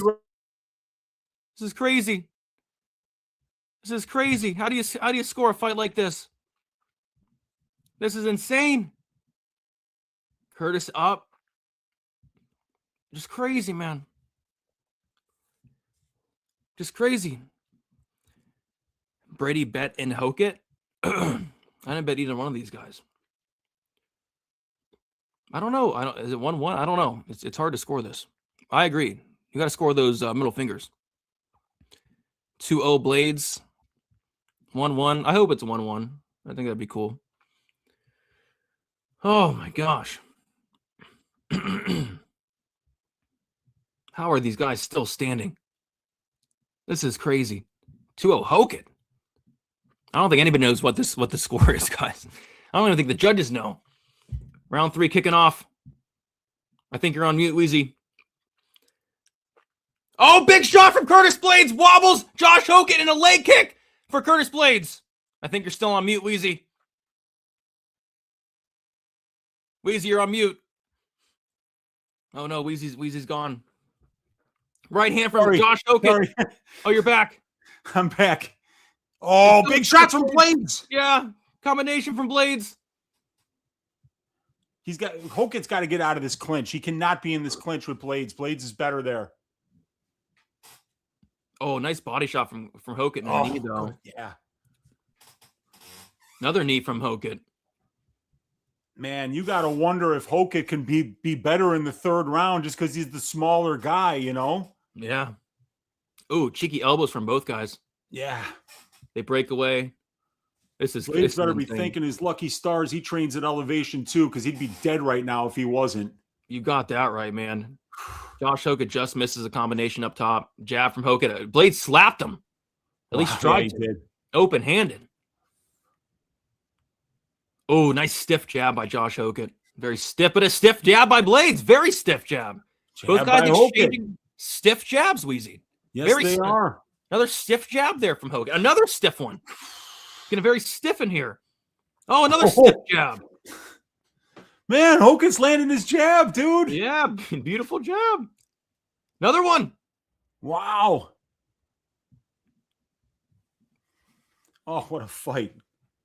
Sex bots are enjoying it. The fans are enjoying it. Another big God. left hand from Blaydes. Oh, Hokit just got his head out of the way of that last shot.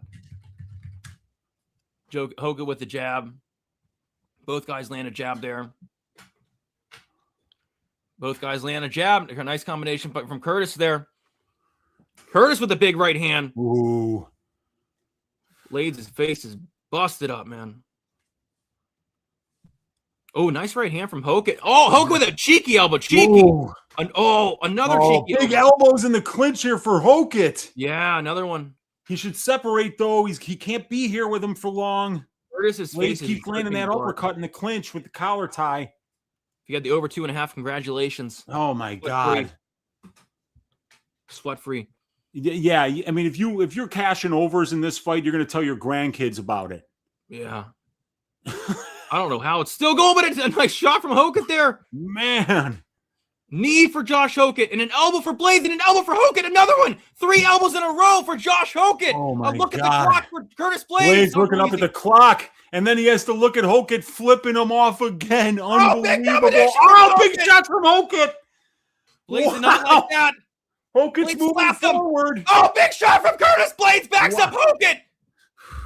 Oh my gosh. What is going on? What is this? Uppercut from Blaydes. These guys are making up for Walker versus Reyes. That is for sure. Oh my gosh. 184 strikes from Blaydes. Holy crap. That's got to be a record. We're close to it. 184. But big shots from Hokit here. Oh, uppercut from Josh Hokit. Uppercut from Blaydes. This is insane. Knee to the body for Josh Hokit. Minute 23 to go. Which one of these guys wants it more? Oh, good combination from Josh Hokit. Man, great counters there. Hokit's striking way better than I thought it was, man. Striking looks good, and it looked good there. Another one, Wheezy. Big shots in the pocket for Josh, and he just won't stop coming forward, man. Another one. The pace might still break Blaydes. Oh, my gosh. The gosh. pace might still break him, and his face is a mask of blood. Now Blaydes coming forward, but he eats a left hook. Josh Hokit looks drunk. 45-45 in round 3 for strikes.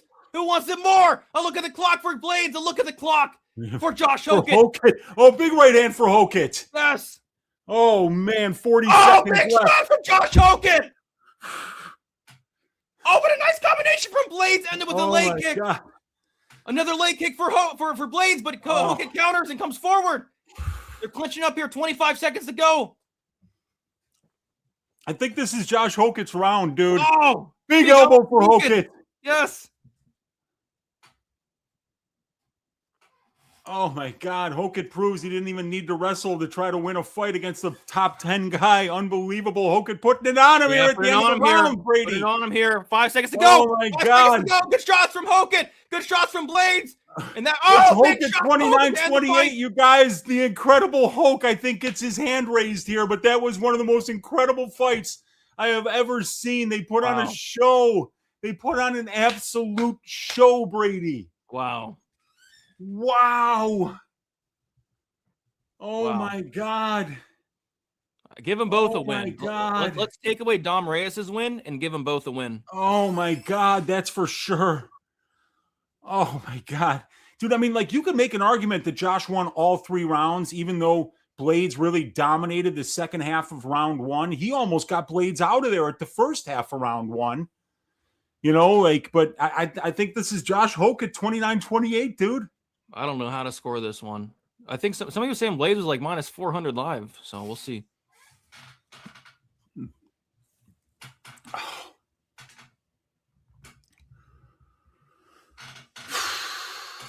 That's Josh Hokit's fight. I don't know. We'll see. It's close. I mean, Blaydes did put up 200 significant strikes. My God. It's just absolutely crazy. Unbelievable fight. That's a fight of the year competitor. Absolutely.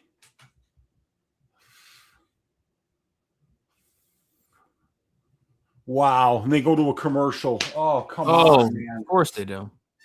Damn you people. You're bastard people. Sickening. Oh, it's just sickening, Brady. Dear God.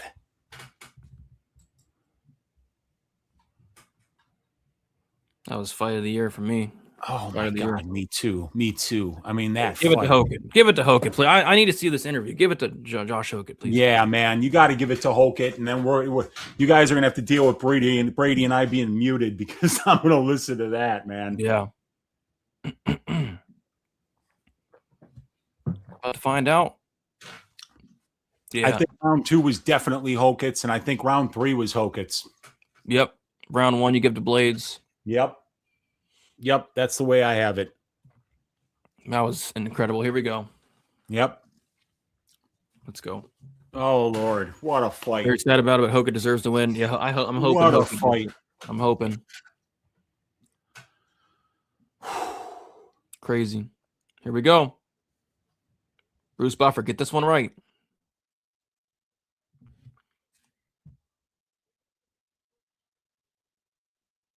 All three judges. Wow. 29-28. Wow, Josh Hokit. Wow. Blaydes loses his first decision. Blaydes loses his first decision ever. Wow. Wow. Unbelievable. Now I'm going to listen to the interview. Unbelievable. All right, bet. Let's go. That was amazing. That was amazing.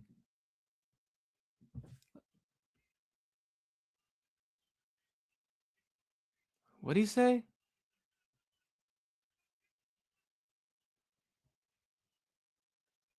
How does he have energy to say all this?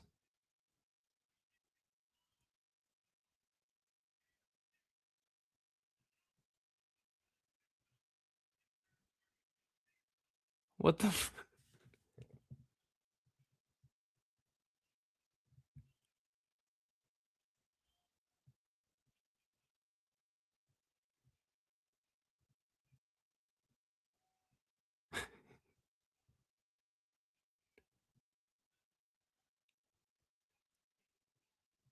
He's called it Alex Pereira? Jeez. Good for him. I mean, that's an impressive promo he cut there after that pace he said. He just called out Alex Pereira, my man. He just called out Alex Pereira. He would take him down. Oh, my God. What unbelievable. Oh, man. He wears dirty shoes into your house, Brady, and says, fuck your couch. Oh, gosh. Not my couch. Come on. Not my couch. Come on. Oh, man. I don't know, dude. Like, I think he'd pull a Rick James on your couch and just put dirty feet all over it, man. Oh, my God. That was incredible. Wow, wow, wow, and wow. Hokit has incredible cardio. Dude, he's got a heart as big as a truck. I thought he was done in the first round. Yeah, me too. He looked drunk. He looked like he was completely out of there, dude. Yeah, I don't know how he did that. And crazy. That was very impressive. Very impressive. What a performance by Josh Hokit. I mean, just that's anybody that was talking shit about his what, you know, with all this, you know, his personality, the way he cuts promos, all that stuff, man. You got to throw it all away, man. Like, after a performance like that, you can never doubt that guy again, man. Ridiculous. I mean, my voice is shot. I know. It's ridiculous. That was incredible. Easily 100K. Easily. I mean, without question, dude. Without question. They just shat all over Johnny Walker and Dominic Reyes. Shat all over him. Dude, this is like, I don't drink much anymore, Brady, but like, I want a beer now, man. Like, I feel like I need to make a beer run, you know, and just, I mean, because that was crazy. Unbelievable. It's got to be fight of the year. That's fight of the year. Yeah. There's, I mean, what else is it? It's not Reyes Walker. It's definitely not Reyes Walker. I'll die on that hill. That's ass fight of the year. AFOTY. AFOTY was we had the ass fight of the year, just followed up by the fight of the year. Actually, I have to tweet that. That's fucking brilliant. So give me a second. I got you. When genius strikes, and now somebody's gonna beat me to it on Twitter. I gotta do it right now. No, nobody's gonna beat you to it. You got to get there. Josh Hokit is a chump. Oh, Nathan, you can't call him a chump after that. I mean, that was incredible. That was amazing. And this is the true top DFS lineup could have a stack of this fight because Curtis Blaydes landed like almost 200 significant strikes. We'll take a look. Yeah, I mean, after round 2, Blaydes was at 114 significant strikes, 146 total strikes. So it could be. Both these guys could be on the optimal lineup. Absolutely incredible. Yeah, Blaydes has already had a little bit of damage before then, so that's going to be bad. It was actually Blaydes' first ever decision loss, which is crazy. This was an indicament of Hokit's punching power. Well, he did hurt Blaydes a couple times, but yeah, couldn't get him out of there. Almost did. Was very close to in the first round. I am very curious to see what they do with Josh Hokit next, because they kind of fed him to the wolves here with Blaydes, a top 5 guy. Like, who do they give Hokit next? Let's take a look at these heavyweight rankings. Who do they give Josh Hokit next? Got to be somebody in the top 10. We can't be giving him like Marcin Tybura. I don't know.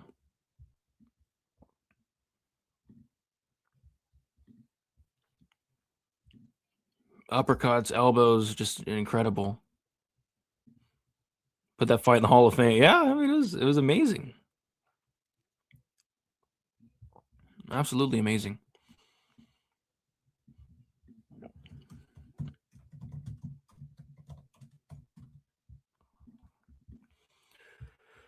Costa decision next. I think me and Weezy are both on Murzakanov KO, but yeah, if it goes to decision, it's probably Costa with volume. I think either Costa decision or Murzakanov KO makes sense. Let's give I don't know. Give Hokit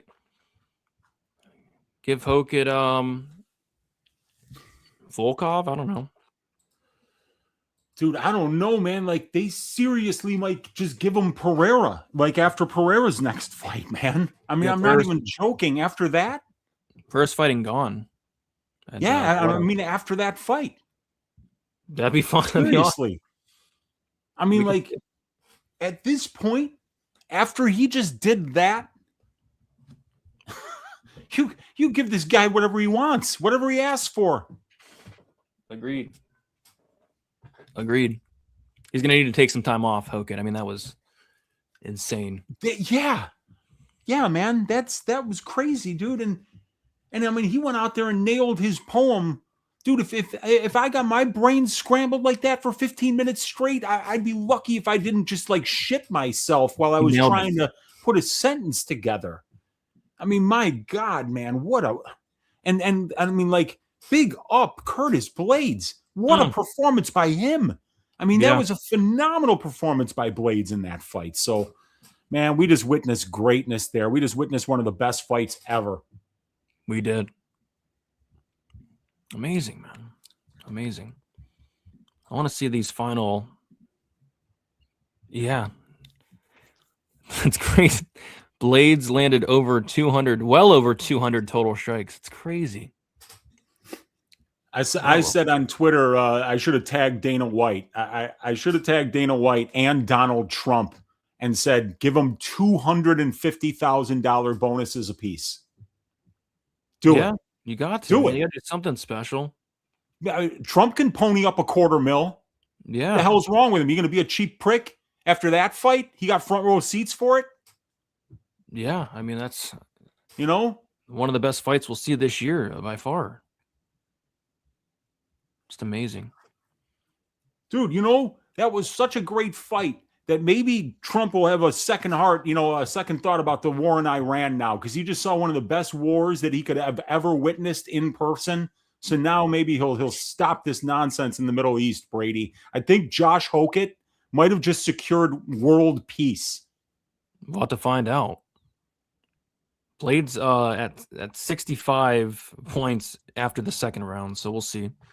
My God. Jee-manies. Let me see where I'm at in my tournament here. Probably very they're showing 68.8 points right now for Hokit only, so. Hot take, but I enjoyed the last fight. Yeah, me too. I enjoyed it too. Take away Walker and Reyes' money and give it to Hokit and Blaydes. 1,000% agreed. 1,000%. My God. Let's see if Azamat can 95 significant strikes for Hokit over 2 rounds and 114 for Blaydes. I mean, like, that was almost like you remember the Van versus Royval fight at the end of last year. Remember that one? Yeah. Where they landed like 400 significant strikes between the two of them. Yeah, that was, I think it was over 400. Yeah, crazy. Man. But this was better. I like this better than that. This just chaos. Honestly, that dud before made the fight even better. Yeah. Yeah. Please tell me we can get the replay of your commentary for the Blaydes Hokit fight. Yeah, it should be posted after the show's over. Yeah, I like the middle fingers from Josh Hokit. I liked everything tonight. He was older, Murzakanov or Salikov? Dude, I mean, that's a good question, but I would have to go with Salikov. I'm bringing the picture of my Yaya's wedding back in the 30s, Brady. He was there, dude. I mean, when you see the picture, you're like, holy shit, that's Muslim Salikov. What was he doing in Naxos in 1933, you know? I mean, but that's the thing about these vampires. You see, you can't stay in one place for too long because then people will notice that there's people turning up dead, completely exsanguinated, and they'll also notice that you're never out during the daylight hours and that you're not aging. It doesn't take a genius, Brady. You got that right. You know? You got that right. The middle finger was rude, not accepted. I liked it. I liked it, man. Rude. You got Tim Johnson with a $2 dono. Who's your ideal fight for Hokit? I don't know. Like, they just gave him a top 5 Blaydes. Who else can we give him? I mean, Aspinall, Volkov's up there, Pavlovich, Waldo. Oh, I think Waldo Cortez Acosta, Wheezy, could be interesting. Yeah, because Waldo's got a fight coming up in a couple weeks, right? Yeah, maybe do Waldo Is he fighting Volkov? I think so. Yeah, I think so. Interesting. You know, because the one thing that people are going to forget now is that Josh Hokit can wrestle, you know, because he didn't wrestle at all in that fight. And he outstruck Curtis Blaydes. That was not on my bingo card, man. Yeah. I mean, I saw him maybe knocking Blaydes out, but doing that, I don't know. It's crazy. Man, what a fight that was. Oh, my God. Yeah, Waldo versus Hokit, book it. Main event. Main event in the Apex? That's a nice main event Apex fight right there. And the meta Apex. The meta Apex. Yeah. You always got to call it that. The meta Apex. 5 rounds? Waldo versus Hokit? Yeah, sign me up. Yeah, man. There's Murzakanov. Hood up. Ready to go. Need a KO here from Murzakanov would be nice.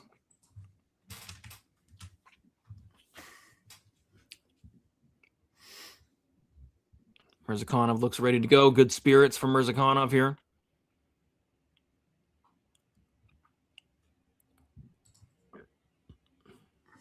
So he's not sitting down to take off his socks. He was kind of holding on to his coach to take off his socks. Yeah.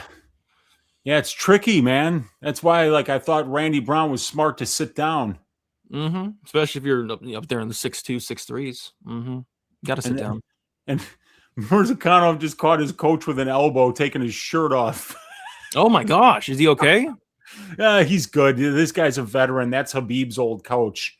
When Habib first came to this country to train here in the States, he trained at K Dojo Warrior Tribe where Azamat trains.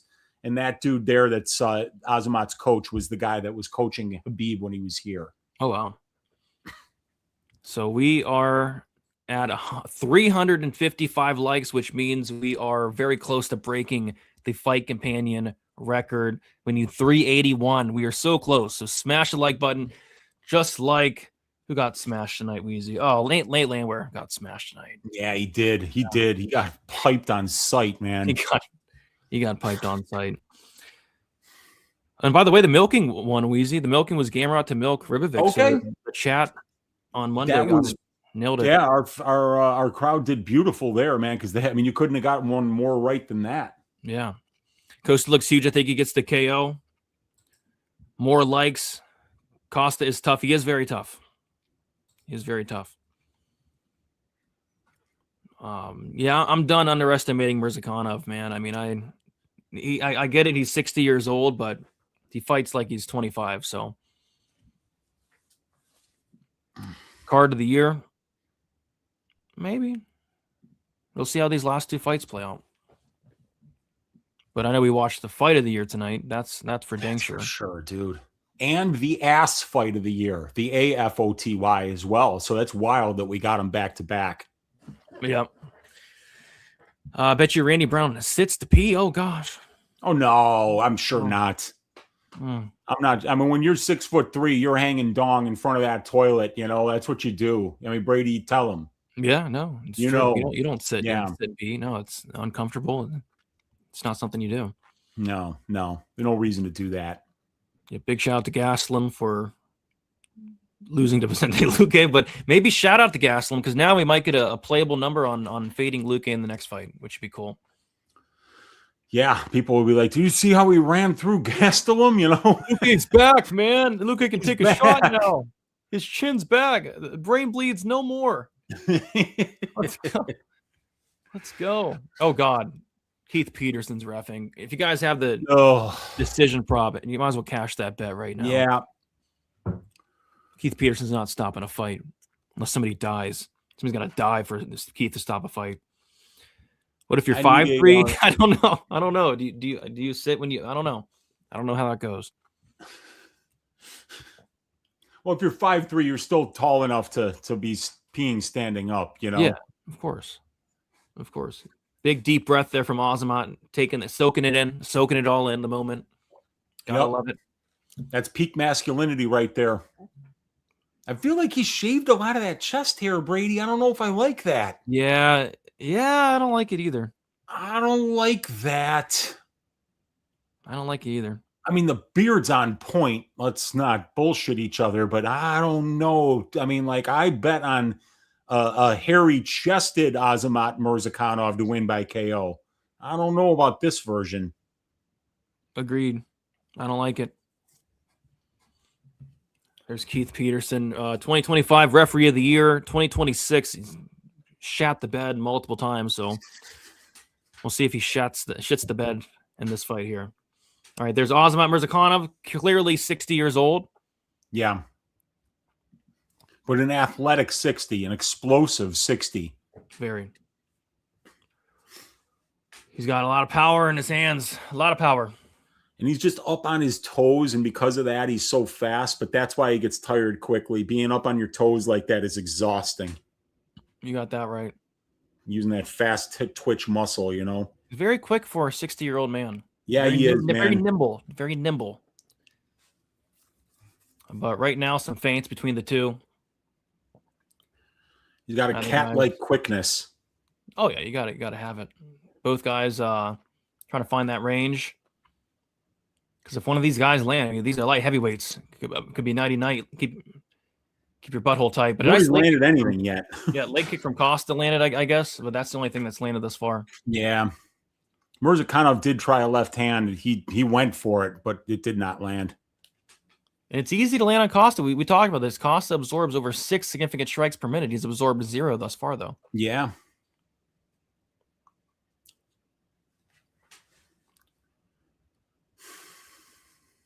Inside leg kick for Costa.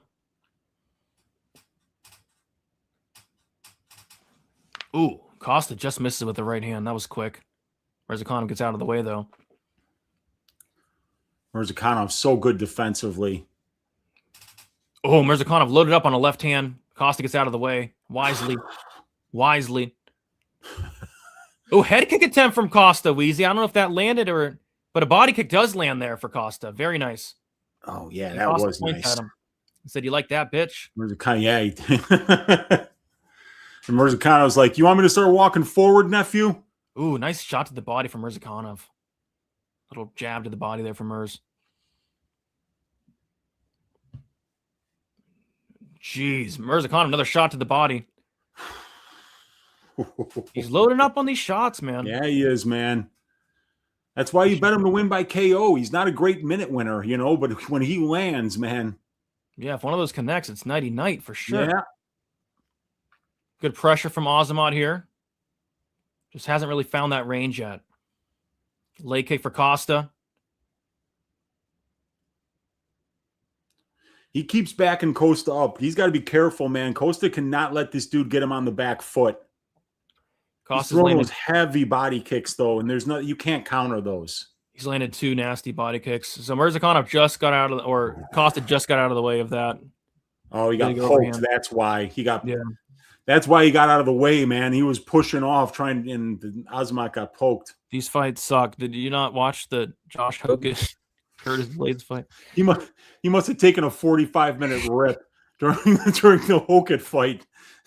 So what happened here? Was it an eye poke? I don't know. Wait, what? I didn't even see What happened? I missed it. Keith is not taking a point.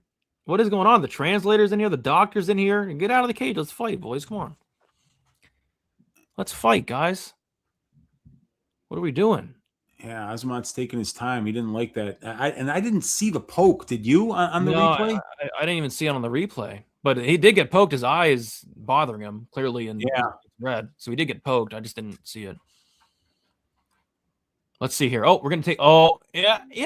Got the thumb in there. Yeah, the thumb, Weezy. It was the thumb. Left the thumb. old thumb in the eye, yeah. Yeah, just the tip, though. It was just just the tip of it.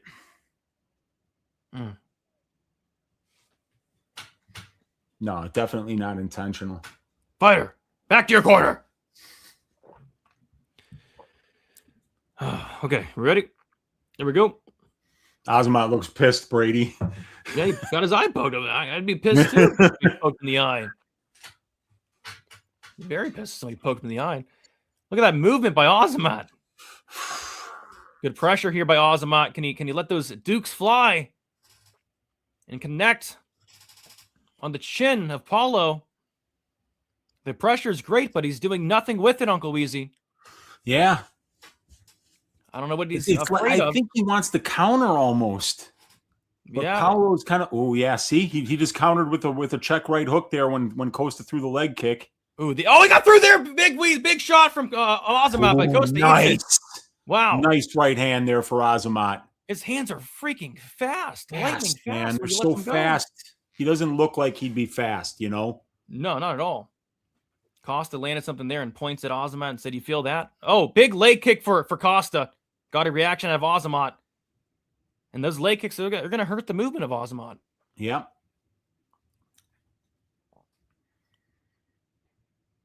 Yeah, Azamat's losing the minutes here, looking for the moment. Yeah, 15-5 in significant strikes in favor for Costa, outlanding him 3-1. Yep. Lots of kicks, but the kicks are adding up. Minute to go, round one. Azamat on the pressure. But again, he's only landed 5 strikes in 4 minutes. Yeah. Oh, did Azamat get hurt there? He got caught on the way in, yeah. He got caught on the way in. I think it just kind of surprised him a little bit. But now Paulo's on top. And this is not where Azamat wants to be. 40 seconds. Costa's on top. A cut has opened somewhere in one of these guys. See some blood dripping. Yeah, I think it's on. No, it does look to be on the side of Azamat's head. Yeah, his left eye. To the side of his left eye. After these big elbows. Oh, big shots from Paulo Costa on the way up. Oh, big shot from Paulo Costa. Oh, jeez. Ooh, big left hand for Azamat. Lands. A lot of energy there. Yeah. Head kick for Costa. We're going to round 2. Costa 10-9, easy. Yes. Easy peasy. Definitely a Costa round.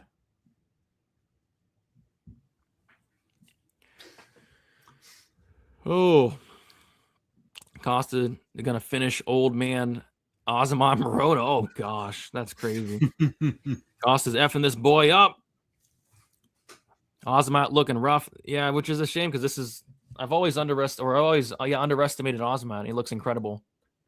Now he's kind of getting whooped up a little bit, but we still got 2 rounds to go. 2 rounds to go. What do you... The fight's still happening. What do you mean you told me? There's still 10 minutes left.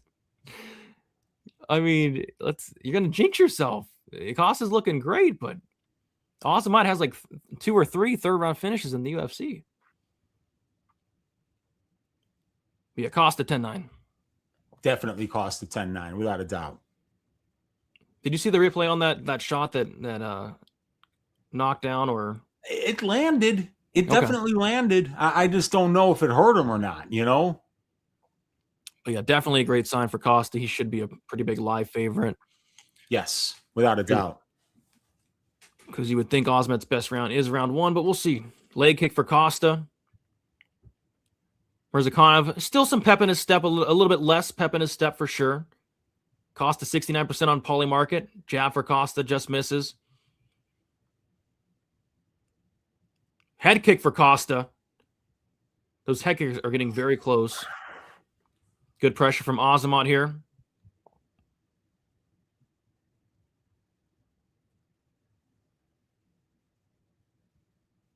Yeah, Costa just being more busy. He's being a lot busier. Azamat, I don't know if he has even 10 strikes yet. The volume's very concerning here from Azamat Murzakanov. Nice leg kick from Costa, though.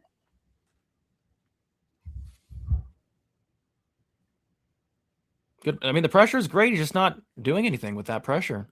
Yeah, Costa's pretty good defensively today. I don't know what, I mean, like the numbers don't indicate that, but he's doing well defensively so far. But with Azamat, it just takes one.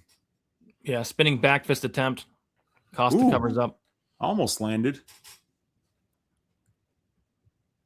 Nice body kick for Costa. This kicks him in money. Yeah. All night. And I wonder why we're not seeing that from Azamat. I don't know. We saw a jab there, which is nice from Azamat. Yeah. He landed it. See, right there. That's when you got to let your hands go. Yeah. He's just not. He had him You backing haven't up. backed up. You haven't backed up, and he's just not letting his hands go. Nice body shot, though. Goes up top to Azamat. That was good. That More was of that. nice. Step and elbow that was nowhere near landing for Azamat. He's trying to catch him coming forward with that. He's been really short on a couple of those, but he's trying to time it. 3 minutes to go. Shot to the body for Azamat. Kick to the body for Costa was very nice. Oh, yeah.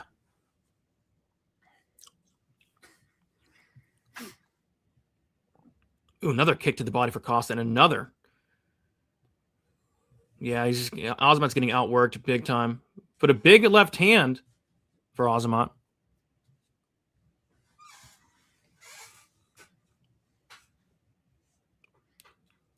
Shot to the body. Look up the clock for Costa. That's not good in round two. It's not, but Murzakonov's got to land something. Yeah. He doesn't even have 15 strikes yet. Shot to the body for Murzakanov. Another shot to the body for Murzakanov. Oh, big shot up top for Murzakanov. That landed. Another big shot for Murzakanov. A left hook lands. And a hook in a body. Big left hook to the body, too. Big body kick for Paulo. You can hit Paulo Costa. You got to let your hands go. You can hit this guy. Great moment there for Azamat Murzakanov. Both guys land there. Now Azamat's starting to throw. Now Costa's starting to come forward. That's when you make him pay. And he does with big shots, Uncle Weezy. Costa's clinching up. Does. Costa's looking to take him down. And he does not. Paulo Costa's back up. Oh. Azamat throws him. Kick to the but body. Azamat's going to get tired if you make him grapple, dude. Yeah, I know. Good work from Murzakanov here. But does he have enough in the tank to finish this fight? Nice shot to the body for Azamat. Very nice shot and goes up top as well. Goes up top once again, but he eats a body shot. Costa hits him hard into the body. Azamat gets a takedown, Uncle Weezy. Yeah, wow. He's got him in the Kesugatame position here with the headlock. He's looking for, oh my God, is he looking for a scarf hold? That'd be Dude, crazy. we might try to submit him with this. No, he's not. He's not. They're back up almost. Okay. Man, he's trying some judo shit there. Yeah. Murzakonov's got to get back up. 45 seconds to go.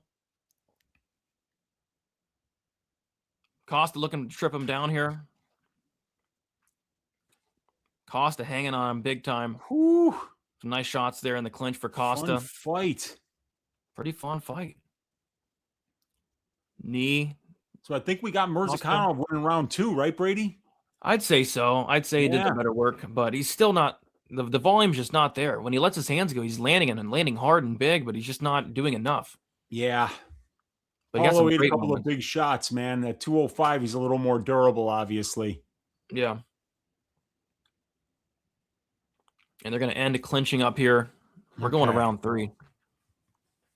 We are going to round three. All right. Bathroom break. Be right back. Bet. Come on. Come on. Come on. I need this. The distance. It's looking good thus far for a decision. Lots of decisions tonight. Only one KO. 1919. I would lean that way. It's either 1919 or 2018 Costa.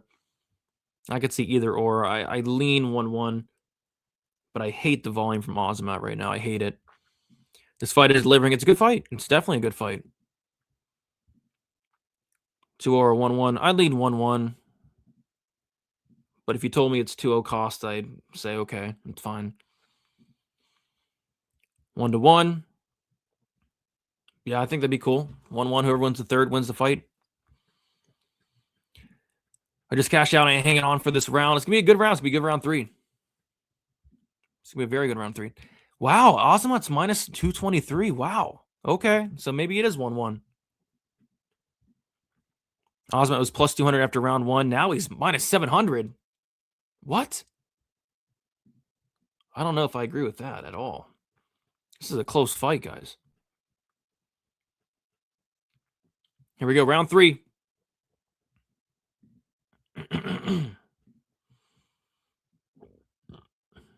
Nice leg kick for Costa. Nice head kick for Costa. Looks like it landed. Looks like it hurt Murzakanov. Another head kick for Paulo Costa, but Murzakanov's firing back and landed in his own right. Big shot from Paulo Costa. Let's see if Murzakanov's recovered because he ate 2 flush head kicks and another left hand from Murzakanov. Kick to the body for Costa. Costa goes up top. Left hand for Costa. Costa can see Azamat tired. Of course he is. He's an old man. He's 70 years old. Nice right hand from Paulo Costa and a head kick attempt from Paulo Costa as well, spamming those head kick attempts, and a lot of them are landing. So I guess Azamat was the favorite at the start of round 3, but I'm sure that's no longer the case. Yeah, no chance. Because Costa definitely won round 1.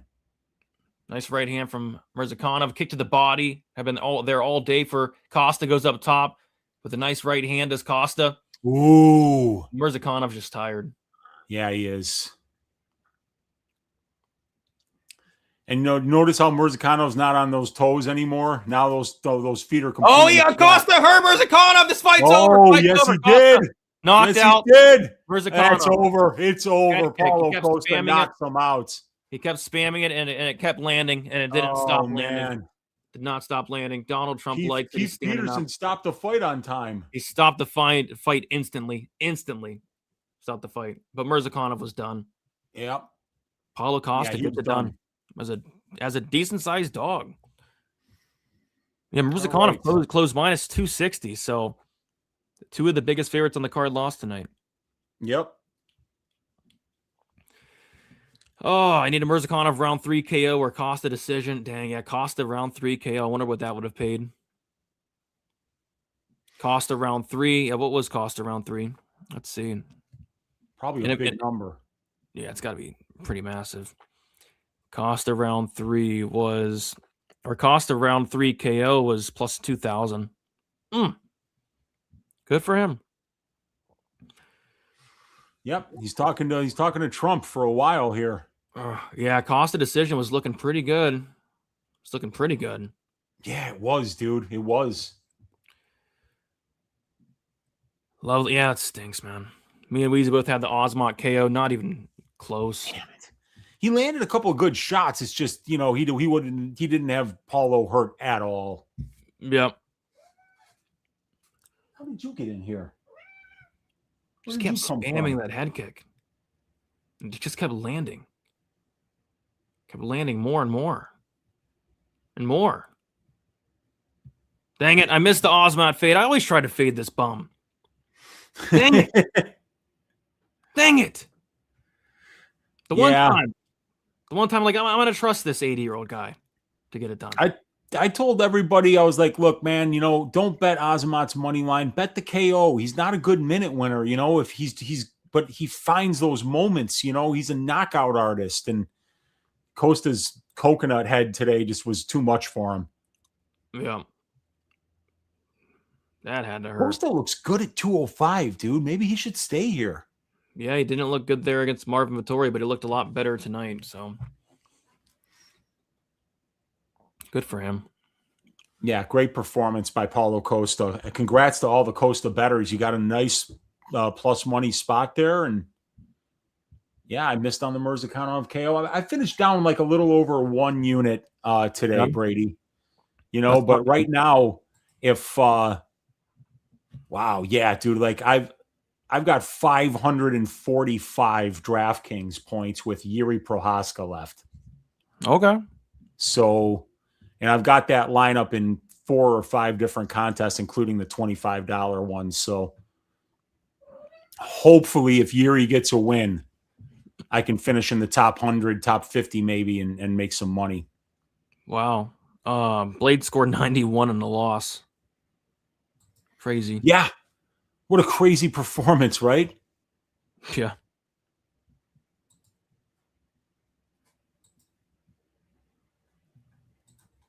Very, very crazy. There you go. That's, I think, the second knockout of the night. Paulo Costa. Big ups. Big ups. Now we need Jiri Prochazka, Carlos Ulberg. Whew.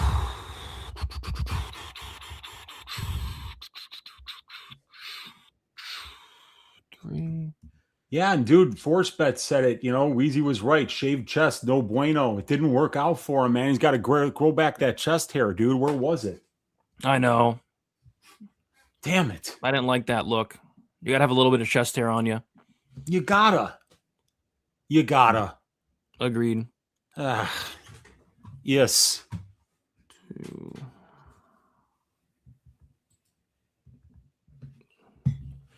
Agreed. All right.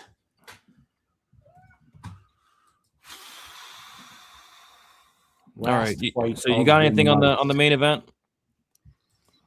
I got no bets on it on the main event. But if Jiri wins, I'm going to be in really good shape for DFS. I'll be first place in the Ironman this week.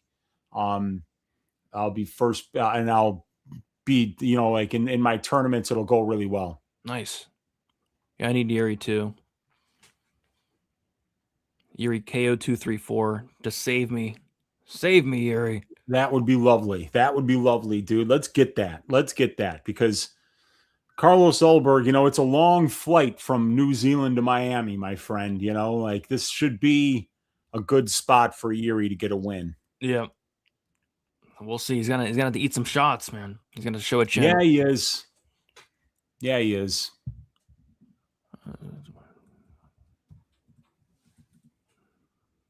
Hang on. My cats are like, they haven't gotten any attention all day. And like, I had the door closed behind me and they're scratching on it. Like, oh my gosh. Let us in. Like, you got to fucking play with us, you dick. It's funny, man. They're pretty demanding. So let me let one of them out, because one of them snuck in when I went for my break. All right. Get out. Oh, so much money tonight. Thanks, guys. Yeah, we'll see. I'm probably gonna be down money unless Jiri can get a knockout here. Need Jiri to get a knockout. Okay, now all I need is Jiri minus 2.5. Peace. What does that mean? Paulo Costa won. Costa won. Yeah, it was a lot more difficult than I thought. I mean, the two biggest favorites lost. Azamat messed up my plus 2,000 parlay thing. Yeah, he's 90 years old. He's 90 years old. It was fun card. Yeah, kinda. Yeah, the Hokit fight was fun.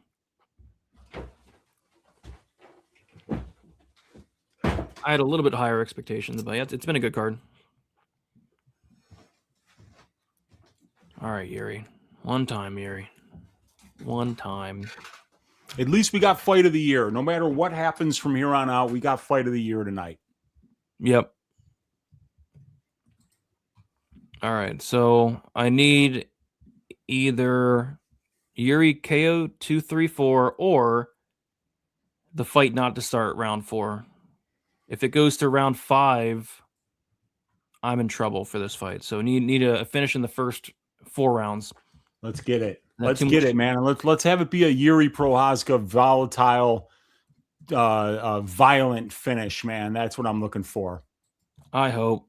Hopefully we end this card with a fun fight.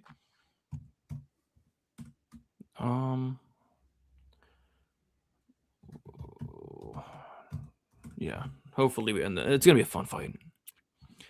Hokit Lewis White House card. Hokit needs a couple months to recover, dude. He's got hit in the head 200 times. By the way, they gave Curtis Blaydes Wheezy a total of 214 total strikes. Crazy. 214. My God. 174 significant for Blaydes too. My God. You know, when they were in that clinch, he just kept throwing that uppercut when they were in that clinch, and it kept landing. I mean, Hokit was landing the bigger shots, but Blaydes stayed crazy active. I can't believe they both pushed that pace for 15 minutes. I know. What are you not going to announce, man? Come on. The White House, that's like a month, isn't it? Hokit is not going to fight in a month. Who? What happened? Somebody said Hokit was fighting on the White House. It's not happening. What are you guys talking about? Come on. Hokit Lewis White House card is a confirmed fight. I have heard that Donald Trump's favorite fighter is Derek Lewis. Really? I think I heard that too. Man.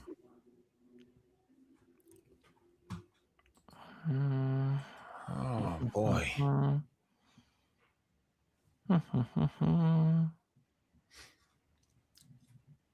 Dana just said it. Y'all are crazy. No. And they try to tell us nuts. They try to tell. I mean, how are you going to let somebody fight a month after absorbing 200 significant strikes? It's just stupid. They try to tell us the Padilla fight was canceled today. You can't. Yeah, I know. Wait, actually, I do see. What is it?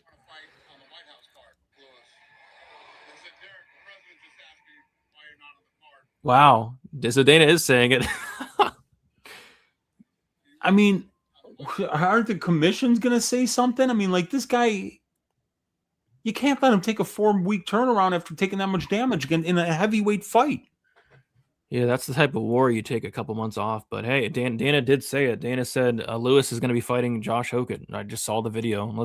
It's AI. You never know with AI anymore, but no, it looked like Dana White. My God, man. Oh, no, the Jiri fight's canceled, according to somebody in the chat. Let's stop that. Yeah, that fight's a couple months medical suspension. I don't know. Yeah. That's surprising if they're gonna if that happens, I'd be surprised. But it'd be cool. Yeah, it'd be very cool. But I'd be surprised nonetheless. Be very surprised. All right. Time for the main event. Let's get some violence. For the love of God, let's get some violence. I can't have this fight going the distance. I can't. I just can't. Yeah. So they're talking about it now, huh? That's crazy. That unbelievable. Fair enough. Fair enough.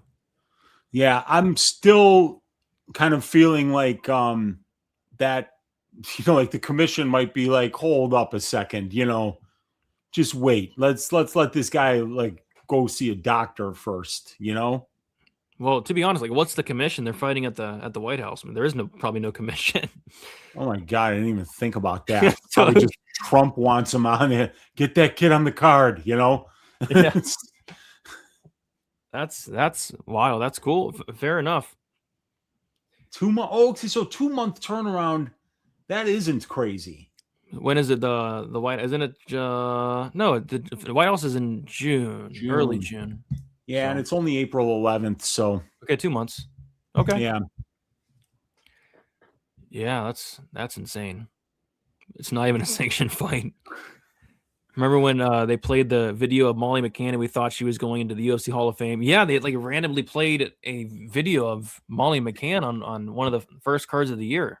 I remember that. It was like a highlight tape of Molly McCann. And we were like, why are they doing this? You know? It was ridiculous. I've never seen anything like it. Absolutely ridiculous.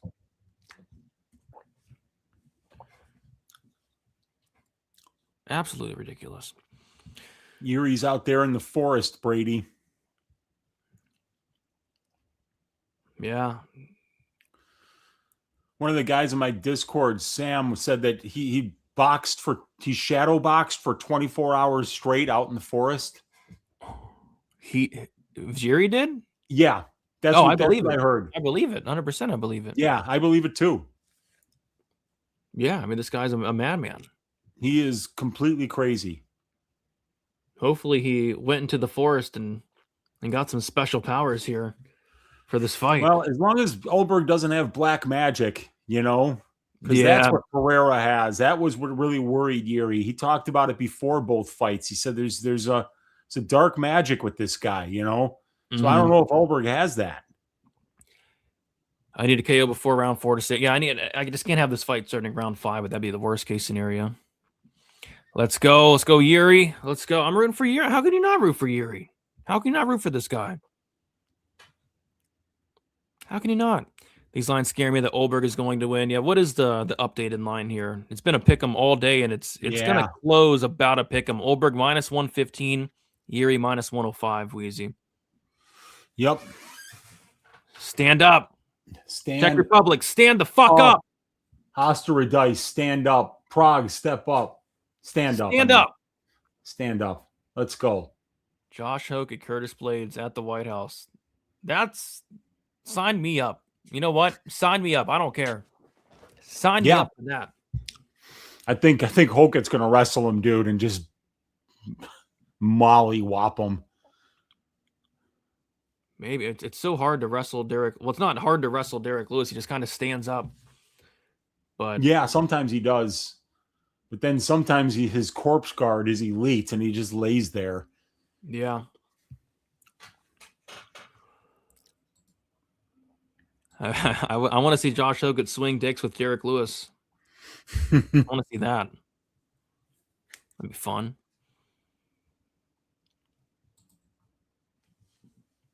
I think me and Weezer are both picking Jiri. Who are the sex bots picking? Sex bots, who you guys got? Who the sex bots got? Weezy, we are 8 likes away from the like record. 8. Oh my God. 8. We can potentially get 400 here before the main event starts. That's crazy. 400 likes would be ridiculous. Yeah, it would. Oh my God. Amazing stuff if we could get that. And I mean, like, this has been a pretty fun card for the most part, man. Some good fights. A lot of surprises, a lot of twists and turns. Yeah, there were some twists and turns, Brady. Not necessarily for the best, but if Jiri has a big day here, it's going to be a huge day for me on DraftKings. So I'm looking forward to it. I don't think I'll be able to win any of the tournaments except for the Ironman, but like I think I still need 85 points out of Jiri to win the Ironman. Oh, okay. So it's not guaranteed. Hokit only scored 102. What? But Hokit 102, Luque 107, Swanson 125, Pico 106, Suarez 107, Gamrot 113. That's the optimal lineup right now. Luque with a 107 was huge, and Luque was 7% owned. Wow. Yeah, and there you go, man. That's the thing. It's when you get those fighters that are low owned and they score a bunch of points, man, that's where you get the leverage. That's how you win tournaments. If Jiri gets a KO in 2, 3, or 4, I'll sing Zombie. If not, I'm done singing for the night. Only if Jiri gets this KO 2, 3, 4. Yeah, I was shocked how low Hokit. I mean, Curtis Blaydes almost outscored him. Curtis Blaydes had like 93 or something. Yeah, he just didn't wrestle, So since he didn't wrestle, 177 significant strikes is a ton of significant strikes, but it just, if you don't get any takedowns, any knockdowns, any control time, it's hard to get over 100 points, man. Yeah.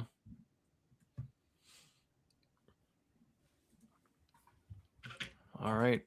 Ulberg's ready to go. Yes, he is. Mark Goddard's reffing. Mark Goddard loves him some fighter safety.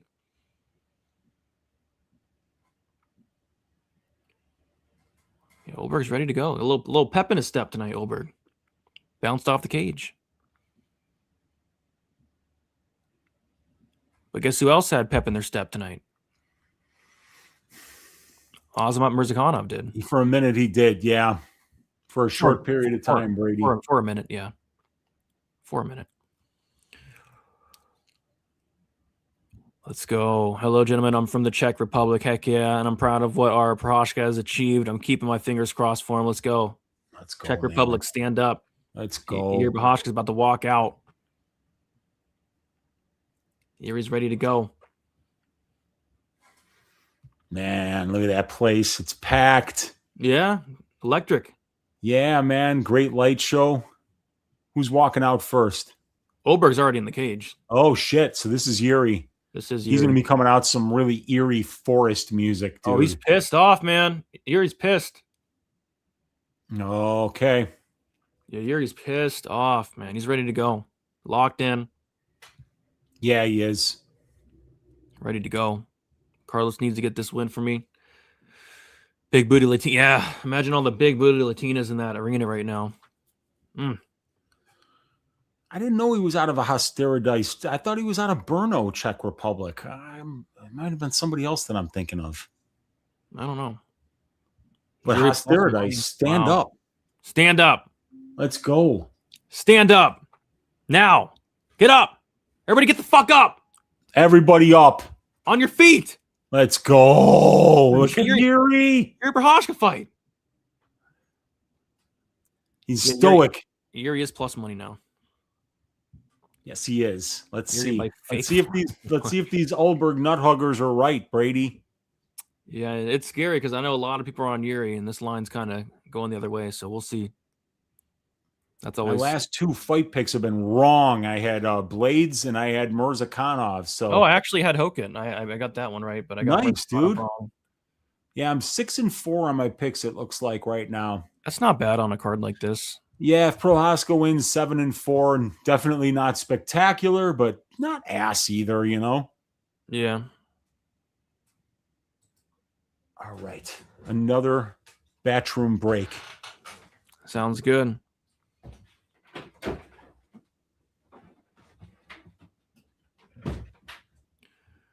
Carlos knocks Jiri out. As long as somebody gets knocked out, I'm fine with it. But preferably Jiri for me would be ideal. Preferably. Has there been this many lines? I don't know, man. I mean, a lot of these fights were close line flip. It's been crazy. It's a crazy week this week. One of the closest line cards I think I've ever seen in my entire life. I mean, the two biggest favorites on the card lost. Murzakanov 260, Gastelum 260.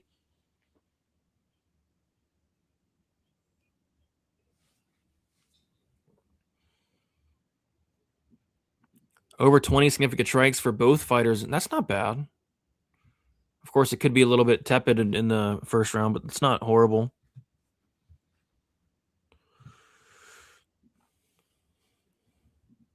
Flip the TV? What do you mean? Flip the TV. All right, Jiri's ready to go. Jiri is ready to go. Hokit won't wrestle versus Lewis, even though the path is right there. That's what I love about him. Yeah, I want him to stand and bang with Lewis. Let's see. I want to see that play out. I think that'd be fun. All right. I can't wait for the stare downs. I want to see Jiri's just looking at Ulberg across the cage. There's I remember the Pereira Jiri stare downs, man. How awesome! Oh my god, all timers. We're 4 likes away from 400 likes. Appreciate you guys so much. My God, that's we awesome, set a like dude. record tonight. That was the goal. We hit the goal. Thank you guys so much. Almost 400 freaking likes. Come on, Jiri. Come on, Jiri. Send me a bag in DraftKings today because I lost a unit on the damn fights. So let's go. Let's go.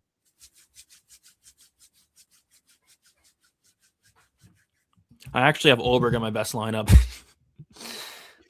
Oh, really? Damn you. I know. You prick you. I know. Yeah, they're like 8,200, 8,000. So a bunch of they're going to be very high owned. Yeah. So we'll see. Alrighty.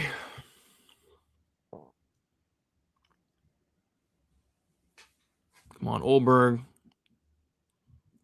Prochazka. It's time. It's time. What did the posture green line guy predict? I think it predicted Ulberg to win. Have you seen that? The green line posture? Yeah. Yeah, and I think they had Jiri on that one actually. The one I saw was Ulberg won the green line, but there's different times they faced off this week. So yeah, Jiri probably won one of them, and Ulberg probably won another. There we go, setting records out here. Let's go. Hopefully, Jiri sets a record on the face of Carlos Ulberg. Let's see. Let's see. All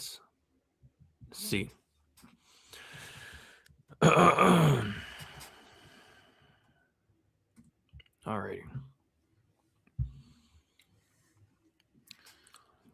Yeah, Strickland versus Hamzat next month. That's going to be an even better pay-per-view than tonight. Even, I mean, that 328 card is ridiculous.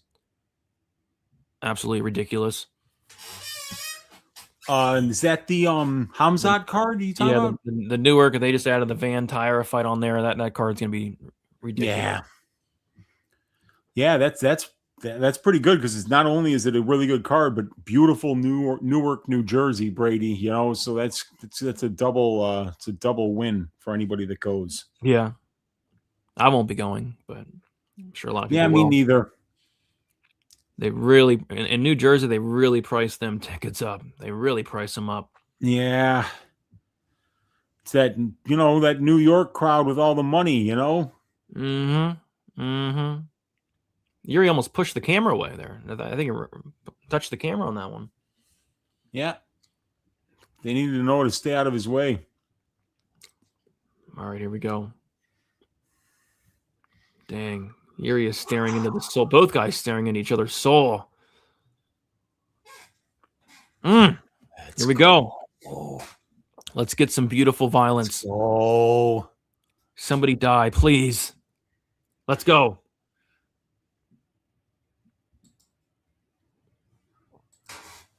Here we go. All right. You ready, Jiri? Jiri's ready. He's talking to himself. He's such a terrifying guy. Such a terrifying man.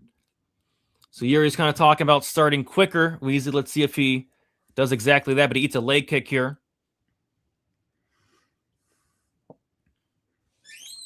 I'm going to refresh. But Ulberg's a big dude. Very big dude. As is Jiri, though. That's a weird movement from Jiri and eats a leg kick. Oh, big right hand almost looked like it almost landed for Jiri. Looks like Ulberg just got out of the way. Ulberg almost caught him with a check hook too. Yeah, nice leg kick there from Jiri. Yeah.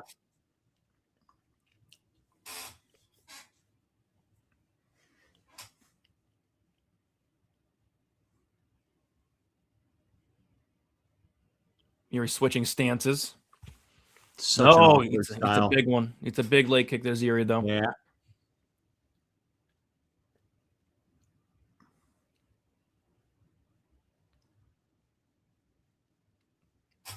Yeah, Ulberg's looking to attack those legs for sure.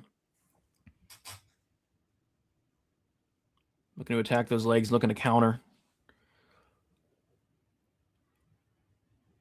Ulberg lands a left hand there. Look like Jiri might have landed one too.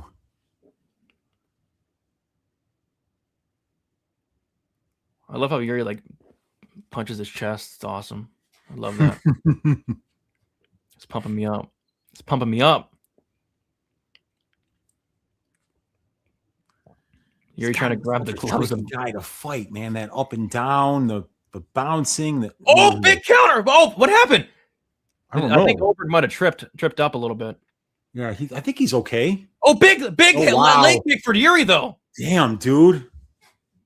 Oh, another big leg kick from Jiri. These leg kicks wow, he's hurting that lead leg big time. So Jiri is starting quicker, Uncle Weezy. Jeez. Oh my God! Oh, he hurt him. Is Ulberg's leg okay? I think Ulberg's leg is okay, man. I think Jiri's gonna. Oh my gosh! Jiri's pointing down, but it's a left hook. Jiri, be careful! What are you doing, now Jiri? Ulberg's coming forward. Oh my God! Halfway through the first round. The leg of Ulberg is compromised. Yeah, Ulberg's leg is fucked. He's got to switch stances or something. Joe Rogan's probably creaming his jeans right now. Oh, Jiri's pumped up. Oh, Jiri ate the jab. Yeah, what is he doing, man? Like, he keep going after the leg. What are you waiting for? Ulberg tried to check that one though. Ulberg's leg is toast. He couldn't even walk on it. Yeah. More leg. There, another big leg kick for Jiri. Ulberg's looking to counter though. Wow. Nasty leg kicks from Jiri Prochazka.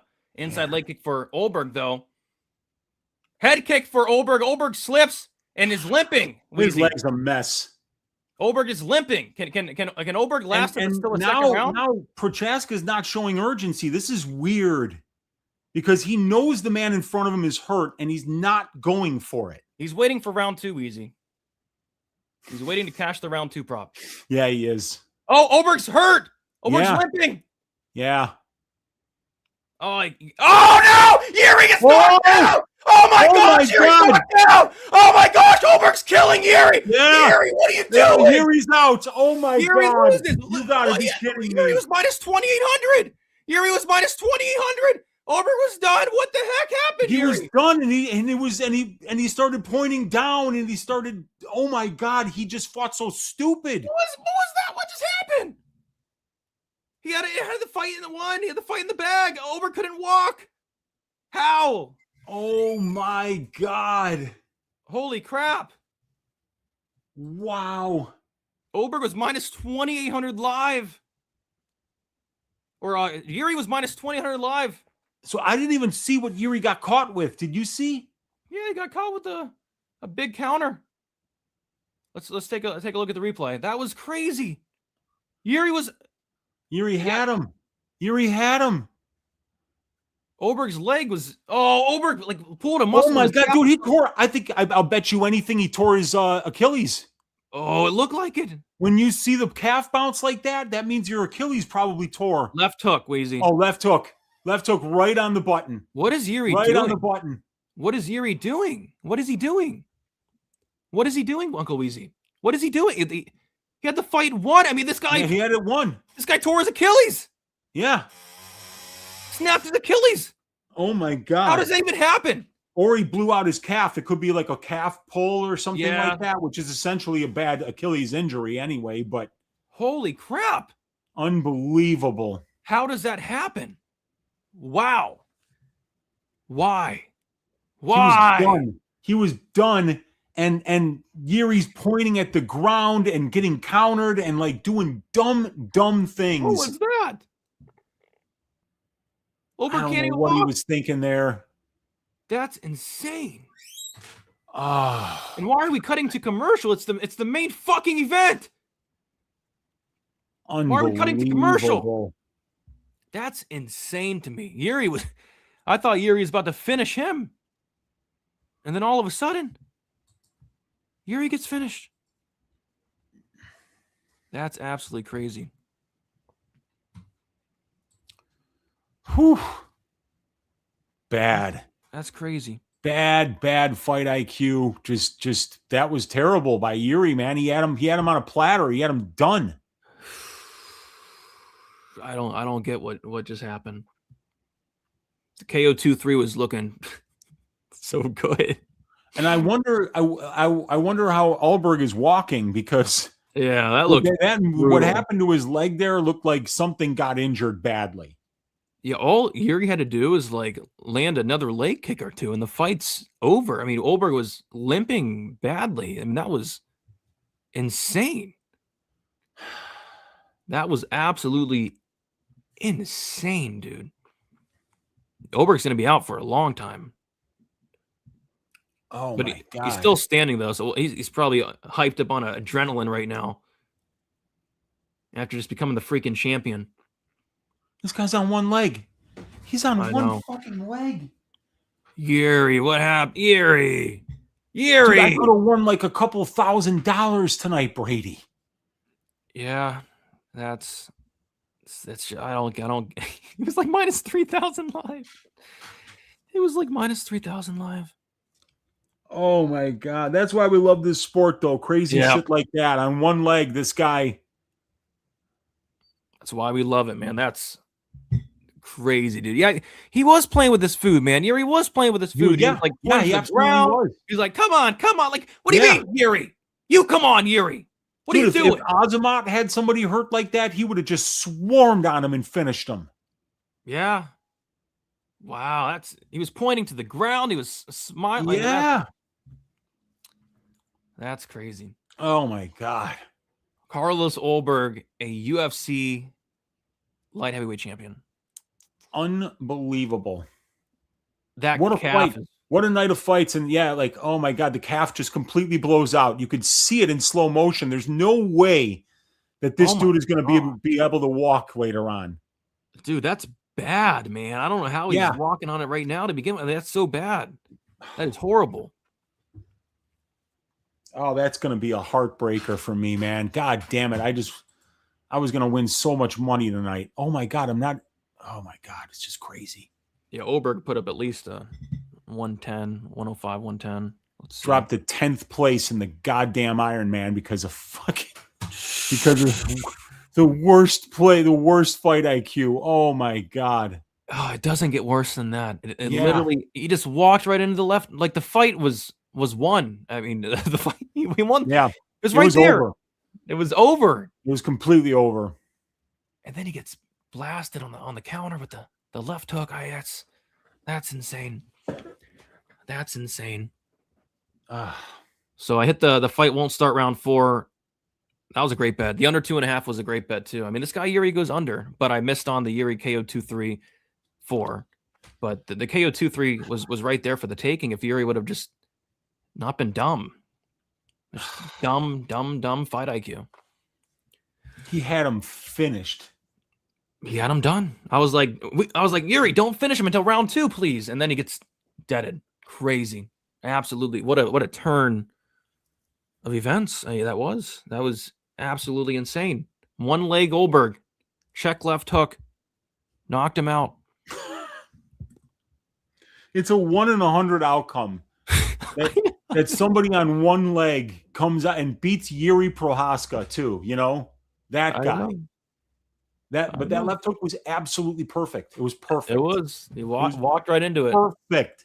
So you can't take anything. I mean, who would take anything away from Ulberg? The guy just won a fight 100%. On one leg. I mean, amazing. 100%. Wow. Yeah, that sucks for Yuri, man. Damn, dude. He was a little too aggressive. Yuri. He was. Well, it wasn't even that he when he should have been aggressive, that's when he should have been throwing, like. Yeah. And they kind of just blitzed right in with chin up in the air, hands down, and got caught by a sniper. He did. That was wild. Oh, I forgot. I cashed my Ulberg minus 1.5 round 1. Yeah. Yeah, man. It's like, so that's good. Man. Wild night. Yeah, it's a wild card. Next week is going to be even wilder. Man, that switch there like cost me so much money on DraftKings, but down 1.2 units on the tracked bets. Ribovics killed me. It was Ribovics, Yeah. That hurt badly. Yeah, I got hurt by Kelvin, violence in the Walker fight, violence in the Pico fight. Crazy. And we got Manitoba coming up next week. Winnipeg, stand up. God, yeah. It's going to be, on paper, it's a horrible card, but I actually think it's going to be a little fun. What is Yuri doing? It should be a fun one. Is Yuri saying? Fun one, just not great for name value after what we just saw. Why was Yuri closing his eyes? Was he saying a prayer? What was he doing? I don't know what he was doing there. So yeah, apparently people are posting on Facebook and Twitter. Dana White just announced Octagon side that Josh Hokit versus Derek Lewis is being added. So heck yeah, that's crazy. Just like Might that. as well. Hokit's one of the biggest names in the sport right now. Yep. There's Ulberg. Enjoy that belt. Enjoy that belt, Ulberg. All right, guys, we did it. We're gonna head out of here. It's been a long day, long card. The pacing wasn't great. The fights were great. Great fights, interesting results. Me and Weasel will be back as always on Monday for Stat Diggers breaking down UFC. Is it Winnipeg? Winnipeg, Manitoba. So check us out there. Do us a huge favor, like on your way out, subscribe on your way out. We'll be back for Stat Diggers on Monday, like I said, and then we'll be back for the live fight companion. And thank you all for hanging out. Had a massive crowd tonight, setting records on the channel for the fight companion. We smashed 400 likes. Thank you guys for that. We had almost 3,000 live viewers. Thank you guys for that. And we're looking to continue to keep building the fight companion week after week. Whether it's the Winnipeg card, whether it's a Meta Apex card, we're going to show up and we're going to try to show out and make it fun and entertaining for you guys. So thank you all for hanging out. Enjoy the rest of your night, and we'll talk to you guys soon. See you later.